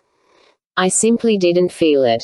I knew Jamie was right and that I needed to talk to Steve, to tell him what I wanted from our marriage, in bed and out, but the words wouldn't come. Late in September, Jamie did what he said he would never do. He left Laurel. I arrived at the chapel office to take care of Maggie.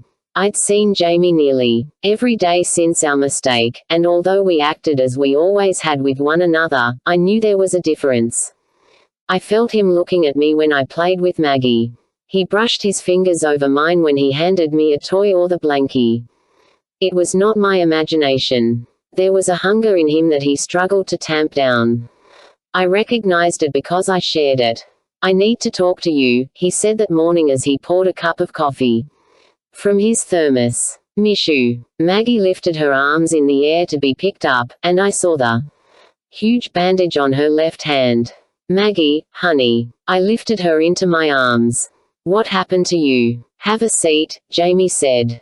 Don't you need to get to the real estate office? I need to talk to you first. He motioned toward Maggie's hand. This happened yesterday. I got called to a fire, so Laurel took her out on the beach and Maggie picked up a board with a rusty nail and cut her hand.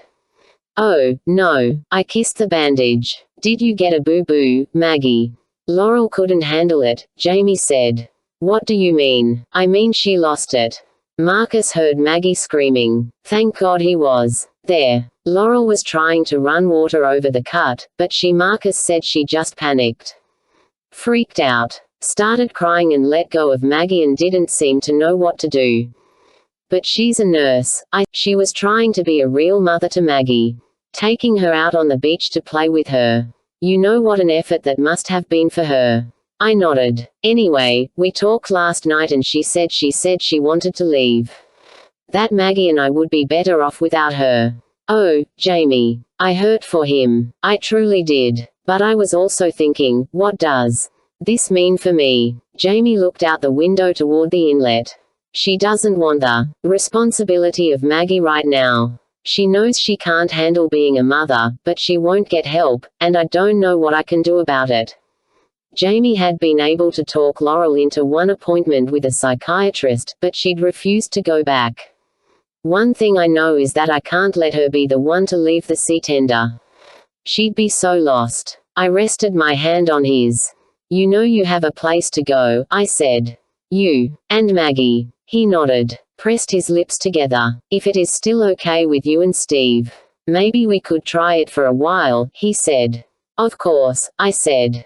It'll just be temporary. Jamie sounded as if he was trying to warn me of something, but if he was, I didn't hear it. I was already making plans. I'd cook for them, take care of them, and I'd erase the frown lines that were deepening by the day across Jamie's forehead. Having Jamie and Maggie in the house worked out better than I could have imagined. Steve was gone so much, and I loved Jamie's company. When Steve was around, I got a kick out of watching a different side of Jamie emerge, the masculine side that could talk sports and cars. It was a facet of his personality I'd had no idea existed. He used to ride a motorcycle, he told Steve, and the two men even went to a motorcycle show together in Raleigh. Jamie and I, even though we didn't touch, the longer Jamie was there, the deeper in love I fell. In September, I missed my period. I'd never been very regular, but when I missed it again in October and felt queasy 2 mornings in a row, I went to my gynecologist, who told me what I already knew. I was 8 weeks pregnant. 8 weeks earlier, Steve had been in the middle of his training in California. I was both excited and terrified. I was pregnant. No baby could ever replace Sam, but how I'd longed to try again. Yet it wasn't Steve's baby, and I had no idea what Jamie would say. I called him at the real estate office as soon as I got home from the doctor. I hated to tell him over the phone, but Steve would be home that night, and I'd have no privacy then to speak to him. I'm 8 weeks pregnant, I said less than a second after he said hello. He didn't respond right away and I twisted the phone cord in my hand. Waiting. Hold on a minute, he said. He spoke to someone, then I heard the sound of a door being closed.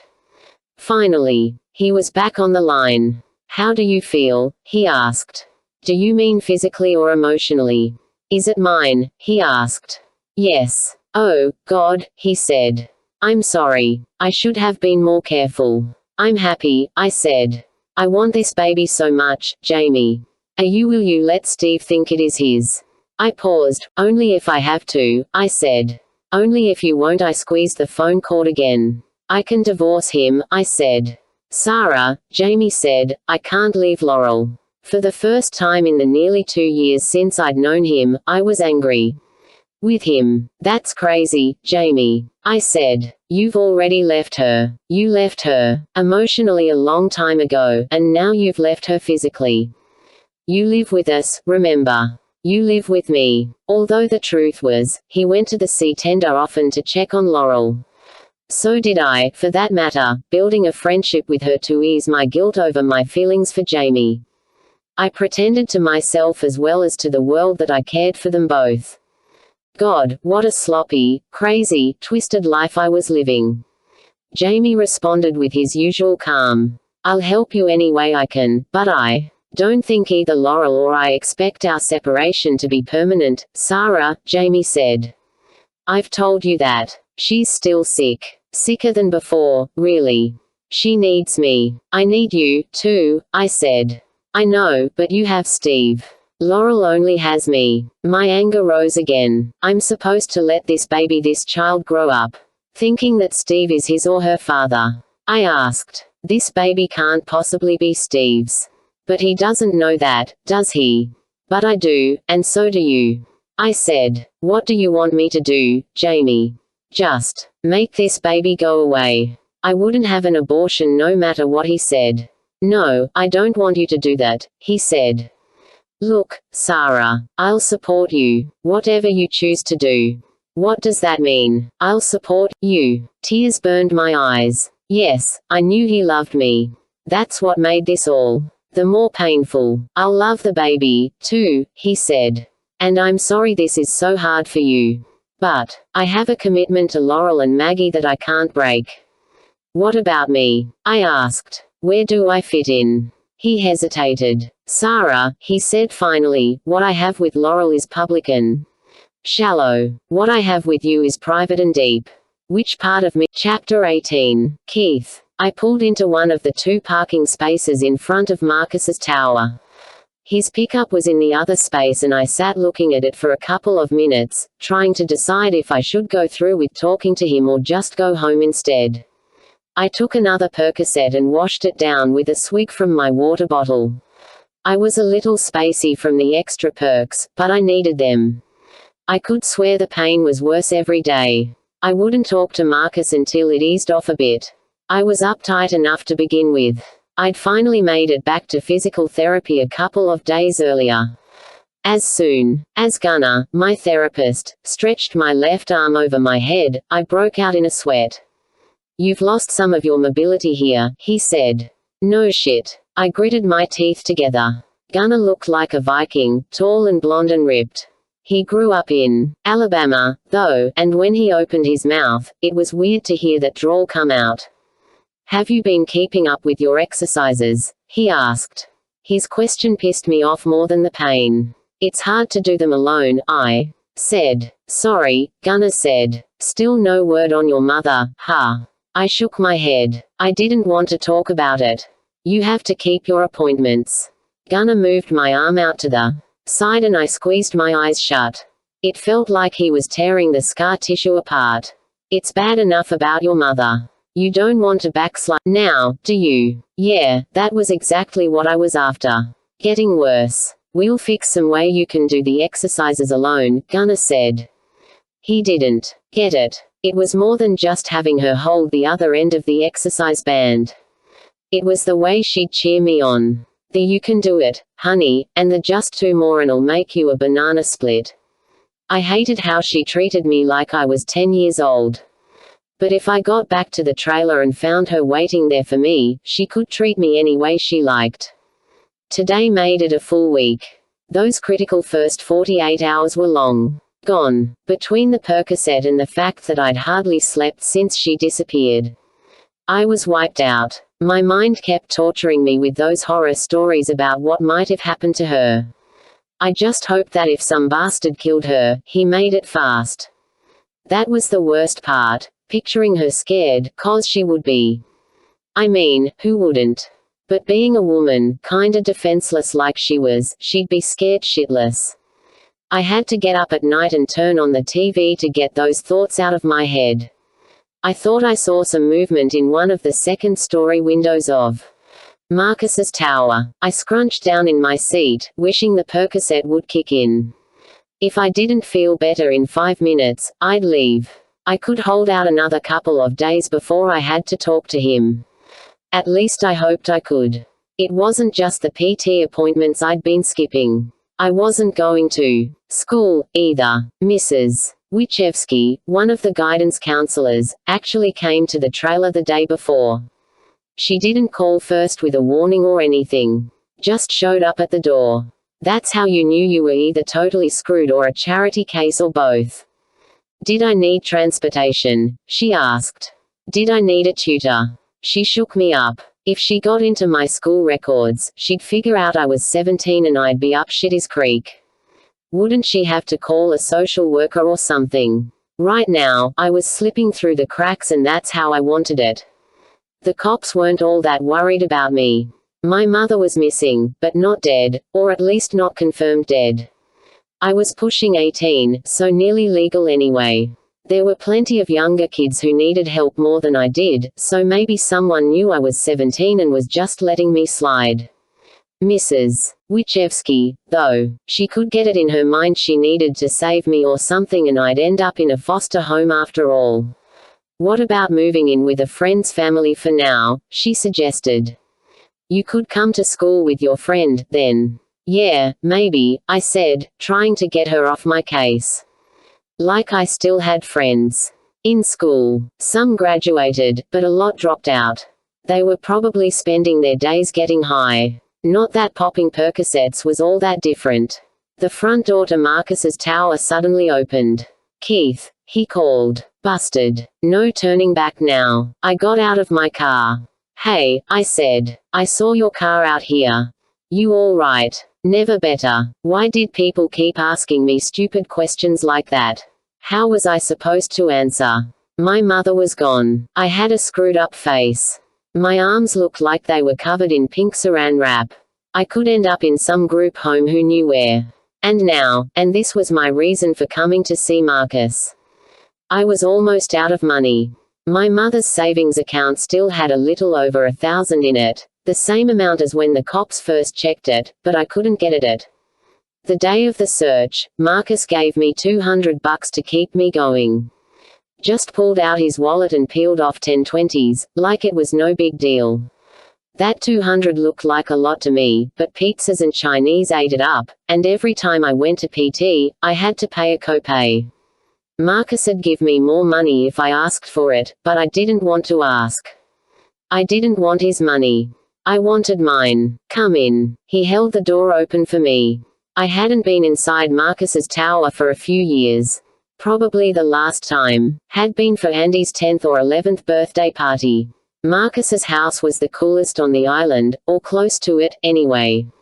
He'd taken one of the rooms were small but every one of them had a major view of the ocean, so who cared? The only thing I didn't like about his house was his roof. It was flat, with no railing, and the one time I went up there, I had some kind of panic attack. I wasn't great with heights. And of course, I wasn't great with fire now, either. This week, I could add living alone to my list of phobias. I wasn't afraid someone was going to break in and kill me or anything like that, but I got this weird empty feeling in my chest at night, like maybe I was going to have a heart attack or something. The darker it got outside, the more I felt it. I'd take that feeling over living with a bunch of loser foster kids, though. I followed Marcus into the living room, dining room, kitchen, and could see some surfers out on the waves. I hadn't surfed since the day my mother went missing. Marcus stuck his hands in his pockets. What can I get you to drink? He asked. Beer. Yeah, right. Second choice. Nothing. I sat down on his leather couch. I just need to ask you a question. He pulled a bar stool out from beneath the kitchen counter and perched on it. Shoot, he said. You know that college fund you gave my mother? I'd never talked to him about that money. Never thanked him or anything. He nodded. Well, with my mother gone, I need the money. She always told me I couldn't use it for anything except college, though.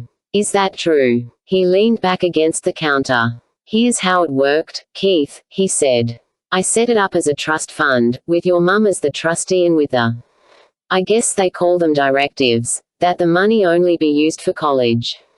In that case, your mother would arrange to have the money, but what if I need it now? He shook his head. You can't get it now. He sat forward, his elbows on his knees. But listen, he said. You don't need to worry about money, all right. You tell me what you need and I'll. You set the fund up, though, right? I was getting pissed. That's right. So why can't you change it now that the whole situation's different? It's out of my hands.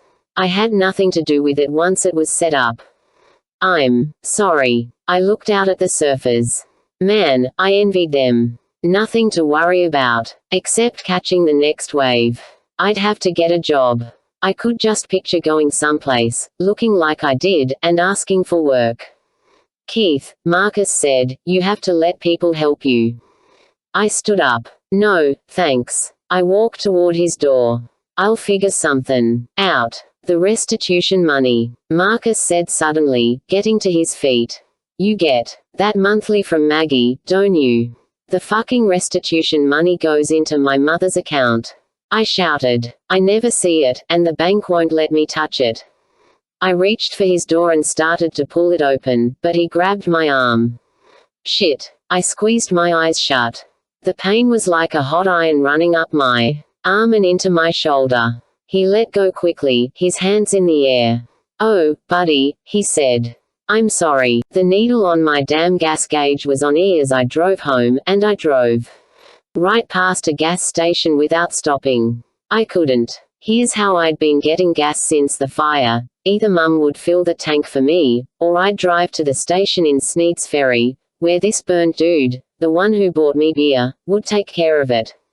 It wasn't the money that was the problem. It was the smell of gas. I couldn't make myself take the cap off the gas tank, push the start button on the pump and then smell that explosive stuff running into my car. I kept picturing it catching on fire, wrapping me up in flames again. I had actual nightmares about it. I thought the vet from Iraq was the bravest guy, the first knew to work around something as flammable as gasoline. It's how I deal with it, man, he told me once. I decided I'd work in a place where I had to face my fear every damn day.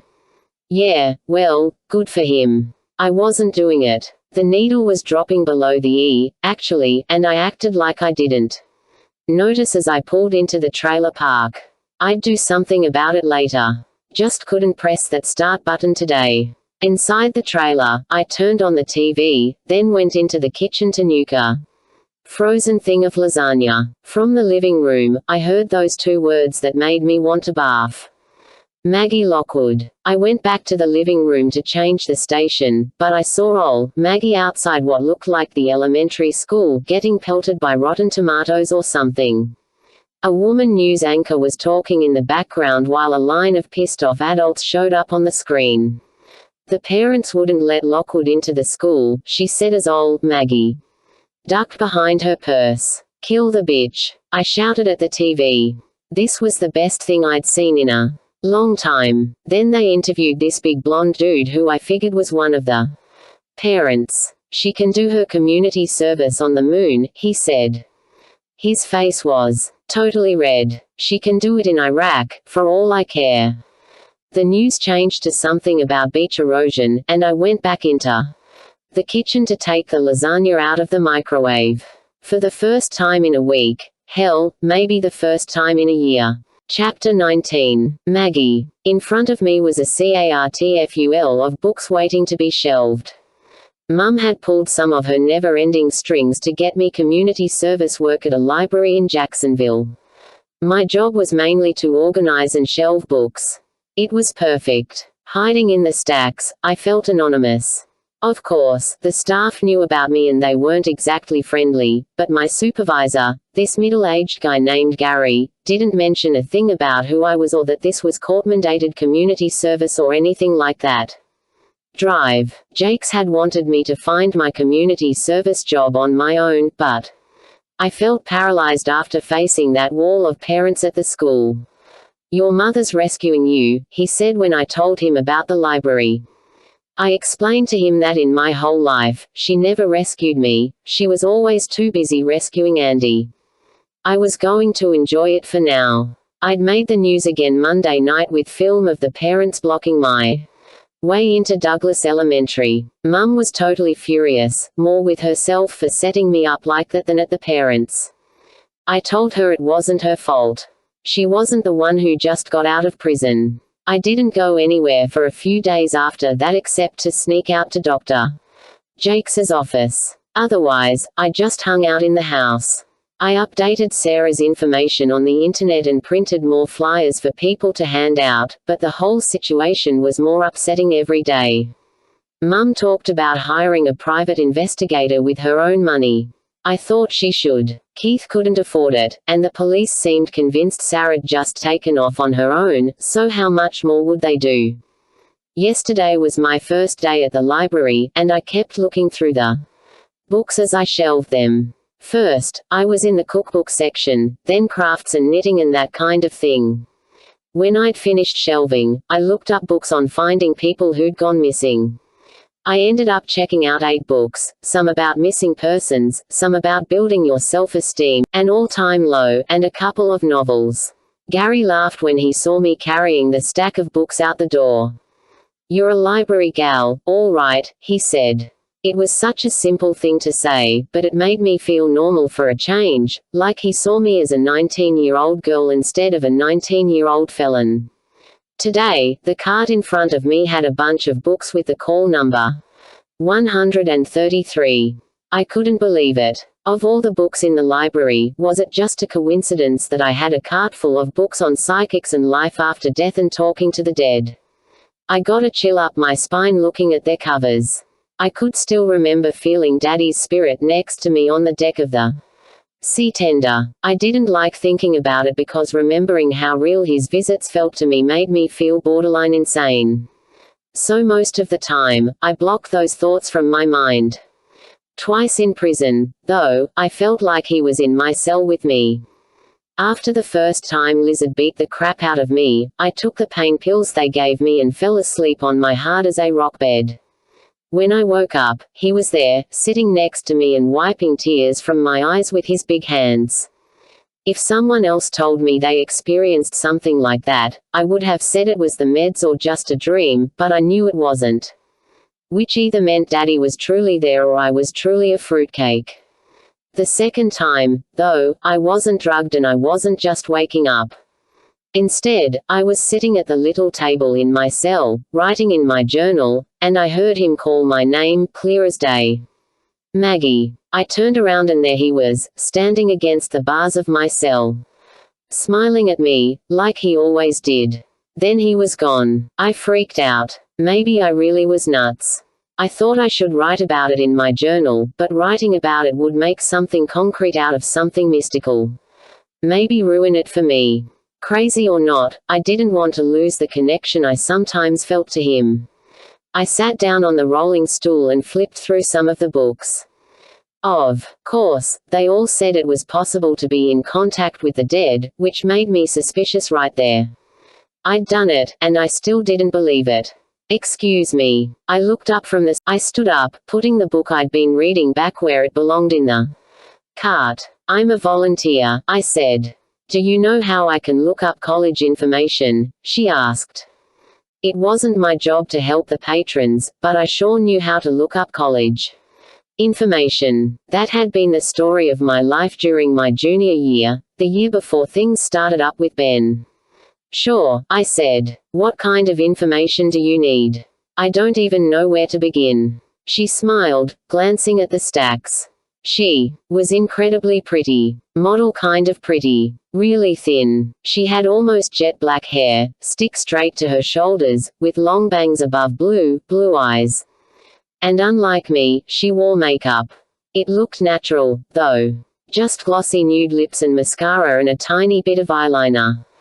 A year in a women's prison had not turned me into a lesbian or anything close to it, but she was one of those girls you couldn't help staring at.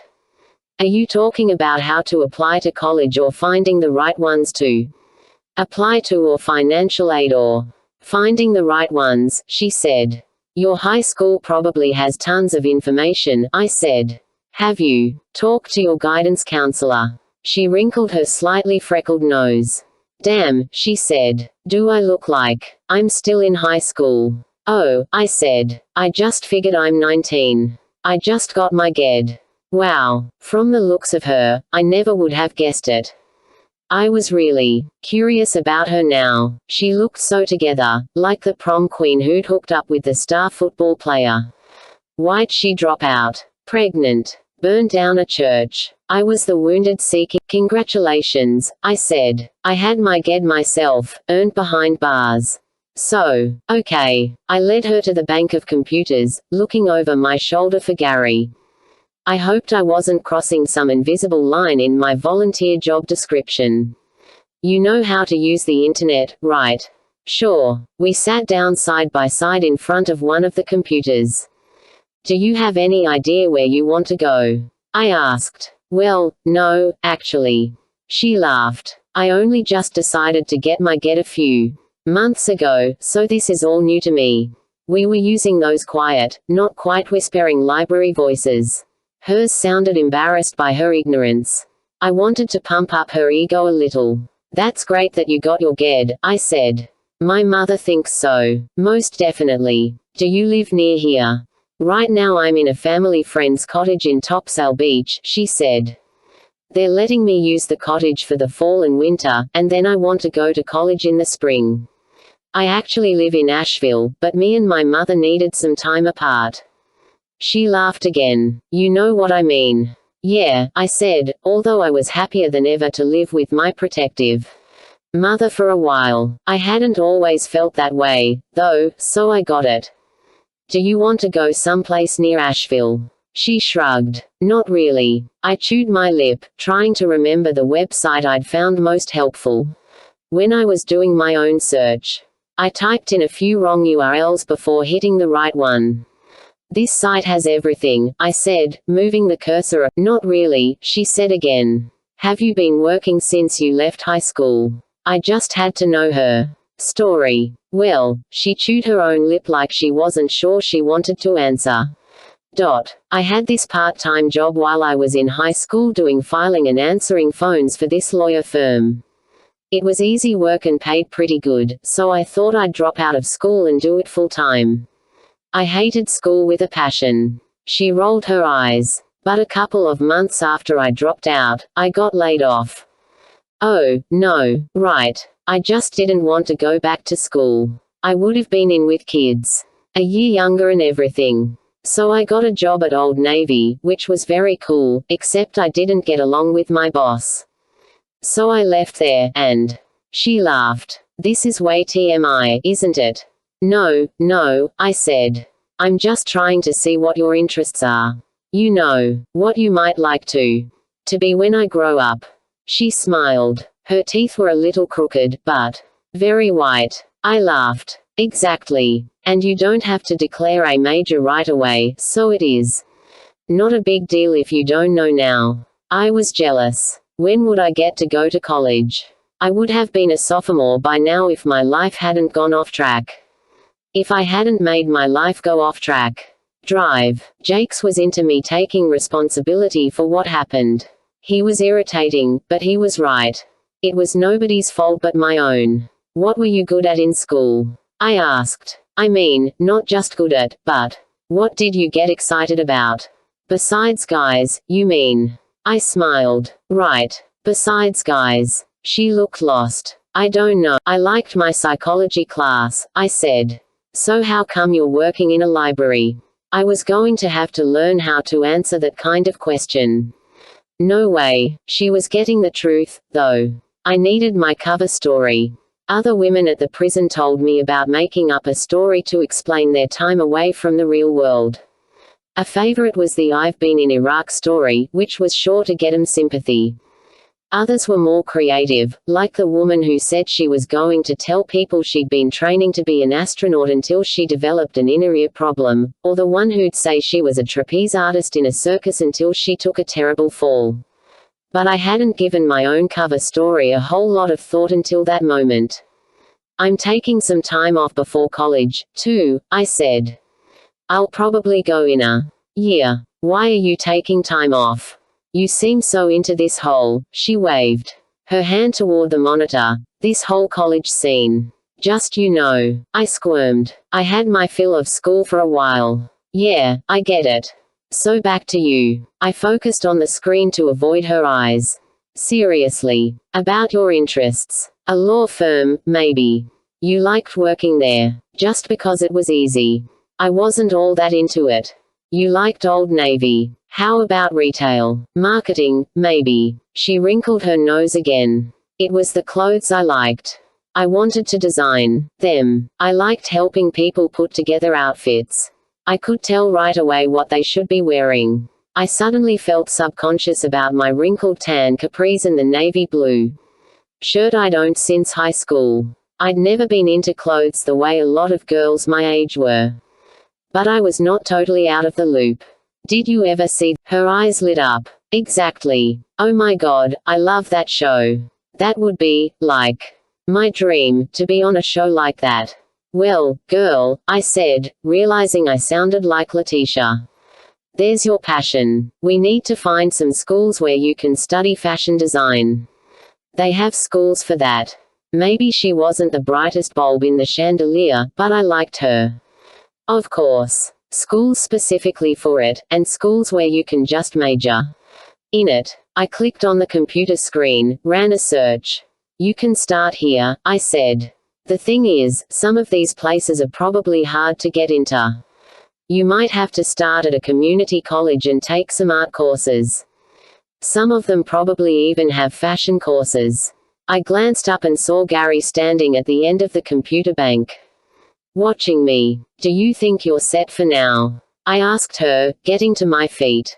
Yeah, thanks. This is great. I walked over to Gary. I'm helping her with college research, I said. Is that all right? Sure. He looked pleased. I just wanted to be sure you're okay. My mother had probably told him to baby me a little. Just don't let any reporters in here, I said, and it'll be fine. I was back to shelving books an hour later when the girl found me again. I've gotta go, she said. I got a ton of info, but I'll probably be back again Friday. You don't have a computer where you're staying? Oh, yeah. My name's Jen Parker, she said. I'm Maggie. Will you be here Friday? I nodded. I'd be living in the library for the next 300 hours. Great, she said. I'll probably see you then. I watched her walk away, her hair catching stripes of light from the fluorescence overhead, wondering if I just might be able to have a friend. Chapter 20. Keith. I woke up around 11 in the morning, the pain in my left arm so bad I felt like cutting it off. The bottle of Percocet was on my nightstand and I took 2 of them with a swallow of water while I was still in bed. It was dark in the trailer. There was a window right above my bed, but I couldn't stomach the thought of stretching my arm high enough to pull the blind open. Our trailer was always dark inside. I hated that rusty tin can. Lived in it practically my whole life. Of course, my tin can was less than a block from the ocean and not everyone who lived in a trailer park could say that. Maybe I'd surf today. Once the meds kicked in, that's what I'd do. Out there, I could ditch my problems. First, though, I'd drive to Sneed's Ferry and get my buddy there to fill my tank and then I'd get him to buy me some brew, because I wasn't going to go through one more day without beer. For the first time ever, I could drink in my own house, whenever I wanted. Hell, if my mother had to be missing, I might as well get something good out of it. When I got in my car, though, the needle in the gas gauge did a tiny little jump and then just sat there below the E. It was lower than I'd ever seen it before, and I'd run on fumes plenty of times. Sneed's Ferry wasn't all that far, and maybe I could still make it, but what if I didn't? It was midweek in late September, so there wouldn't be that many cars on the road to begin with. I'd be stranded trying to hitch a ride with a face that'd scare off anybody who slowed down long enough to get a look at me. There was a gas station less than a mile from the trailer park. I was going to have to bite the bullet. A zillion people filled up their tanks every day and never caught on fire, I thought as I pulled onto the main road. A zillion people. There were no other cars at the pumps when I pulled into the station, but I could smell the gas already even though I hadn't opened my car door. It wasn't my imagination. Maybe the station had a leak going on or something. Maybe a car knocked one of the pumps a little off its base and no one knew about it yet. Whatever, I thought. What the fuck ever. I just needed to get this over with. I got out of my car, then realized the tank was on the other side. Got back in, turned the car around, remembered to pop the door on the gas tank. I looked at the pump. There was this little cardboard sign taped to the display. Pay inside if using cash. Crap. I didn't want to go inside and have to talk to somebody. Mum always took care of that. I dug into my pocket and pulled out my 2 last 20s, a 5 and 3 singles. I'd get $10 worth.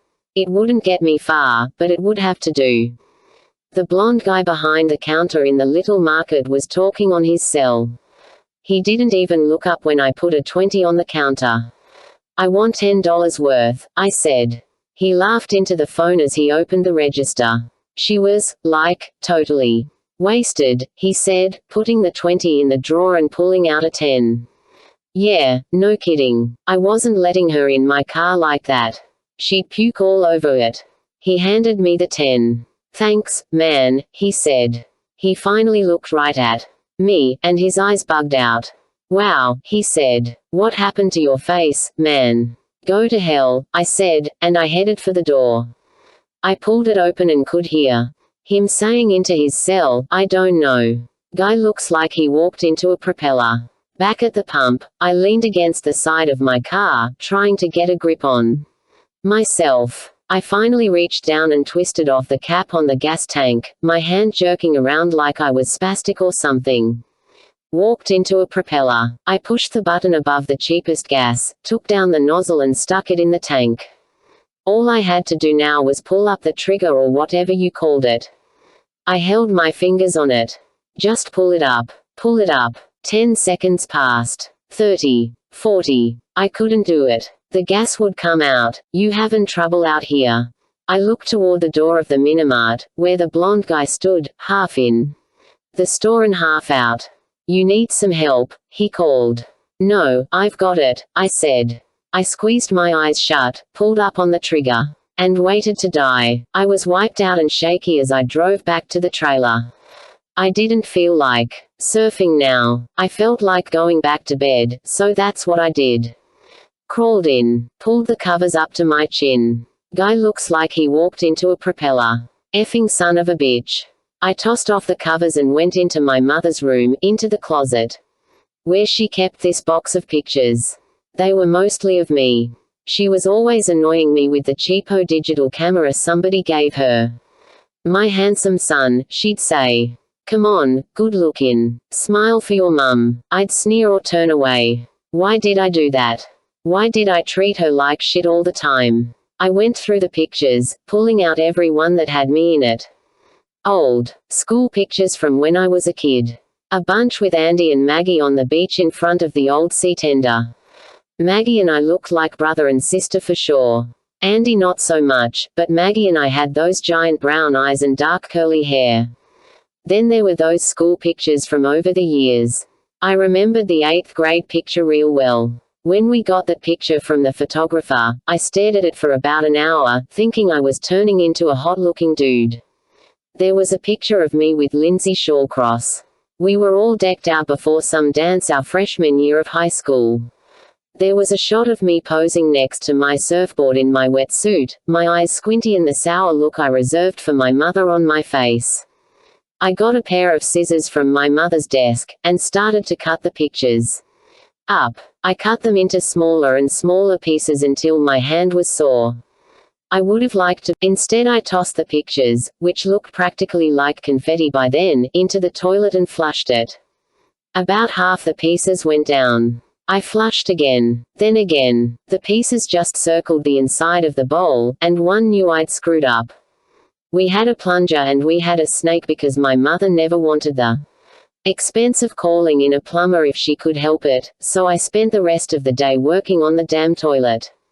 By late afternoon, I had the thing working again. I took a shower, thinking about maybe driving to Sneed's Ferry to get my buddy to buy me some beer, but if he wasn't working, it'd be a waste of gas.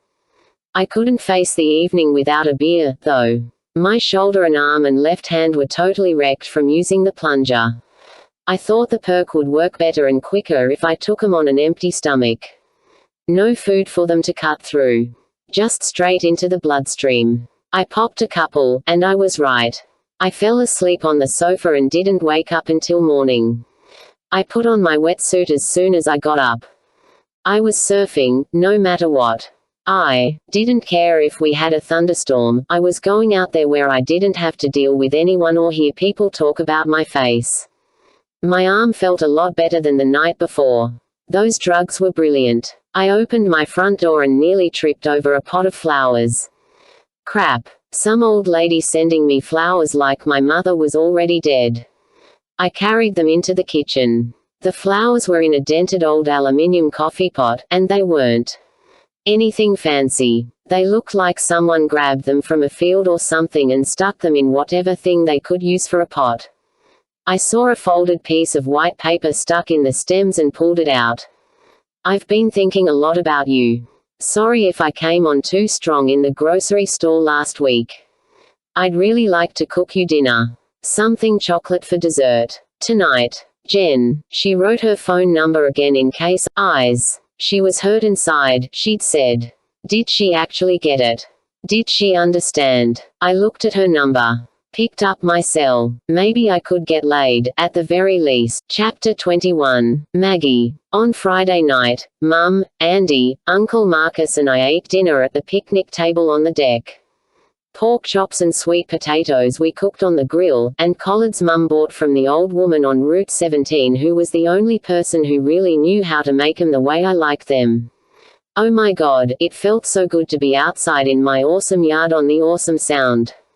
The news vans were gone. Finally. The last one pulled out sometime that afternoon. Maybe it was just because it was the weekend and they weren't bothering to cover the news, but whatever the reason, I could finally go outside without hiding in the shadows.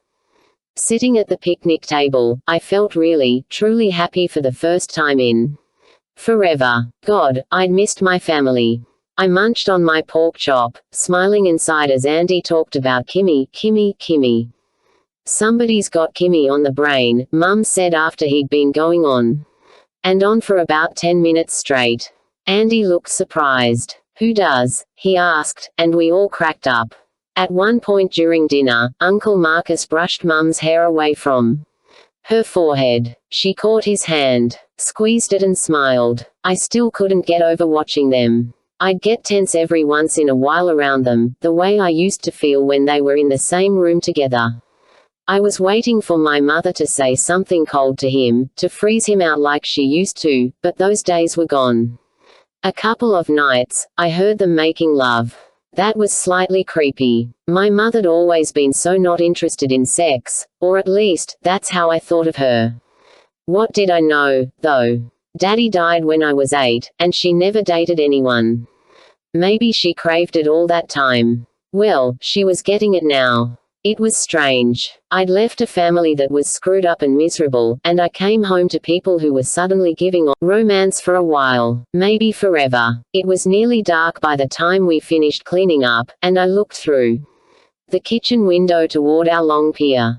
I hadn't felt safe enough to walk out on the pier since I got home, but tonight the reporters were gone, and in the darkness no one would be able to see me from the water. I'm going to go out on the pier, I said as I turned on the dishwasher. Beautiful night for it, Mum said. Can I come? Andy asked. Sure. I'd really wanted to be alone, but I needed to make up for lost time with my baby brother. The sand was cool under my bare feet as we crossed the yard to the pier. Fall was coming already. I'd missed summer while I was locked up. I never wanted to miss another one. The good thing about fall, though, was that the tourists were gone and the island was dark, which meant you could see zillions of stars. As I walked down the long pier next to Andy, I felt so incredibly free. I put my arms out like I was flying. What are you doing? Andy asked. Just feeling happy, I said. He stretched his own arms out at his sides. Me, too, he said. At the end of the pier, we sat down and dangled our legs over the side, like we'd done thousands of times before. It was totally still on the water, and I could hear little waves lapping against the pilings. I love that sound. Uncle Marcus is getting me a kayak, Andy said. Really? Mum's letting him. Mum had been paranoid about any sort of boat ever since Daddy was killed on Uncle Marcus's. Yup. She said I'm old enough. I leaned against the piling and watched the moonlight flicker on the water. For a quick, sickening moment, I remembered the last time I'd sat with Andy looking out over the water, in the sea tender during the nor'easter, on that stupid night when I'd lost every particle of sanity I'd ever had. The memory made me feel queasy. I hoped Andy wasn't thinking about the same thing. I suddenly felt the rhythmic vibration of footsteps on the pier. I looked over my shoulder. If it was a reporter, I would jump into the sound before I'd talk to him. But it was Mum and Uncle Marcus, walking toward us, holding hands. What a gorgeous night, Mum said as they came close to the end of the pier. Yeah, I said. Can we sit with y'all? Uncle Marcus asked, even though he was already lowering himself to the pier next to Andy. Mum sat down next to him. We wanted to talk with you both about something, she said. What? Andy asked. I wondered if they were getting engaged. Well, first of all, I just wanted to let you know that I'm definitely going to hire a private investigator to help us find Sarah, Mum said. Good idea, I said. Maybe a P.I. could do something the police hadn't thought of. Yeah, good, Andy said, like he had a clue what a private investigator did. But second, Mum said, and this is the part that affects you too, Marcus. And I think we should ask Keith to move in here while Sarah's gone. I looked down at the water beneath my feet. Second, I don't know where Miss Sarah can be, Andy said. No one does, and, Uncle Marcus said.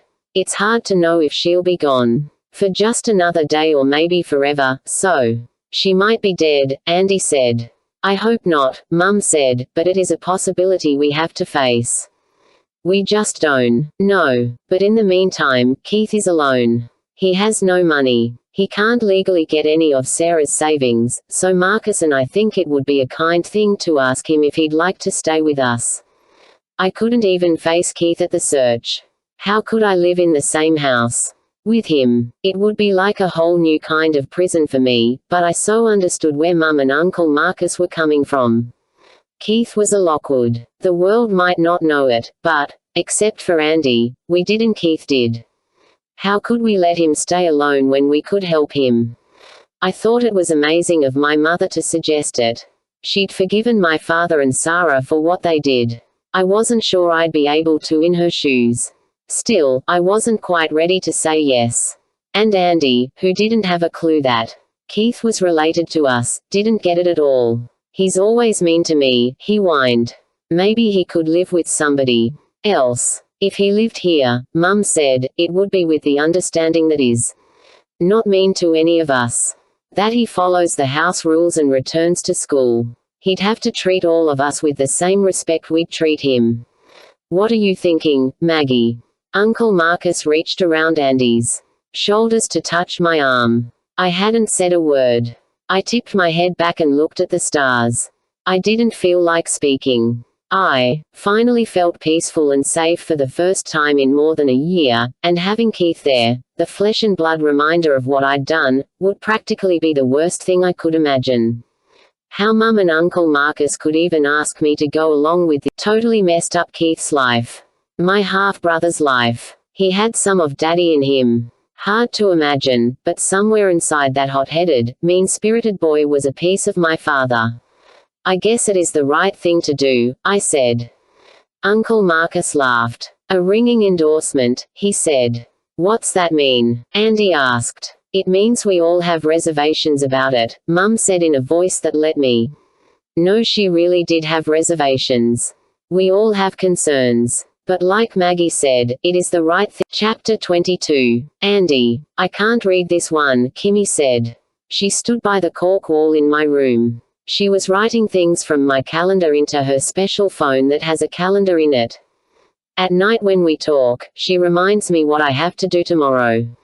What one? I got up from my desk where I was doing organizing and walked to the cork wall. This one. She pointed at the October 2nd square. It was Mum's handwriting. Usually I could understand it, but not when she wrote uphill. I turned my head sideways to try and read it. Shugletropskinder, I said. Kimmy laughed. She thought I was funny a lot of times. Say it again, she said. Shugletropskinder. She giggled so hard she had to flop onto my bed. I loved when she laughed. 'Cause a lot of times she was serious. Like Mum. I flopped next to her and laughed, too. My ceiling had little stars on it that lit up at night from when I was a kid.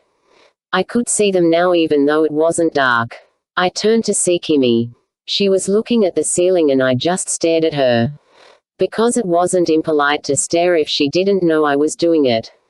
She was so pretty. I wanted to hug and kiss her. She had on a green shirt like her eyes and I liked how it went over her breasts like heels. I would have really liked to touch them. I never did, except when I hugged her and could feel I knew a lot about sex even though I never did it. Uncle Marcus told me stuff. A long time ago. Mum did, too, but she never explained about hard-ons and everything because of being a girl. I also seen magazines Max brought to school sometimes. Max called hard-ons boners.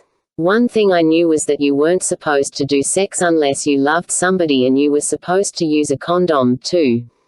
So I started thinking about the condom Uncle Marcus gave me back when he did the sex talk thing. I found it in my clutter drawer a few weeks ago, but the date on it said 10/07, which meant it was too old. Okay. Kimmy all of a sudden sat up.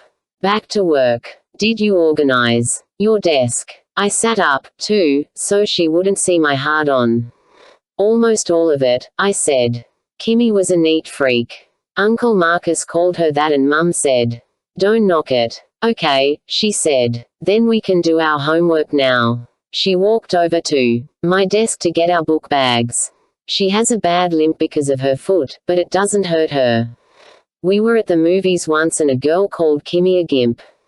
I didn't know what it meant, but I knew it was mean. Like when somebody called me retard.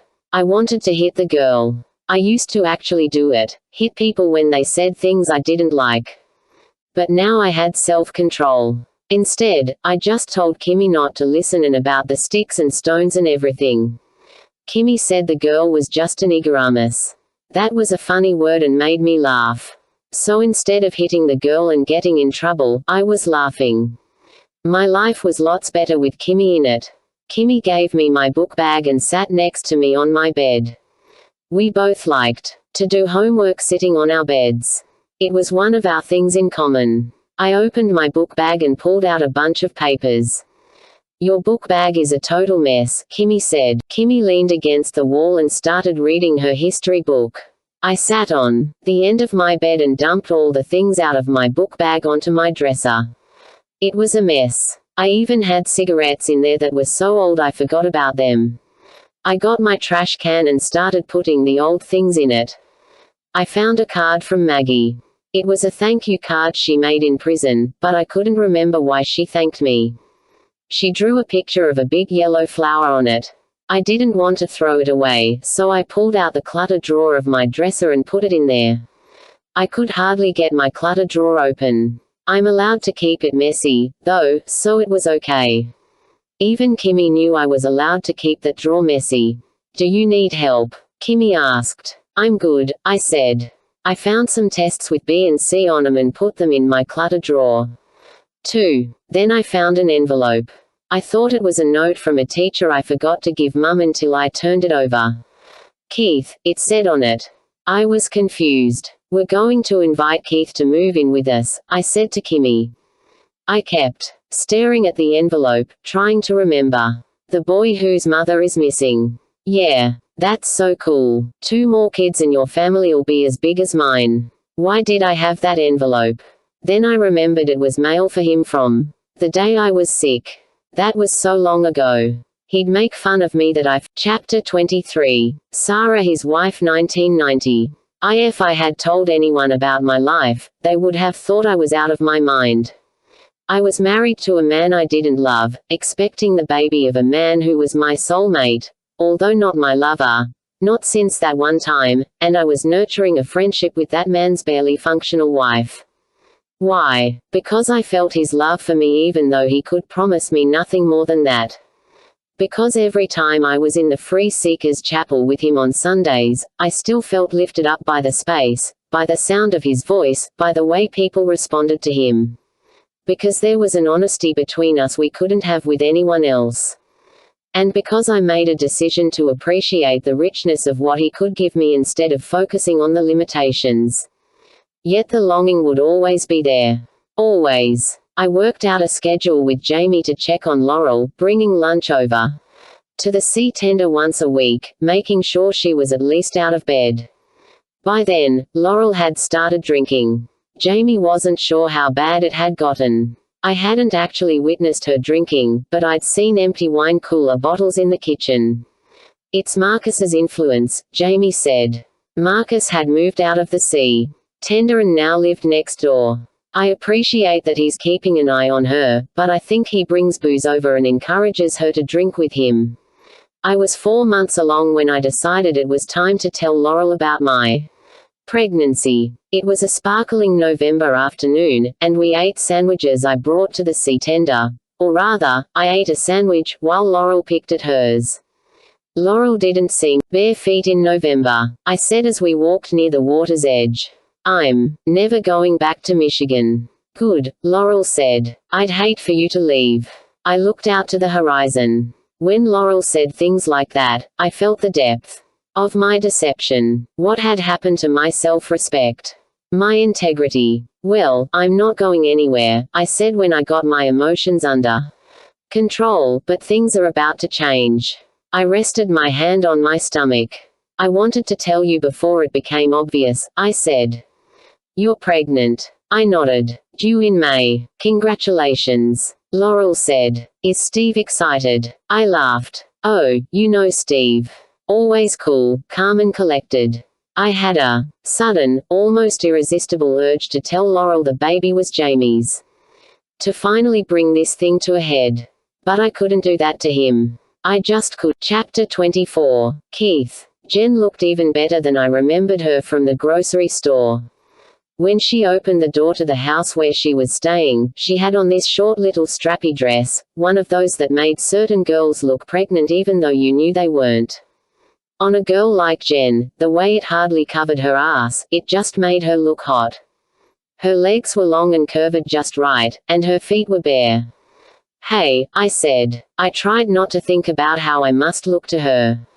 Hey. Her smile was so sexy, but I hardly had a chance to take it in before she put her hand on the back of my neck, leaned forward and Frenched the hell out of me.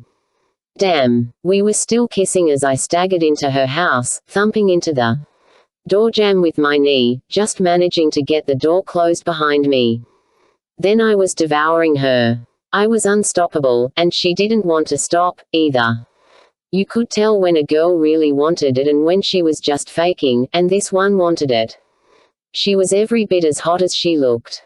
She had me flat on the living room floor before I knew it, straddling me, tossing that hair around. I reached up to touch her breasts, braless beneath the slippery stuff her dress was made out of. Her nipples pressed against my palms, and I ran my thumbs over them. It took me about 20 seconds to discover she had no panties on under that dress. I knew chicks liked sex slow, but damn. What was I supposed to do? It had been way too long. She rubbed against me through my jeans. I finally held her hips still. I'm gonna come if you don't stop it, I said. She was wet, slippery as silk. I groaned, and she undid my zipper and whipped off my jeans like she did it every day of the week. Then she sank onto me. I tried to hold back, but 2 thrusts and it was over. Sorry, I said when I managed to catch my breath. I could usually hold out long enough to get girls to come. I used to be good at it. She laughed in my ear. That's okay, baby, she said. I felt her muscles tighten around my cock. You needed it. We lay like that a while longer, with her head on my chest and my aching arms around her. Her hair smelled incredible, the scent just about making me drunk. I needed another Percocet, but I didn't want to move. Are you cold? I asked, rubbing her left arm with my right. I felt my cock slip out of her. Not at all. You. No. I twisted some of her hair around my fingers. You smell like oranges. Orange and vanilla. Creamsicles. She laughed. Is that bad? It's excellent. Let's move to the bedroom. She got to her feet and reached down to help me up. I thought briefly about dinner. I could smell that she actually had cooked something, but right then I didn't care if I never ate again. Her bedroom was massive, the bed bigger than my whole room in the trailer. We got naked and under the covers and she wrapped her arms around me. Are you in pain? She asked. I'd hesitated half a second too long before. I have pain meds in my jeans pocket. My jeans were on her living room floor and I didn't feel like letting go of her to get them. But she hopped out of the bed before I could stop her, and in another minute was handing me my bottle of pills and a glass of water. I popped a couple of the Percocet. Any more action like we'd had in the living room, and I'd need every milligram. She climbed back into bed again, wriggling over next to me. I'm sorry you have pain, she said. I kissed her. It's all right, I said. Are you angry? She asked. What? I thought she meant about attacking me at the front door before I'd even had a bite to eat. About what? You're the pain. You mean the burns? Yeah. Oh, yeah. I was angry. Do you know the whole story about the fire? I asked. You mean, how that Maggie Lockwood girl was trying to help out her boyfriend by starting a fire so he could be some big hero, and she didn't actually start it. I interrupted her. That's the thing. I remember reading about it, Jen said. She planned it and poured the gasoline around the building and then chickened out when she realized there would be kids in the building. But one of the kids lit a cigarette and tossed down the match and that was me, I said. Oh, Keith, she said. You don't blame yourself, do you? Hell, no. I blame Maggie. I thought of telling her how Maggie and I were related, but just didn't feel like getting into all that. I hate that bitch. Our mothers were friends when I was a kid, so I was always stuck playing with her and her brother. I could tell her about my mother going missing, but I didn't want to think about that tonight, either. Her brother, Andy, was so weird, I said. Turned out Maggie was even weirder, though she was good at putting on the normal act. Andy's the one they thought started the fire, right? Right. How could she let him take the blame? She asked. Did she have a crappy relationship with him or what? The opposite of crappy, I said. She's really protective of him. She and her mother even tampered with evidence to try to get him off. Jen suddenly sucked in her breath. I think I just figured something out, she said. Though I hope I'm wrong. About what? Your mother's not that woman who just went missing, is she? That's the one. Oh, no. How awful. She leaned up on an elbow. I'm sorry. Have you heard anything? Does anyone know what happened? The cops are supposedly looking for her, but they think she left by choice. Which is bullshit. I feel like I should be doing something myself, but I don't know what. Like looking for her. I don't know. It must be so terrible for you. I wish I could do something to help. She ran her fingers across the ruined half of my face. My muscles tightened up. Only my mother had touched those scars, and that was just because she was supposed to massage them to keep adhesions from forming. Did I hurt you? She asked. No. She touched my cheek again. Her eyes were on my skin and I tried not to pull away, to hide. She leaned over me, pressing her lips to my cheek, kissing it. When she lifted her head away, I saw tears in her eyes. I touched one of them where it hung on her lower lashes. My throat tightened up. I'm all right, I said. She smiled. I know you are. And you're beautiful. You're a beautiful man. Do you know that? I laughed. No, I don't know that at all, I said. If another girl had told me that, I would have thought she was mocking me. Not only wasn't I beautiful, I was only 17. Not exactly a man. But I had the feeling Jen was being totally real. You are, she said. And you have the most amazing, big brown eyes. Don't let anyone tell you you're not beautiful. Not ever. I kissed her again, nibbling her lower lip. No. Chapter 25. Maggie. I was shelving books in the biography section when Jen poked her head around the corner of the stacks. There you are, she said. I was looking for you. Hey, Jen. I was ridiculously happy to see her. She was the only person my age who didn't try to avoid me. Of course, that was because she didn't know who I was, but still. Plus, I'd been doing some research to help with her college plan. I found out some things for you. Really. About getting into schools with fashion design programs. I reached into my pocket and pulled out the little piece of paper where I'd written the URL. Here's the website. I handed the paper to her. That's so cool of you. She looked at the internet address. I want to narrow it down some more today. I don't know whether to go in state or out or what. I thought I could apply, like, everywhere, but I didn't realize how expensive that would be. Oh, I know. I'd applied to several schools, but money had been no big deal for me. Once I met Ben, though, I knew I'd be going to UNC Wilmington. No way would I go any farther away from him than that. I was so stupid. I'd never ever again plan my life around a guy. Actually, I didn't think I'd ever fall for someone that way again. Trust someone like that. You couldn't totally know a guy, ever. They thought differently. They had a different kind of moral code or something, or maybe it just boiled down to testosterone. Jen glanced at the books I was shelving. Do you have a minute to help me get online? I do not get these library computers. Sure. The library computers could be confusing the first couple of times you use them. I sat down next to her like I did on Wednesday and showed her the website with the information on fashion design programs. Then I got caught up in helping her narrow down her choices. It was more like bringing her back down to earth.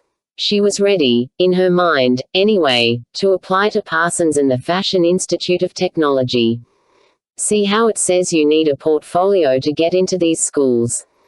I pointed to the website. It's really best if you go to a community college or one of the state schools so you can get the experience and put a portfolio together. That'll be easier money-wise, too. Then maybe you could get into one of the fashion design schools later.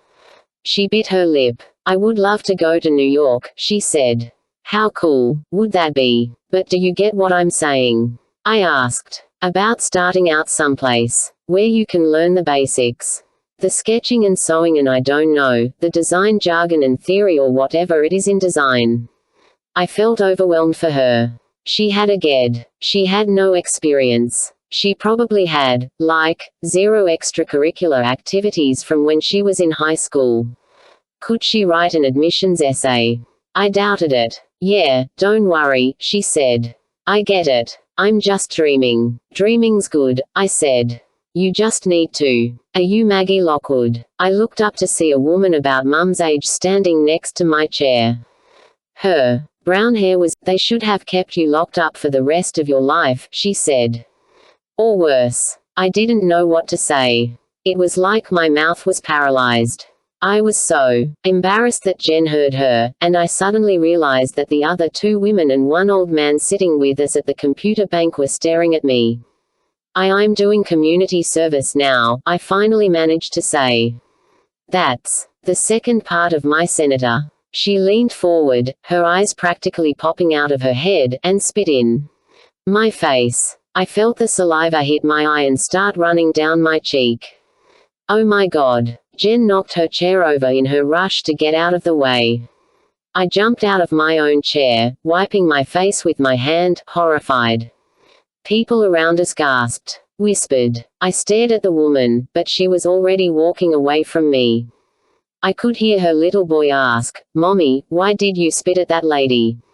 I ran to the restroom. I didn't look at my face in the mirror. I didn't want to see that disgusting wad of spit slipping down my cheek toward my mouth.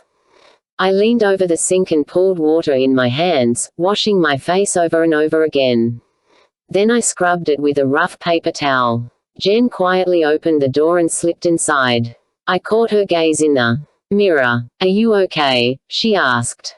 I shut my eyes, pressing the wet paper towel to my face. Sort of, I said. That was so disgusting. Why did she do that? It's a long story. I was a little surprised Jen hadn't recognized my name. But then, she was from Asheville. The fire had been national news, though, thanks to Andy's appearance on the— I nodded. I felt so tired all of a sudden. She had a reason, though. Why? What did she mean about you being locked up?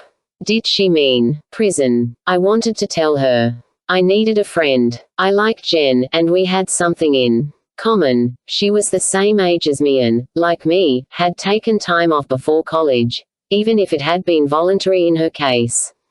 And if she said I should take a hike once, I told her, what had I lost? I looked around the cramped bathroom. I don't want to talk about it here, I said. There was a knock on the restroom door. Maggie. It was Gary. Yes. Are you all right? Yes. I need to talk with you when you come out. Just come into the office. I couldn't imagine walking back through the library. No way. I just want to go home, I said through the door. Can I call you? We can talk on the phone. He didn't answer right away. All right, he said finally. You sure you're okay? He was a nice man. I'm okay, I said. But I want to leave. I realized Jen was holding my arm, like she thought I'd fall over if she let go of me. Okay, Gary said. I'll be here until 7. Jen let go of me and I looked in the mirror. My rubbing I'd given it with the paper towel, and from being humiliated in front of half the world in the library. What a total disaster, I said. Let's go get some coffee, Jen said. I looked at her in the mirror. You wanted to do research, though. She shook her head like it was no big deal. I can do that anytime. I'd wanted to go home. I could already picture the safe haven of my room. My Angora teddy bear. But the possibility of friendship was stronger. I nodded. Okay. Do you want to go out toward the beach? She asked. There's a cute little coffee place. I knew she meant J-Beans. I'd probably never go in J-Beans again. I could picture Dawn whipping us up some lattes while I explained to Jen about my criminal past. It was almost enough to make me laugh. Let's go closer, I said. There's a coffee shop down the street. All right. I suddenly remembered my purse. Damn, I have to go into the office to get my purse, I said. I'll get it for you. I'll ask him to give it to me. What does it look like? Why are you being so nice? 'Cause you helped me. You might not feel that way once you hear why I was locked up. She shrugged, like she couldn't imagine that what I'd done was such a major deal. What does your purse look like? It's small. I held my trembling hands about 10 inches apart. Okay, she said. I'll meet you in the parking lot. I walked through the library as quickly as I could, not looking at anyone and hoping no one was looking at me. I didn't even know I was holding my breath until I got outside and gasped for air. Jen followed my car to the coffee shop. I paid for our mocha lattes, and she didn't put up a fuss at that. I had the feeling she didn't have much money. So, all right, she said quietly once we sat down in a booth. Out with the details. Why were you locked up? I tapped my fingers nervously on the lid of my cup. Do you remember? About a year and a half ago there was a fire in Surf City. I know you were in Asheville, but I'm sure it was on the news there. It was everywhere. There was a lock-in at one of the churches, basically a sleepover for their youth group, and my voice trailed off because I could see the puzzle pieces coming together in her head. Maggie Lockwood, she said. Oh, I wrinkled my nose. Right. I thought she leaned away from me a bit, but I might have imagined it. So people are upset you didn't get a long enough prison term. Right. Wow. I looked down at the lid of my cup, where I was making crisscross lines with my fingernail. Jen frowned. You don't seem yeah, I remember. Some kid tossed a lit cigarette on the gas or something. Right. A match. And wasn't there something about your brother being blamed?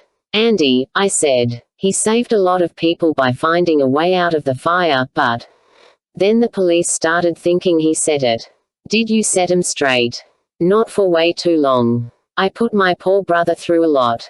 And he could have gotten killed himself. Don't even say that, I said. I can't stand to even think about it. Jen sipped her latte. Why did you do it? She asked.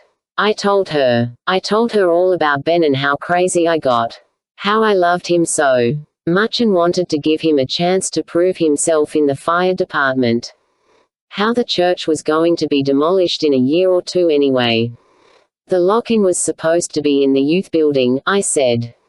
So when they moved it to the church, I decided, not to light the fuel. But that other kid dropped the match. I nodded. How awful. She clutched her hands around her cup like she was trying to warm them. Do you ever think about the people who were killed? She asked.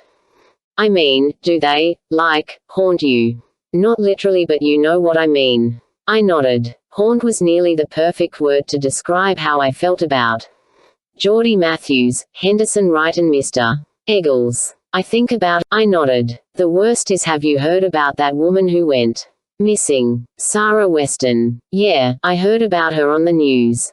Oh. She set her coffee cup down on the table. Her son was in the fire, wasn't he? Yes. Keith. And he's actually my half-brother, which is a really long story. He is. I rolled my eyes to indicate just how long and convoluted that story was. He has scars on his face and hands and arms. My mother's going to ask him to move in with us while Sarah's gone.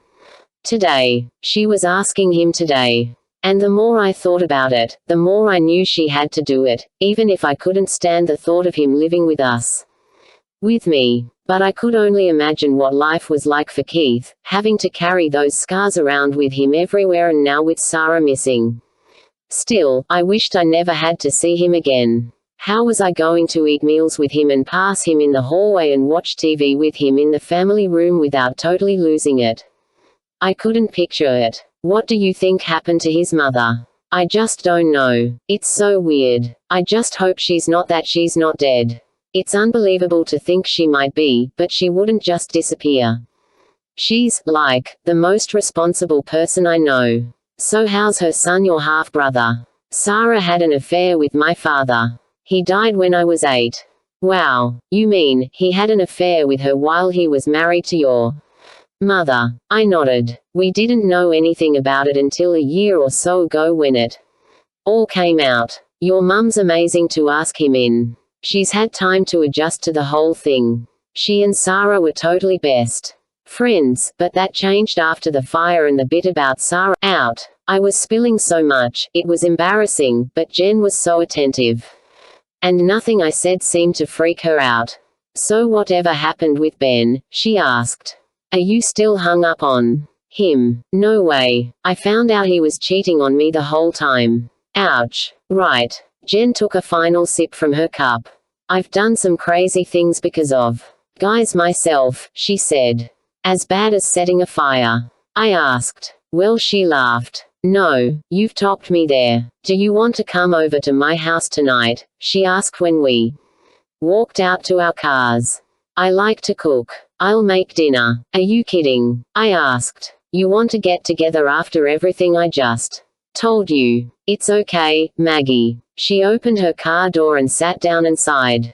Trust me, she said. I haven't had the most. Chapter 26. Keith. When I left Jen's house the night before, I told her that I'd call her, but now I wasn't so sure. I'd felt really good last night. Almost like the old, before fire me. I was totally convinced she was glad I was there, and that she was into me big time. Today, though, I had some doubts. Maybe she regretted inviting me over once she really got a look at me. Maybe she'd just been too nice, or too horny, to kick me out. I wished I'd gotten her email address. Email would be safer. A piece of paper with her number on it was tucked under the salt shaker on my kitchen table. I stared at the number all morning, but I couldn't make myself pick up the phone. If I said let's get together, and she said no, I wouldn't be able to take it. I was eating a bowl of ramen noodles for lunch when I heard footsteps on the deck, then a knock at the door. Ever since my mother disappeared, I'd been waiting for a cop to show up with bad news. So when the knock came, I got up slowly from the table, like I could put off getting that news for a few more seconds. I pulled open the door and found Laurel standing on the deck and instantly broke out in a sweat. Bad news, definitely. The cops would send her to deliver it, thinking I could handle it better from her than from them. "Hi," she said. "I brought you some food. Can I come in?" I finally noticed the plastic grocery bags she was carrying. I didn't want her inside, though. The trailer was a wreck. Probably stank, too, with the dishes in the sink and 2-day-old leftover spaghetti on the counter.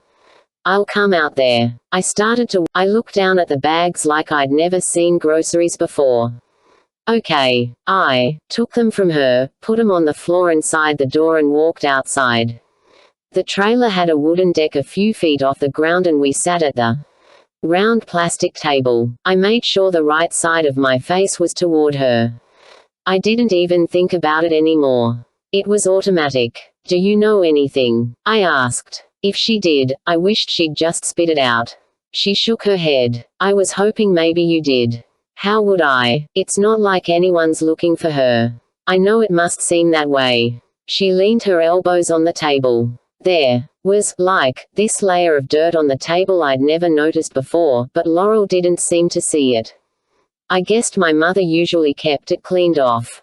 If the police had a good lead, that would be one thing," she said. "It's got to be very frustrating for you, Keith." Whatever. I didn't want to get in this big sympathy for Keith talk with her. Now that I knew she didn't know any more than I did, I wanted her to leave. "I wanted to talk to you about hiring a private investigator," she said. I started to open my mouth to tell her I hardly had money for food, much less a PI, but she held up her hand to shut me up. "My dime," she said.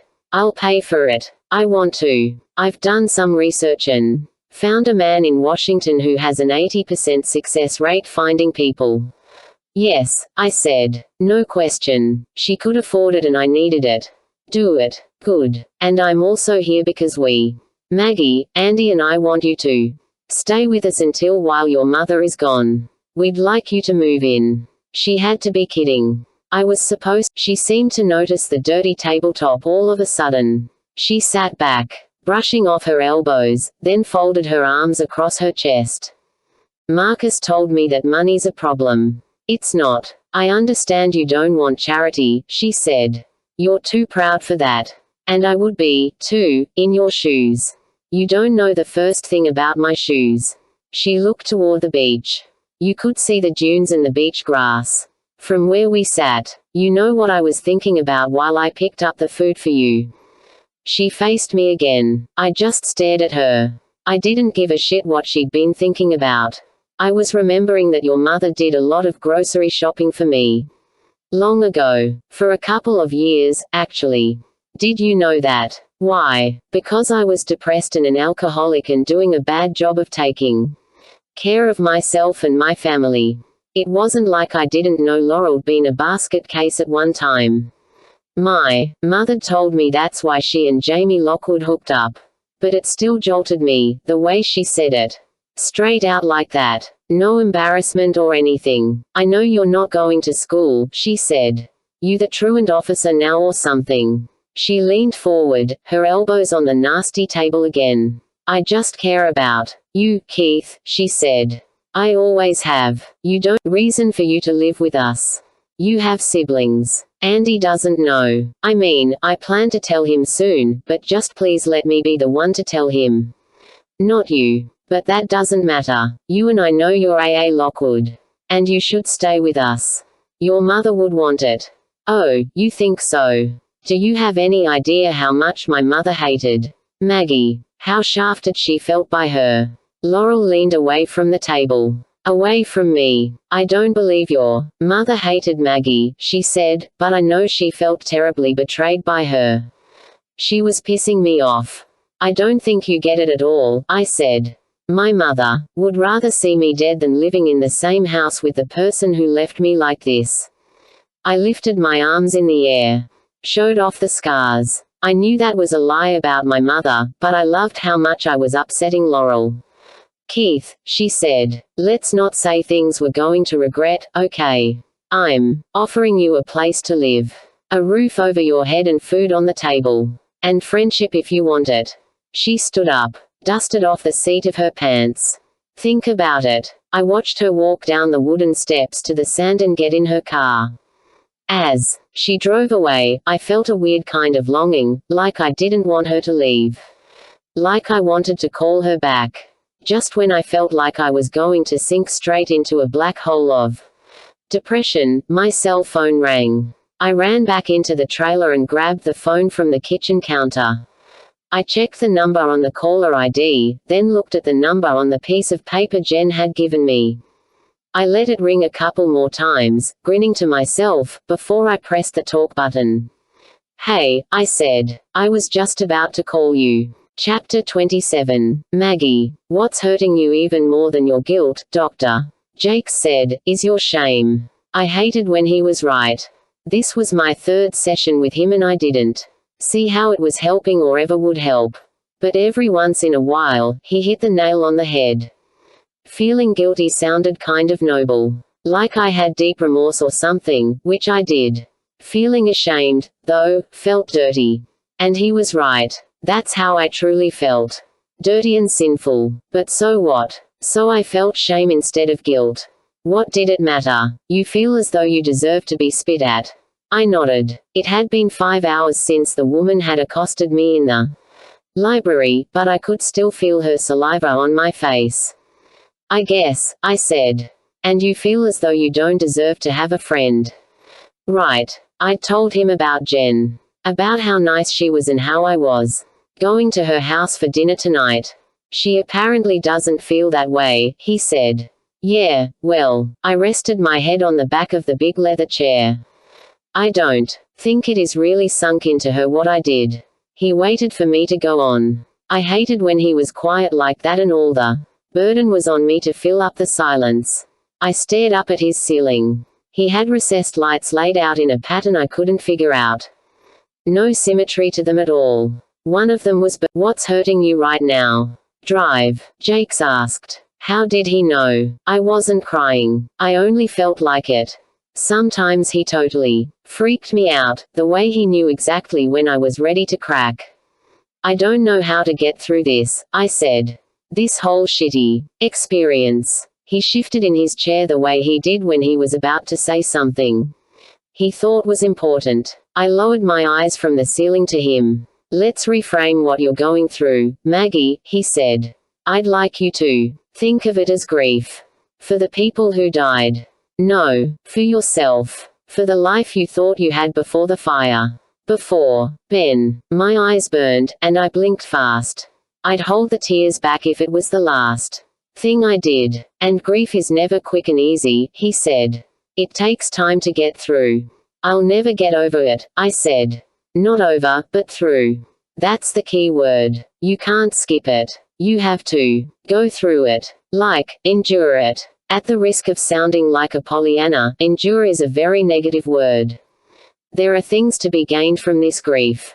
Oh, sure. Trust me on it. But you have to let yourself. I looked at my watch. 20 more minutes of this. He smiled at me. "What are you thinking now?" he asked. "You don't want to know." He laughed. His belly bounced up and down. "Will you continue at the library?" "No way. What will you do about your community service if you leave?" "You say that like you think I should stay there." I was never setting foot in that library again. "I don't think there's a right or wrong decision with regard to the library," he said. "That's your choice. My mother's working on finding me something else." "Your mother didn't commit the crime." I felt a flash of hatred for him. "What do you want from me?" "You're angry with me." I looked away. "I don't want anything from you," he said. "But I want a great deal for you. And one of the things I want is for you to take responsibility for your sentence. I just spent a year in prison. No one else did that for me. As you said yourself, that was part 1. Your mother's not responsible for part 2. No one is except you." The cottage Jen was staying at was not at all what I'd expected. It was at the southernmost end. Maybe Jen didn't have much money, but her friends were sitting on some pricey property. I was glad she had such a cool place to live while she was getting her act together about college. "Come in," she said when she opened the front door. She looked like one of Those TV cooking show hosts, a domestic goddess in a red striped apron, her hair clipped back and a slotted spoon in her hand. "It smells amazing in here," I said.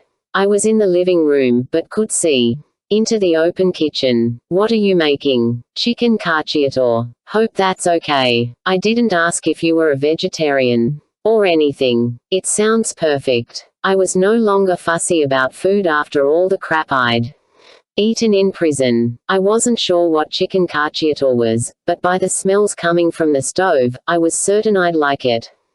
"I'm so glad to have someone over," she said as I followed her into the kitchen. "Topsail's cool, but I'm, like, totally isolated here." I looked out at the sea, feeling wistful. Yes, my family lived on the Sound. But I couldn't help it. I still longed for the ocean view from the sea tender. I'd driven past that stretch of beach only once since getting home, and I doubted I'd ever drive past it again. All the condemned cottages were gone. Some of the pilings still jutted from the sand, but my stomach had turned just looking at them.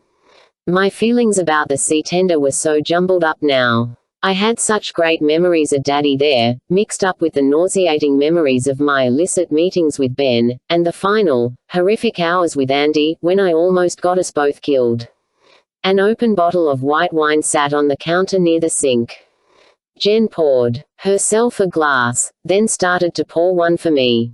"None for me, thanks." She raised her eyebrows. "Because you're not 21. And not just because alcoholism ran in both sides of my family." I didn't want to do anything that might cloud my judgment, which I wasn't sure I'd ever totally trust again. I'd already screwed up enough for a lifetime. "You mind if I drink?" she asked, already raising the glass to her lips. "No, that's cool." I didn't want to sound like a goody two-shoes. She knew I was an arsonist, though. I guessed I didn't have to worry about that.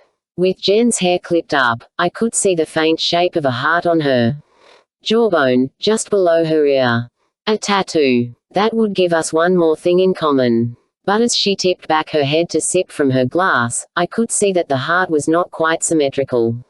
It was nothing more than a pale grayish birthmark, and although half the world had tattoos, I decided to keep my own a secret from her. At least until I got to know her better. My tattoo always required more explaining than I felt like doing right then, and besides, she didn't seem like a tattoo kind of girl. Jen turned off the flame beneath the skillet on the stove. "Well," she said, "I may be a good cook, but I can't time things worth a damn. This is already done. Are you hungry?" "Sure." We made up our plates and carried them to the table, which looked out on the ocean. It was still light outside, though the sky had turned that early evening gray. "I've got the perfect night planned for us," Jen said as she added another inch of wine to her glass. Oh, God. I hoped she didn't want to go out somewhere. I really didn't know what this girl was like. What was her idea of a perfect night? "What do you have up your sleeve?" I asked. The chicken was tender and totally delicious. Someday I'd have to learn to cook. "Well, after dinner, we'll fill a couple of plastic basins. I found some on the deck." I stared at her, speechless for a second, before I started laughing. I was so relieved she didn't want to go out. "But pedicures." "I've never had a pedicure," I said. "Not even, at home." "Not even." "Oh, you were in for a treat, Maggie." We ate in silence for a few minutes. Outside, the stars were beginning to pop out of the sky. "So who owns this cottage?" I asked. Not that the word cottage really fits this place. "You're right. It's pretty incredible, isn't it?" "It is. It belongs to some family friends. The Roscoes. They live in Chicago and don't use it at all off-season, but they spend the whole summer here." Chicago. I didn't know anyone who came to Topsail Island from Chicago. "How does your family know them if you live in Asheville?" "Oh," she moved a slice of zucchini around on her plate. "Mrs. Roscoe and my mother went to college together." She set her fork down and raised her arms to take in the whole house. "Did I luck out, or what?" "You really did. Where do you live, exactly?" "On the Sound in North Topsail," I said. Right on the sound. I bet you get great sunsets. Keith didn't want to live with us. Mum had left a message on my cell while I was driving to my appointment with Dr. Jakes, saying he turned down the offer. I really lucked out, too, I said. After dinner, we went upstairs to the huge family room. Jen turned on the TV while we looked through the shelves of movies. These Roscoe people had to be rolling in dough, especially if this was just their summer movie collection. Jen liked slasher flicks. Bad news. I used to like them, too, before I ended up living with a bunch of real-life slashers. You know, I was going to have to be straight with her. I'm just not in the horror mood these days. Any chance of a comedy? Her head was turned sideways as she looked at the movie titles. You get nightmares? She asked. Not really. I'm just into lighter stuff right now. Yeah, I guess you've had enough horror to last a while. She glanced at the TV screen where a commercial for Viagra was airing. She rolled her eyes at me. Men, she said. I swear. I laughed. A comedy'd be cool, she said. You pick, and I'll go get the stuff ready for our pedicures. I'd pulled out a few movies and was waiting for Jen to return when another commercial came on the screen. Briar Glen Hospital needs you, a man's voice said. There were pictures of an old woman in a hospital bed. A man pushing another man in a wheelchair. A little girl smiling up from a coloring book. I sank onto the sectional, watching. I remembered seeing volunteers at New Hanover Hospital when I delivered cards to the fire victims. They'd all been elderly. Were the volunteers at Briar Glen old, too? Would they let someone my age volunteer? More specifically, would they let me? It was far enough from the island that patients probably wouldn't know who I was. Could that be my community service? I thought a Dr. Jake's pretty much telling me that I should find community service. Excited. Maybe I could work with kids there. I smiled at the TV screen just as a man dressed in a white coat and stethoscope pointed his finger at me and repeated, Briar Glen Hospital needs you. Jen came back into the room, carrying a basin of fragrant, bubbly water, along with 2 rolled-up towels under her arm. I filled yours, too, she said. It's in the master bath. Last door on the left. I found the master bedroom. It was enormous, cut into 2 separate spaces that were connected by a big arched opening. The largest space had a bed and dresser and an armoire in it. The smaller space had a love seat and one of those long, luxurious lounge chairs. A huge painting of the ocean was on an easel in front of the window. I turned on the light for a better look. It was just the water and sky, but the colors were awesome. In the main part of the bedroom, there were 2 huge windows and I envied Jen waking up with an ocean view in the morning. It was obvious that was the room she was staying in. For starters, why not? No one else was there and it was probably the best bedroom in the house. But also, her suitcase was in the corner, and her clothes were scattered across the bed. And it smelled like her. A citrusy smell that was strong and really nice. In the bathroom, with its sunken tub and glassed-in shower, her makeup covered the marble countertop. There was an eyelash curler, moisturizer, a tube of fake bronzer and a small tan rectangular case I recognized instantly as birth control pills. I touched the case lightly with my fingertip, remembering how careful I'd been about taking mine. How wise and responsible I thought I was being. I'd stopped taking them after everything ended with Ben. Who knew when I'd ever need them again? So, I wondered as I picked up the basin of water from the closed toilet bowl. Lid, did Jen have a boyfriend? I carried the basin back into the family room. Jen had moved the coffee table aside and put her basin on a towel in front of the sectional. She was me, too. I sat down and rolled up the hem of my capris. Is one of the people who own this house an artist? I asked. Why? She held the remote toward the TV, pumping the volume button. I saw the painting in the bedroom. Oh, yeah. Mrs. Roscoe paints, I think. She fiddled with the remote for a second. You have great hair, she said suddenly. Are you kidding? I lowered my feet into the warm, slippery water. I'd give anything to have yours. Mine's so totally straight. You've got those amazing waves. I'd rather have straight, I said. This felt so high school, the two of us. Pampering ourselves and talking girl talk. I was loving it. Ready. She pointed the remote toward the screen. Aha. She clicked the button, then groaned. A preview, she said. I hate previews. Me, too. The preview was for The Holiday, which I'd seen about 5 times. Oh, well. She hit the mute button, then reached for one of the throw pillows on the sectional, plumping it up behind her back. So, she said, what was it really like in prison? Ha. It was such a totally weird time to ask a question like that I was too surprised to answer right away. I guessed it was her idea of small talk while the preview was on, but there was nothing small about the subject. It was what you'd expect, I said finally. I stared straight ahead at the TV, where Jack Black was chatting with Kate Winslet. It was scary. Lonely. A lot of really tough women. I so did not want to think about prison. You see those shows that make it seem not all that bad. Jen lifted one foot out of the basin and watched the water stream off her heel for a couple of seconds before submerging it again. You get 3 meals a day and health care if you get sick and recreational stuff to do, right? She was so far off the mark that I didn't know what to say. You get all that for free, she said. I mean, I know it is not like being on the outside, but how bad could it be? You don't have to have a job and go to work every day. Jen, I said. I felt like there was a huge animal inside my chest that was fighting to get out. It's nothing like that. It's shush, shush. It's starting. She pressed the volume button on the remote, then suddenly laughed out loud. Oh, God, she said. Cameron Diaz is such a hoot in this movie.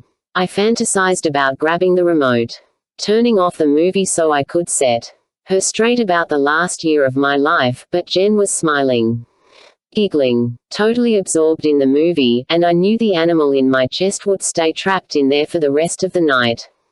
Maybe forever. Chapter 28. Sarah, A Hole in My Heart, 1991. Hey, Jamie said as he walked into my hospital room, and I pressed my lips together to keep from crying.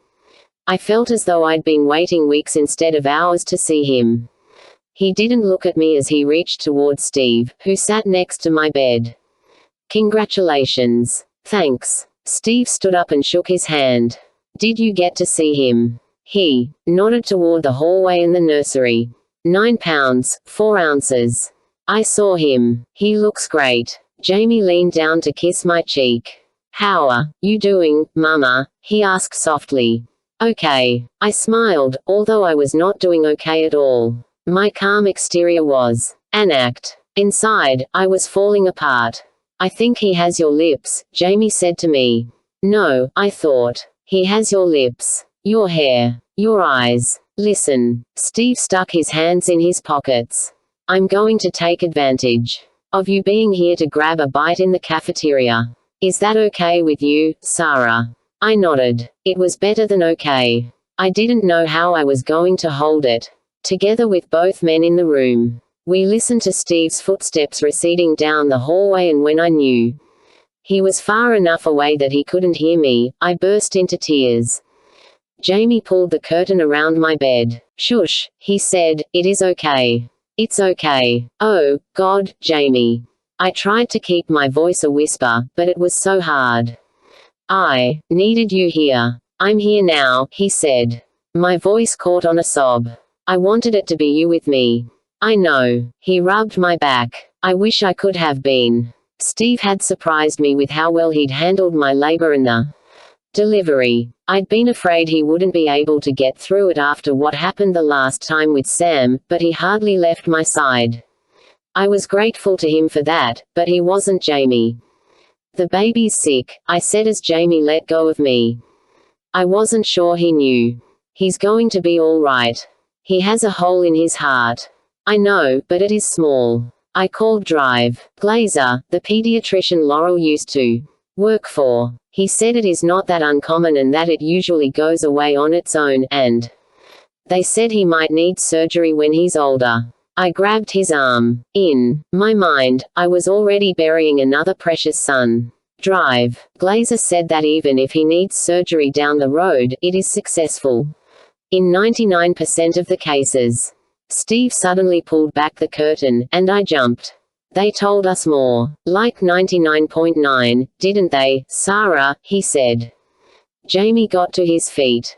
Cafeteria closed. He looked so guilty. As guilty as I felt. I didn't go to the cafeteria. About Keith's heart? I asked. Steve shook his head. No, not about his heart. His voice sounded tight, and the cold steel color of his eyes made my own heart start to pound. What do you mean? Jamie asked. Steve leaned against the wall by the window. I was confused by something. The pediatrician said when he was in here earlier. He looked at me. About the baby being 41 weeks. Oh, God. I thought I must have heard wrong, because according to what you told me, you were only 38 weeks along. Steve, Jamie said. It's not an exact science. Steve finished his sentence. Actually, it is. And I had the nurse check his chart and it said, yup. 41 weeks. You think I'm an idiot? I can count. I was in Monterey 41 weeks ago. And 40 weeks ago, and 42 weeks ago, just in case you want to try the, not an exact science, argument again. What are you saying? I tried desperately to play dumb. How could you do that to me, Sarah? Steve looked so hurt, and for the first time, truly, the first time, I wondered if maybe he did love me after all. Look, Steve, Jamie said, let's. Steve suddenly stepped away from the window and pushed Jamie hard, shoving him into the footboard of my bed. Steve, don't. I said. I opened my house to you, you son of a bitch. Steve shouted as Jamie recovered his bat off another blow. Let's you and me go out in the hall. That's supposed to be my son in there. Steve pointed toward the hallway. My son. I already lost one and now you're taking this one away from me, too. I saw the tears in his eyes, and my heart broke for him. Steve. I leaned forward, reaching toward him, but he ignored me. Why couldn't you be like the other wives? He asked me. You never even try to fit in. They're just happy to have a man who cares about them and a roof over their heads. Do you think they screw around when their husbands are away? Come on, Steve. Jamie reached for Steve's shoulder. Get off me. Steve shrugged his hand away. We need to talk, but not here, Jamie said. Suddenly, he shut his eyes, too. Deep lines between his eyebrows. His face was gray. Let's get out of Sarah's room, he said. The way he looked frightened me. Jamie, are you all right? I asked. What's the point in talking? Steve shouted. The damage is done, isn't it? Jamie suddenly sucked his breath as if he were in pain. He bent over, his hand on his chest. Oh, shit. He grabbed the footboard of my bed. Call someone, Sarah, he said. I think I'm dying. At first, the doctors in the emergency room thought Jamie was having a heart attack, but I guessed it was his guilt that finally brought him to his knees. Steve called Laurel to tell her Jamie was in the ER and I listened to his call to her in terror, afraid he would tell her the truth about the baby. But he didn't. And Laurel, who somehow managed to drive herself to the hospital in Jacksonville by herself, thought Jamie's chest pains were just his overdeveloped capacity for empathy acting up. Our baby had a heart problem, so Jamie's pain made perfect sense to her. Late that night, Steve told me he'd made a decision. He wanted a divorce. Our marriage had been a mistake from the start, he said. He couldn't live with a woman who'd betrayed him the way I had, and he absolutely couldn't live with another man's child. He'd stay home for the next week, so my mother, who was coming to help out, wouldn't know anything was wrong. Jamie and Maggie would be gone anyway, since the plan all along had been for them to spend that week back in the sea tender. I listened quietly. I was so tired. All I felt was relief that he was making all the decisions for me. And here's the deal, he said. My name's on that birth certificate, so I know I'm legally responsible for child support for that. I watched him reach for and discard the word bastard. That boy, he said finally. But I'm not paying it. I agree, I said. You shouldn't have to. Yet I was scared. How would I manage with no money and a baby to take care of? I know you can come after me for it, Steve said as if I hadn't spoken, but if you do, I'll make sure that everyone knows whose kid he is. Laurel Lockwood'll know. Your mother'll know. Jamie Lockwood's ridiculous congregation will know. I winced. Do you understand me? Yes. The baby will have health insurance through the military, but you'll lose yours. But don't think that means you can go on welfare. Not ever. Because then the government will come after me for child support, and then well, I've explained what will happen. Minister Buddy can move back in and you can live out your years together or whatever you want. At least until the end of the month when the rent is due. Because I won't be paying it anymore. I'm sorry, Steve. I remembered his emotional words about losing Sam. I'm so sorry I hurt you. Yeah, well, he rubbed his hands together and looked out the window. You should have thought about that 42 weeks ago. I was afraid Jamie might not return to my house once Steve was gone. Without Steve there, would he worry about how our living together might look? But the day after Steve moved out, Jamie and Maggie returned. If anyone talked about us, I never heard about it and I didn't really care. I had my family together. Jamie still slept in his room while I slept in mine, but that would change eventually, I thought. I would be patient. Laurel's worse than ever, Jamie said as he told me about his week back at the Sea Tender. She's drinking. I mean, seriously drinking, now. She hangs out with Marcus. It's out of control and I can't tell you how glad I am to be back here with you and Mags and Keith. Jamie paid the rent on the house so that we didn't have to move.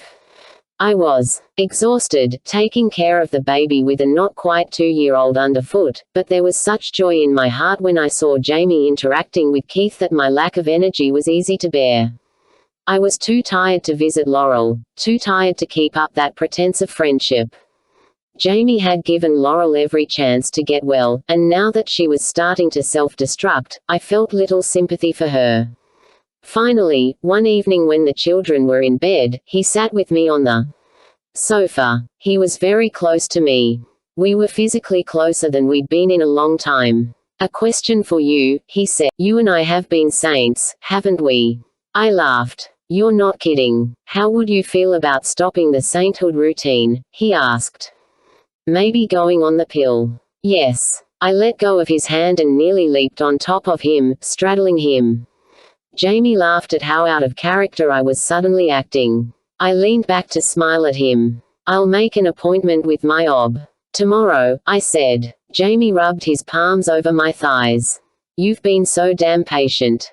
Sarah, he said. He tucked my hair behind my ear. I love you, and I love our son. I lowered my head, and for the first time since the night Keith was conceived, I kissed Jamie on the mouth. I loved how he groaned. I loved the way he tightened his hands on my thighs. But although I wanted to make love to him, this time I needed more.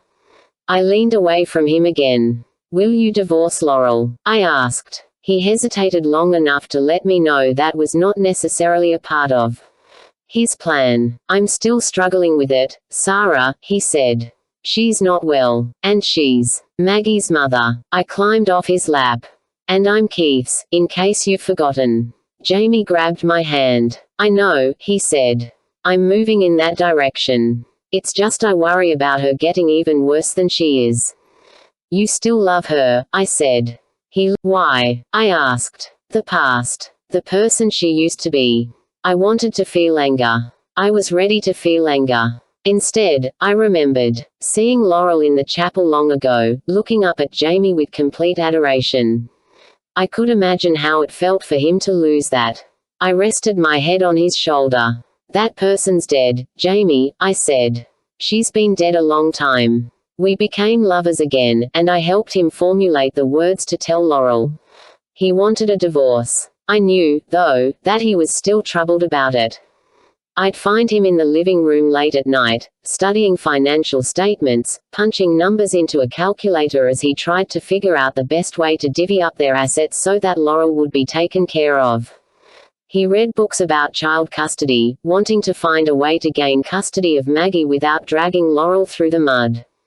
Finally, he went to see Laurel, armed with his notes and determination. I waited anxiously at home with the children, trying my best not to think about the conversation taking place in the C-tender. I didn't want to think about Laurel being upset and Jamie comforting her.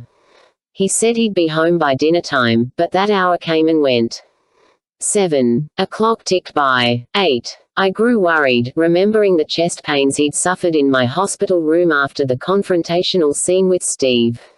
Could that have happened again? How would I ever know what was going on? I could hardly call the C-tender to find out. I was standing in the kitchen heating a bottle for Keith, who was screaming in the nursery, when I finally heard the car door slam in the driveway. A moment later, Jamie came in the back door. Jamie. I turned off the burner on the stove. I've been so worried. He looked too tired to speak. He stood in the door. She's pregnant, he said. 7 months. My mouth fell open. How exactly can she be pregnant? No, I thought. No. The week I was there after Keith was born. You slept with her. I never imagined he would do that. I thought she was so drunk and repulsive. Jamie ran both hands through his hair. I'm sorry, he said. It's a terrible situation. Maggie and I are going to need to move back to the C-tender, Sarah, he said. She needs my help. No, Jamie. Please. There was so much hurt inside me that my heart felt like a knot in my chest. I know it is not fair to you, he said. I know that. But I don't feel like I have a choice. I thought of Keith, our baby, crying in the nursery. Of Maggie, the little girl who felt like mine, asleep in the third bedroom. The little girl he wanted with him. More important to him than our son. Before I could stop myself, Chapter 29. Andy. I moved the popcorn bowl thing in front of Kimmy and she took some. We got the second to largest bowl of it, and it was almost gone even though the movie practically only started. We had sodas, too. I always got a soda at the movies because I liked putting it in that holder thing like you could in Mum's car. This popcorn is so much better than the popcorn my mother makes. Kimmy said. Shush, somebody said, because you weren't supposed to talk at the movies. Shush, yourself. Kimmy said back. I laughed because Kimmy always did things like that. Mum said Kimmy didn't care what other people thought. She said that like it was a good thing, but when I did stuff she didn't like, Mum always told me, don't do that, Andy.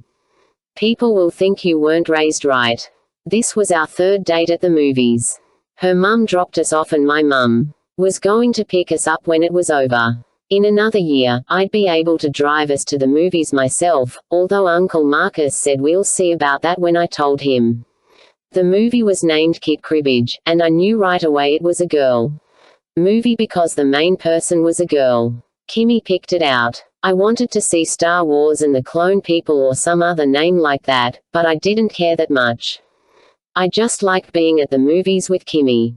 The movies were crowded because it was Saturday night and we couldn't sit. Okay with me, but Kimmy said it wasn't as good as being in the middle. The movie was okay until they got to the hobo jungle part. I didn't understand how a lady could be a hobo. I started not concentrating on the movie then. All I kept thinking about was that Kimmy smelled good. The smell came from her hair, which was always so long and fluffy and pretty. I thought about putting my arm around her like boys were supposed to do at the movies. That was kind of like a hug and she was my girlfriend, so when I got bored with all the hobo parts, I put my arm around her. I could tell she liked that I did it because she moved closer to me. She was so close, her hair tickled my nose and the corner of her glasses pressed on my cheek but it didn't hurt. The girl in the movie was named Kit, which I kept thinking was too short. When somebody said her name, I wanted to say meow, but knew that wasn't an appropriate thing. Kimmy laughed at something the Kit girl did, but I didn't laugh because I didn't know what she did because I wasn't paying any attention at all anymore. I was thinking about kissing Kimmy instead of watching the movie. My friend Max always made out with a girlfriend at the movies. He had a lot of girlfriends. Made out meant kissing and hugging and touching a girl's breasts, only Max called them hooters, which I wasn't supposed to do. Max said, "You been to the movies twice with Kimmy and you haven't even kissed her yet." I told him I did, too, kiss her, but it was a lie. I decided I would do it right now. I ate some more popcorn first, though, and drank some more soda. Then I was ready. 1, 2, 3. I turned my head and did it. I kissed her. I sort of missed her mouth, or the whole part of her mouth at least, but I got some of her lips. It was cool. I looked at her to see if she liked it. The movie light was on her face and the Kit girl walked around in Kimmy's glasses, but Kimmy was looking right at me and she smiled. Then all of a sudden, she kissed me back. This time our lips totally touched. We were getting better at it. Kimmy stopped concentrating on the movie, too. We kept kissing and Kimmy stuck her tongue in my mouth, but only a little. That was a French kiss. I got a hard-on so fast. I put my tongue in her mouth, too. Kimmy stopped giggling but she didn't stop kissing me. My arm around her shoulder was going to sleep. I didn't care, though. Kimmy took my hand from where I was holding the popcorn bowl thing and put it right on her breast. It felt like a little pillow under my hand, only there was a hard thing that I thought was the nipple part. Girls' nipples poked up when they were hot, Max said. Hot like turned on kind of hot. Not like weather hot. So I guessed Kimmy felt exactly like I did. The popcorn thing suddenly fell off my lap and that made Kimmy laugh. Again, even though my tongue was in her mouth. I stopped kissing her just long enough to say it's okay. It's practically empty. God, you too, a guy the first couldn't see said, get a room. Seriously, some girl said. A whole lot of people said shush, to us now. Then a man with a flashlight came and told us we had to leave. We paid. I said. I didn't think he could make us leave if we paid. Shush, he said. You're disturbing the other viewers. You'll have to go. Kimmy grabbed my hand. Come on, she said. We don't need this all movie. We got up and started walking to the door that said exit. I felt strange. My arm that I'd put around Kimmy's shoulders felt all rubbery, like it wasn't really my arm, and my legs shook like after I rode the upside-down roller coaster at the state fair. In the lobby, we sat down on a bench because my mother wasn't there yet. I'd like to still kiss you, but there's too many lights out here, I said. I know. She sat real. Andy, she said. Yeah. Do you want to have sex with me? Did she mean right here? With the lights and people around. I don't mean right now, she said. But sometime. Do you want to? Definitely. I said. Do you? Yes. But I never did it before. Me neither. But I know how. Well, I know how, too. My condom is too old, though. I have to get a new one. What's a condom? I like that I knew something she didn't. Like a balloon for a penis, I said. She laughed. No, really. Why do you need a balloon? The boy wears it so the girl doesn't get pregnant and so nobody gets a disease. Oh, you mean a rubber? That's what Max called the store, I guess. I saw condoms at the Food Lion, but there were a lot of different kinds. When there were a lot of different kinds of a thing, I never knew which one to get. Kimmy made a big long sighing noise. Well, she said, I sure hope my mum doesn't ask me how the movie was. My arm felt normal again, so I put it back around her shoulders. I'll just tell my mum it was the best movie I ever went to. Chapter 30. Keith. Jen and I were lying in my bed the morning after one of the best nights of my life. Maybe it was terrible to feel that way, with my mother missing and everything, but damn, what a night. Jen was like an acrobat in bed. We were both wiped out now, naked and all twisted up in the sheets, with her head resting on my chest. My arm was killing me, the way we were lying, but there was this cost-benefit thing going on in my brain, and I liked having her lie like that more than I hated the pain. I was definitely falling for this chick. Except for my mother, she was all I thought about. I'd put up with the pain for now and pop some pills when I got up. I was going through the perks faster than I was supposed to. I didn't want to think about what I'd do when they were gone. She came over with Chinese food the night before. I was embarrassed about having her spend the night in my shoddy tin can, but she didn't seem to care.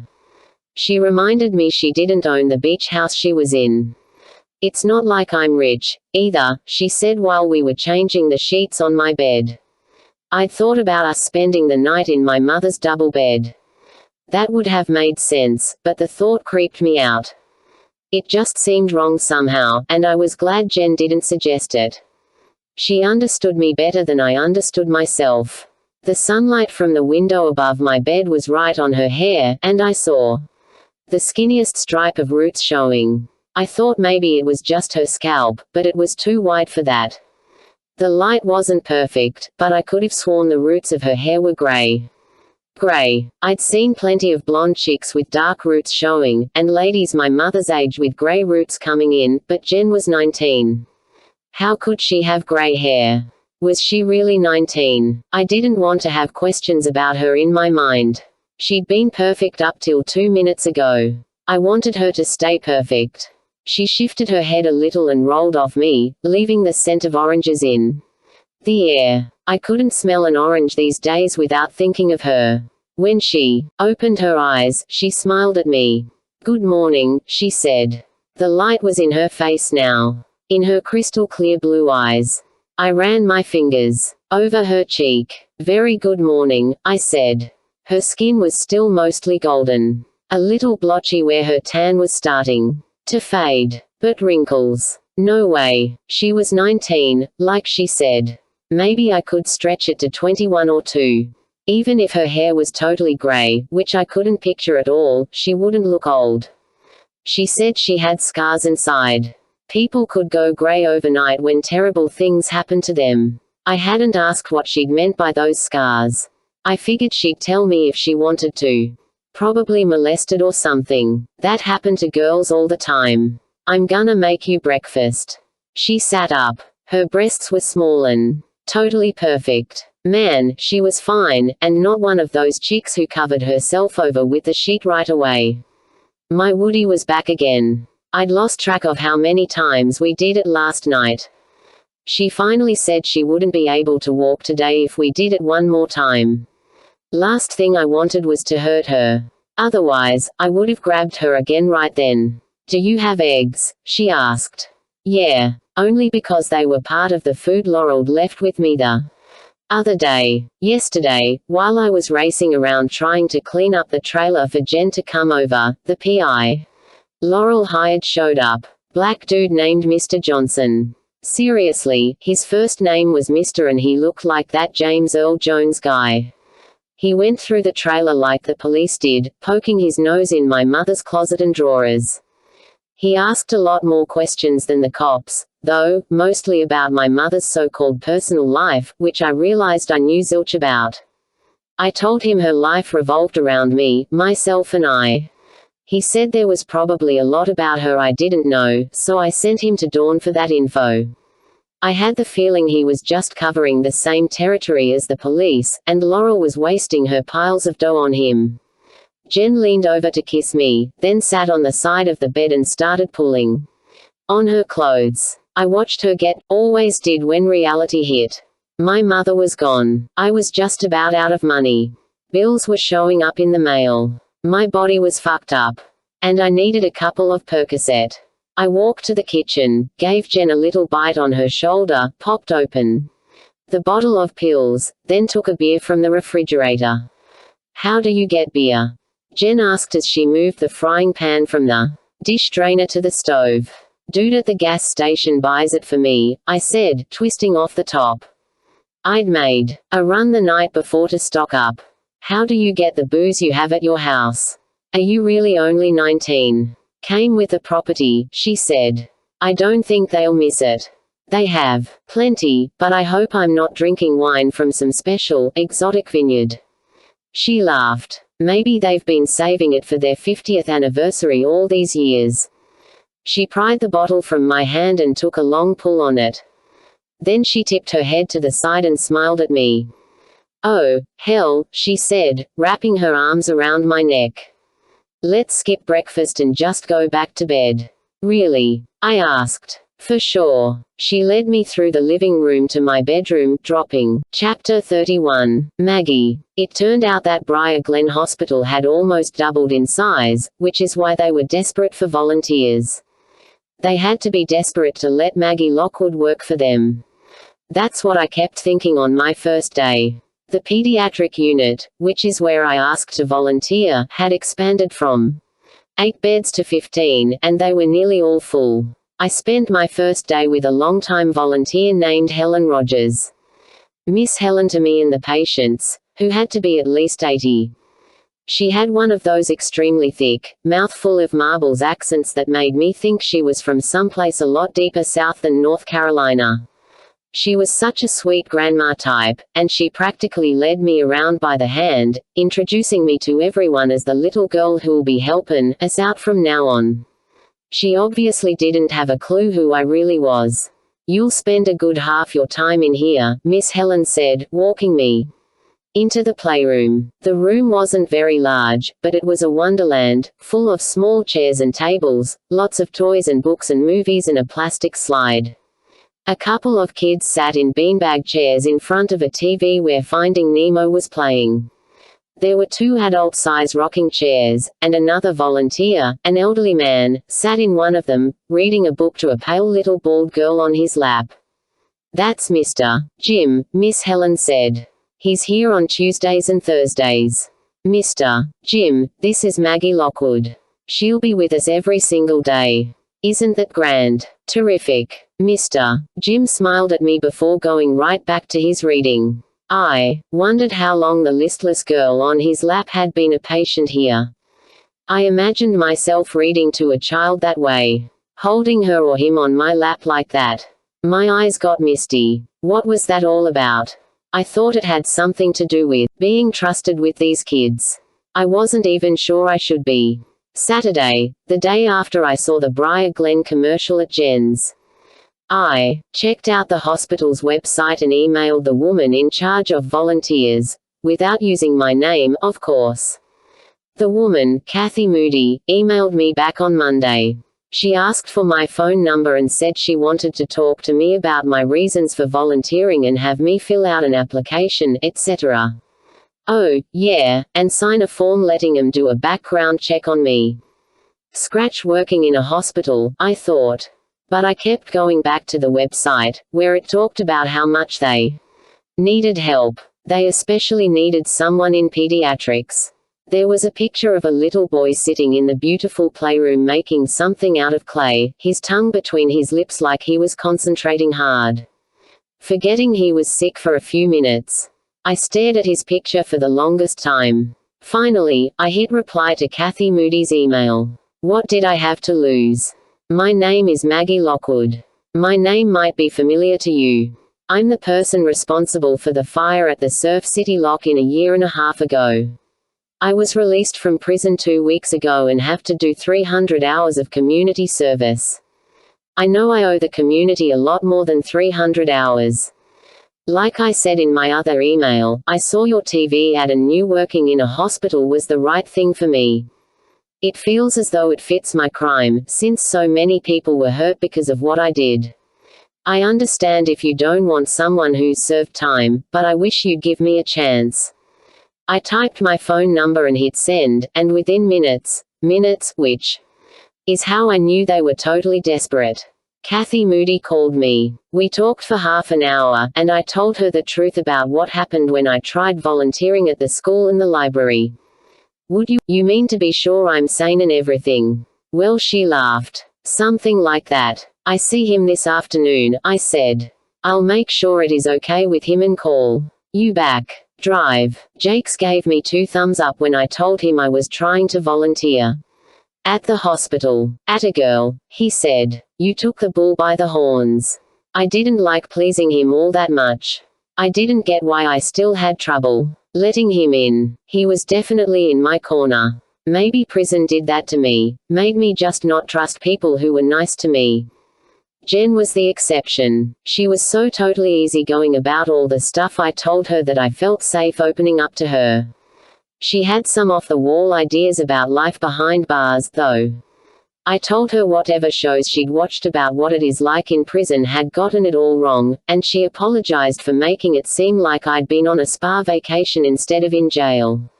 There's a snag, though, I said to Dr. Jakes. I explained about my record. And the woman in charge of volunteers asked if she could talk to you.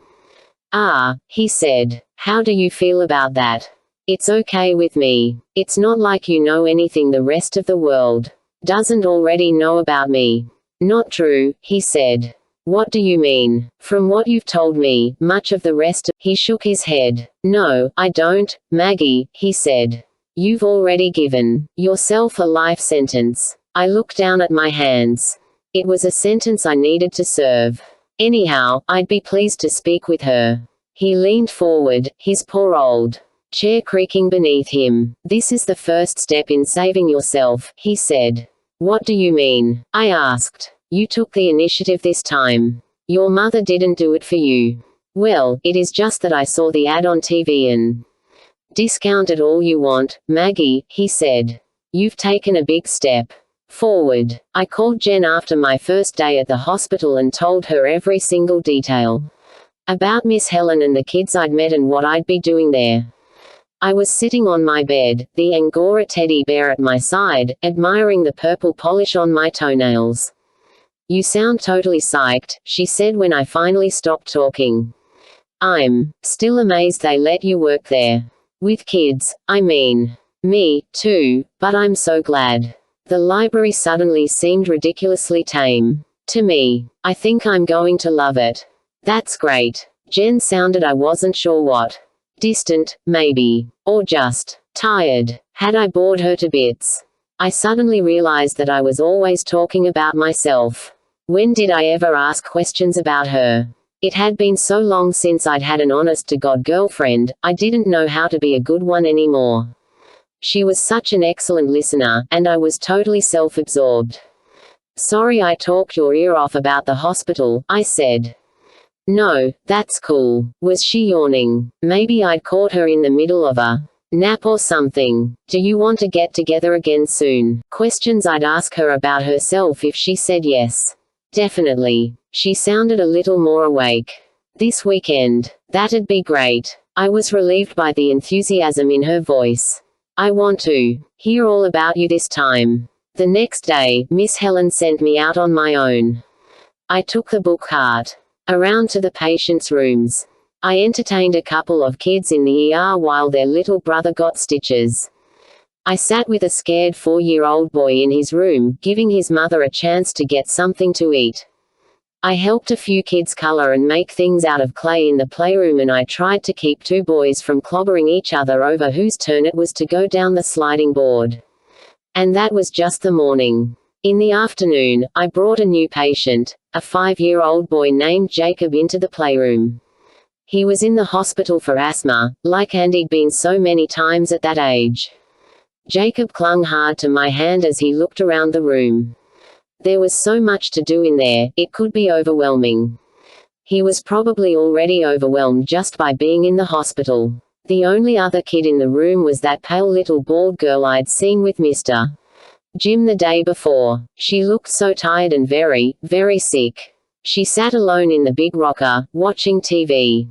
I knew her name was Madison, and Miss Helen had told me she had a rare cancer of the blood and that she was in the hospital more than she was out. I think she likes it here better than she does at home, Miss Helen told me at the nurse's station. She cupped her hand around her mouth like she was telling me a dirty little secret. Dysfunctional family, she whispered. Hi, Madison, I said to her as I pulled out a chair at the table for Jacob. She didn't answer me, and there was no trace of a smile on her face.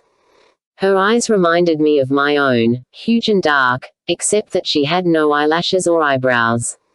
Her skin was so pale, I could see the blue-gray veins beneath the surface of her bare scalp. She had a capped-off tube strapped to. She shook her head. No, thanks, she whispered, and she closed her eyes. At 5 o'clock, I went to the nurse's station to check out for the day. 2 men and 2 women were behind the counter, busily writing notes and typing on keyboards. I'd already figured out that some of the men in the PEDS unit were nurses and some of the women were doctors, and I didn't yet know which was which. They all looked preoccupied, but I knew I wouldn't be able to sleep that night unless I talked to someone about Madison. "Excuse me," I said. A young woman with short blonde hair and too much mascara raised her head from her keyboard and smiled at me. "How'd your second day go, Maggie?" she asked. "Good." I was surprised she knew my name before I remembered the name tag pinned to my blue vest, which was the uniform of the volunteers. "But I have a question about Madison." I realized I didn't know the little girl's last name, but the woman, her name tag read Taffy Cruz, knew who I meant.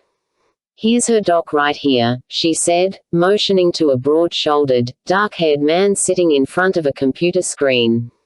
"Drive, Britton. You have a minute for the volunteer." He looked up at me, rubbing a hand across his chin and looking nearly as tired as Madison did. There was something familiar about him that I couldn't place. Maybe I'd seen him the day before and just didn't remember him. "What's up?" he asked. I felt intimidated all of a sudden. I was a 19-year-old ex-con. Brand new volunteer. What did I know? I noticed Madison holding her arm like it hurts her, I said. "The arm with the..." I rubbed the inside of my left arm, the tube. "It probably does hurt her," he said, like it was no big deal. "She's a tough cookie." He turned to the other man at the station. The other guy nodded, although he kept tapping at a keyboard of his own. "Okay," I said. "Thanks." "No prob, doctor," Britton said. He lifted a cardboard coffee cup to his lips and looked at his computer screen again. There was a gold band on his ring finger, a dimple at the corner of his mouth when he sipped his coffee, and I had a sudden, truly terrible feeling, a déjà vu. I knew why he looked familiar to me. He looked like Ben. Dark hair, like Ben. 30-ish, the age Ben would be around now. Big, teddy bear kind of build. Maybe not quite as massive as Ben, but still. He put down his cup and began typing, and I stared at his hands. I knew those hands. I knew them, and worse. Much worse. I suddenly missed them. I missed Ben, the Ben I'd thought he was. The one who touched me with hands that looked a lot like Dr. Britton's. How could I even be thinking that way? I was so screwed up.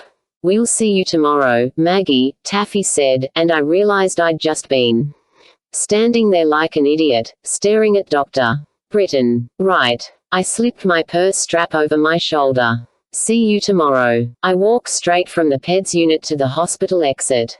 In the parking lot, I got into my car and rested my forehead on the steering wheel. I took a few long, deep breaths. Did he really look like Ben? He was a little older, wasn't he? And his eyes were not quite so dark. "Stop it." I punched my fist on the steering wheel. "Just stop it." I rested my head back against the car seat with a sigh. There were no parents protesting outside the hospital.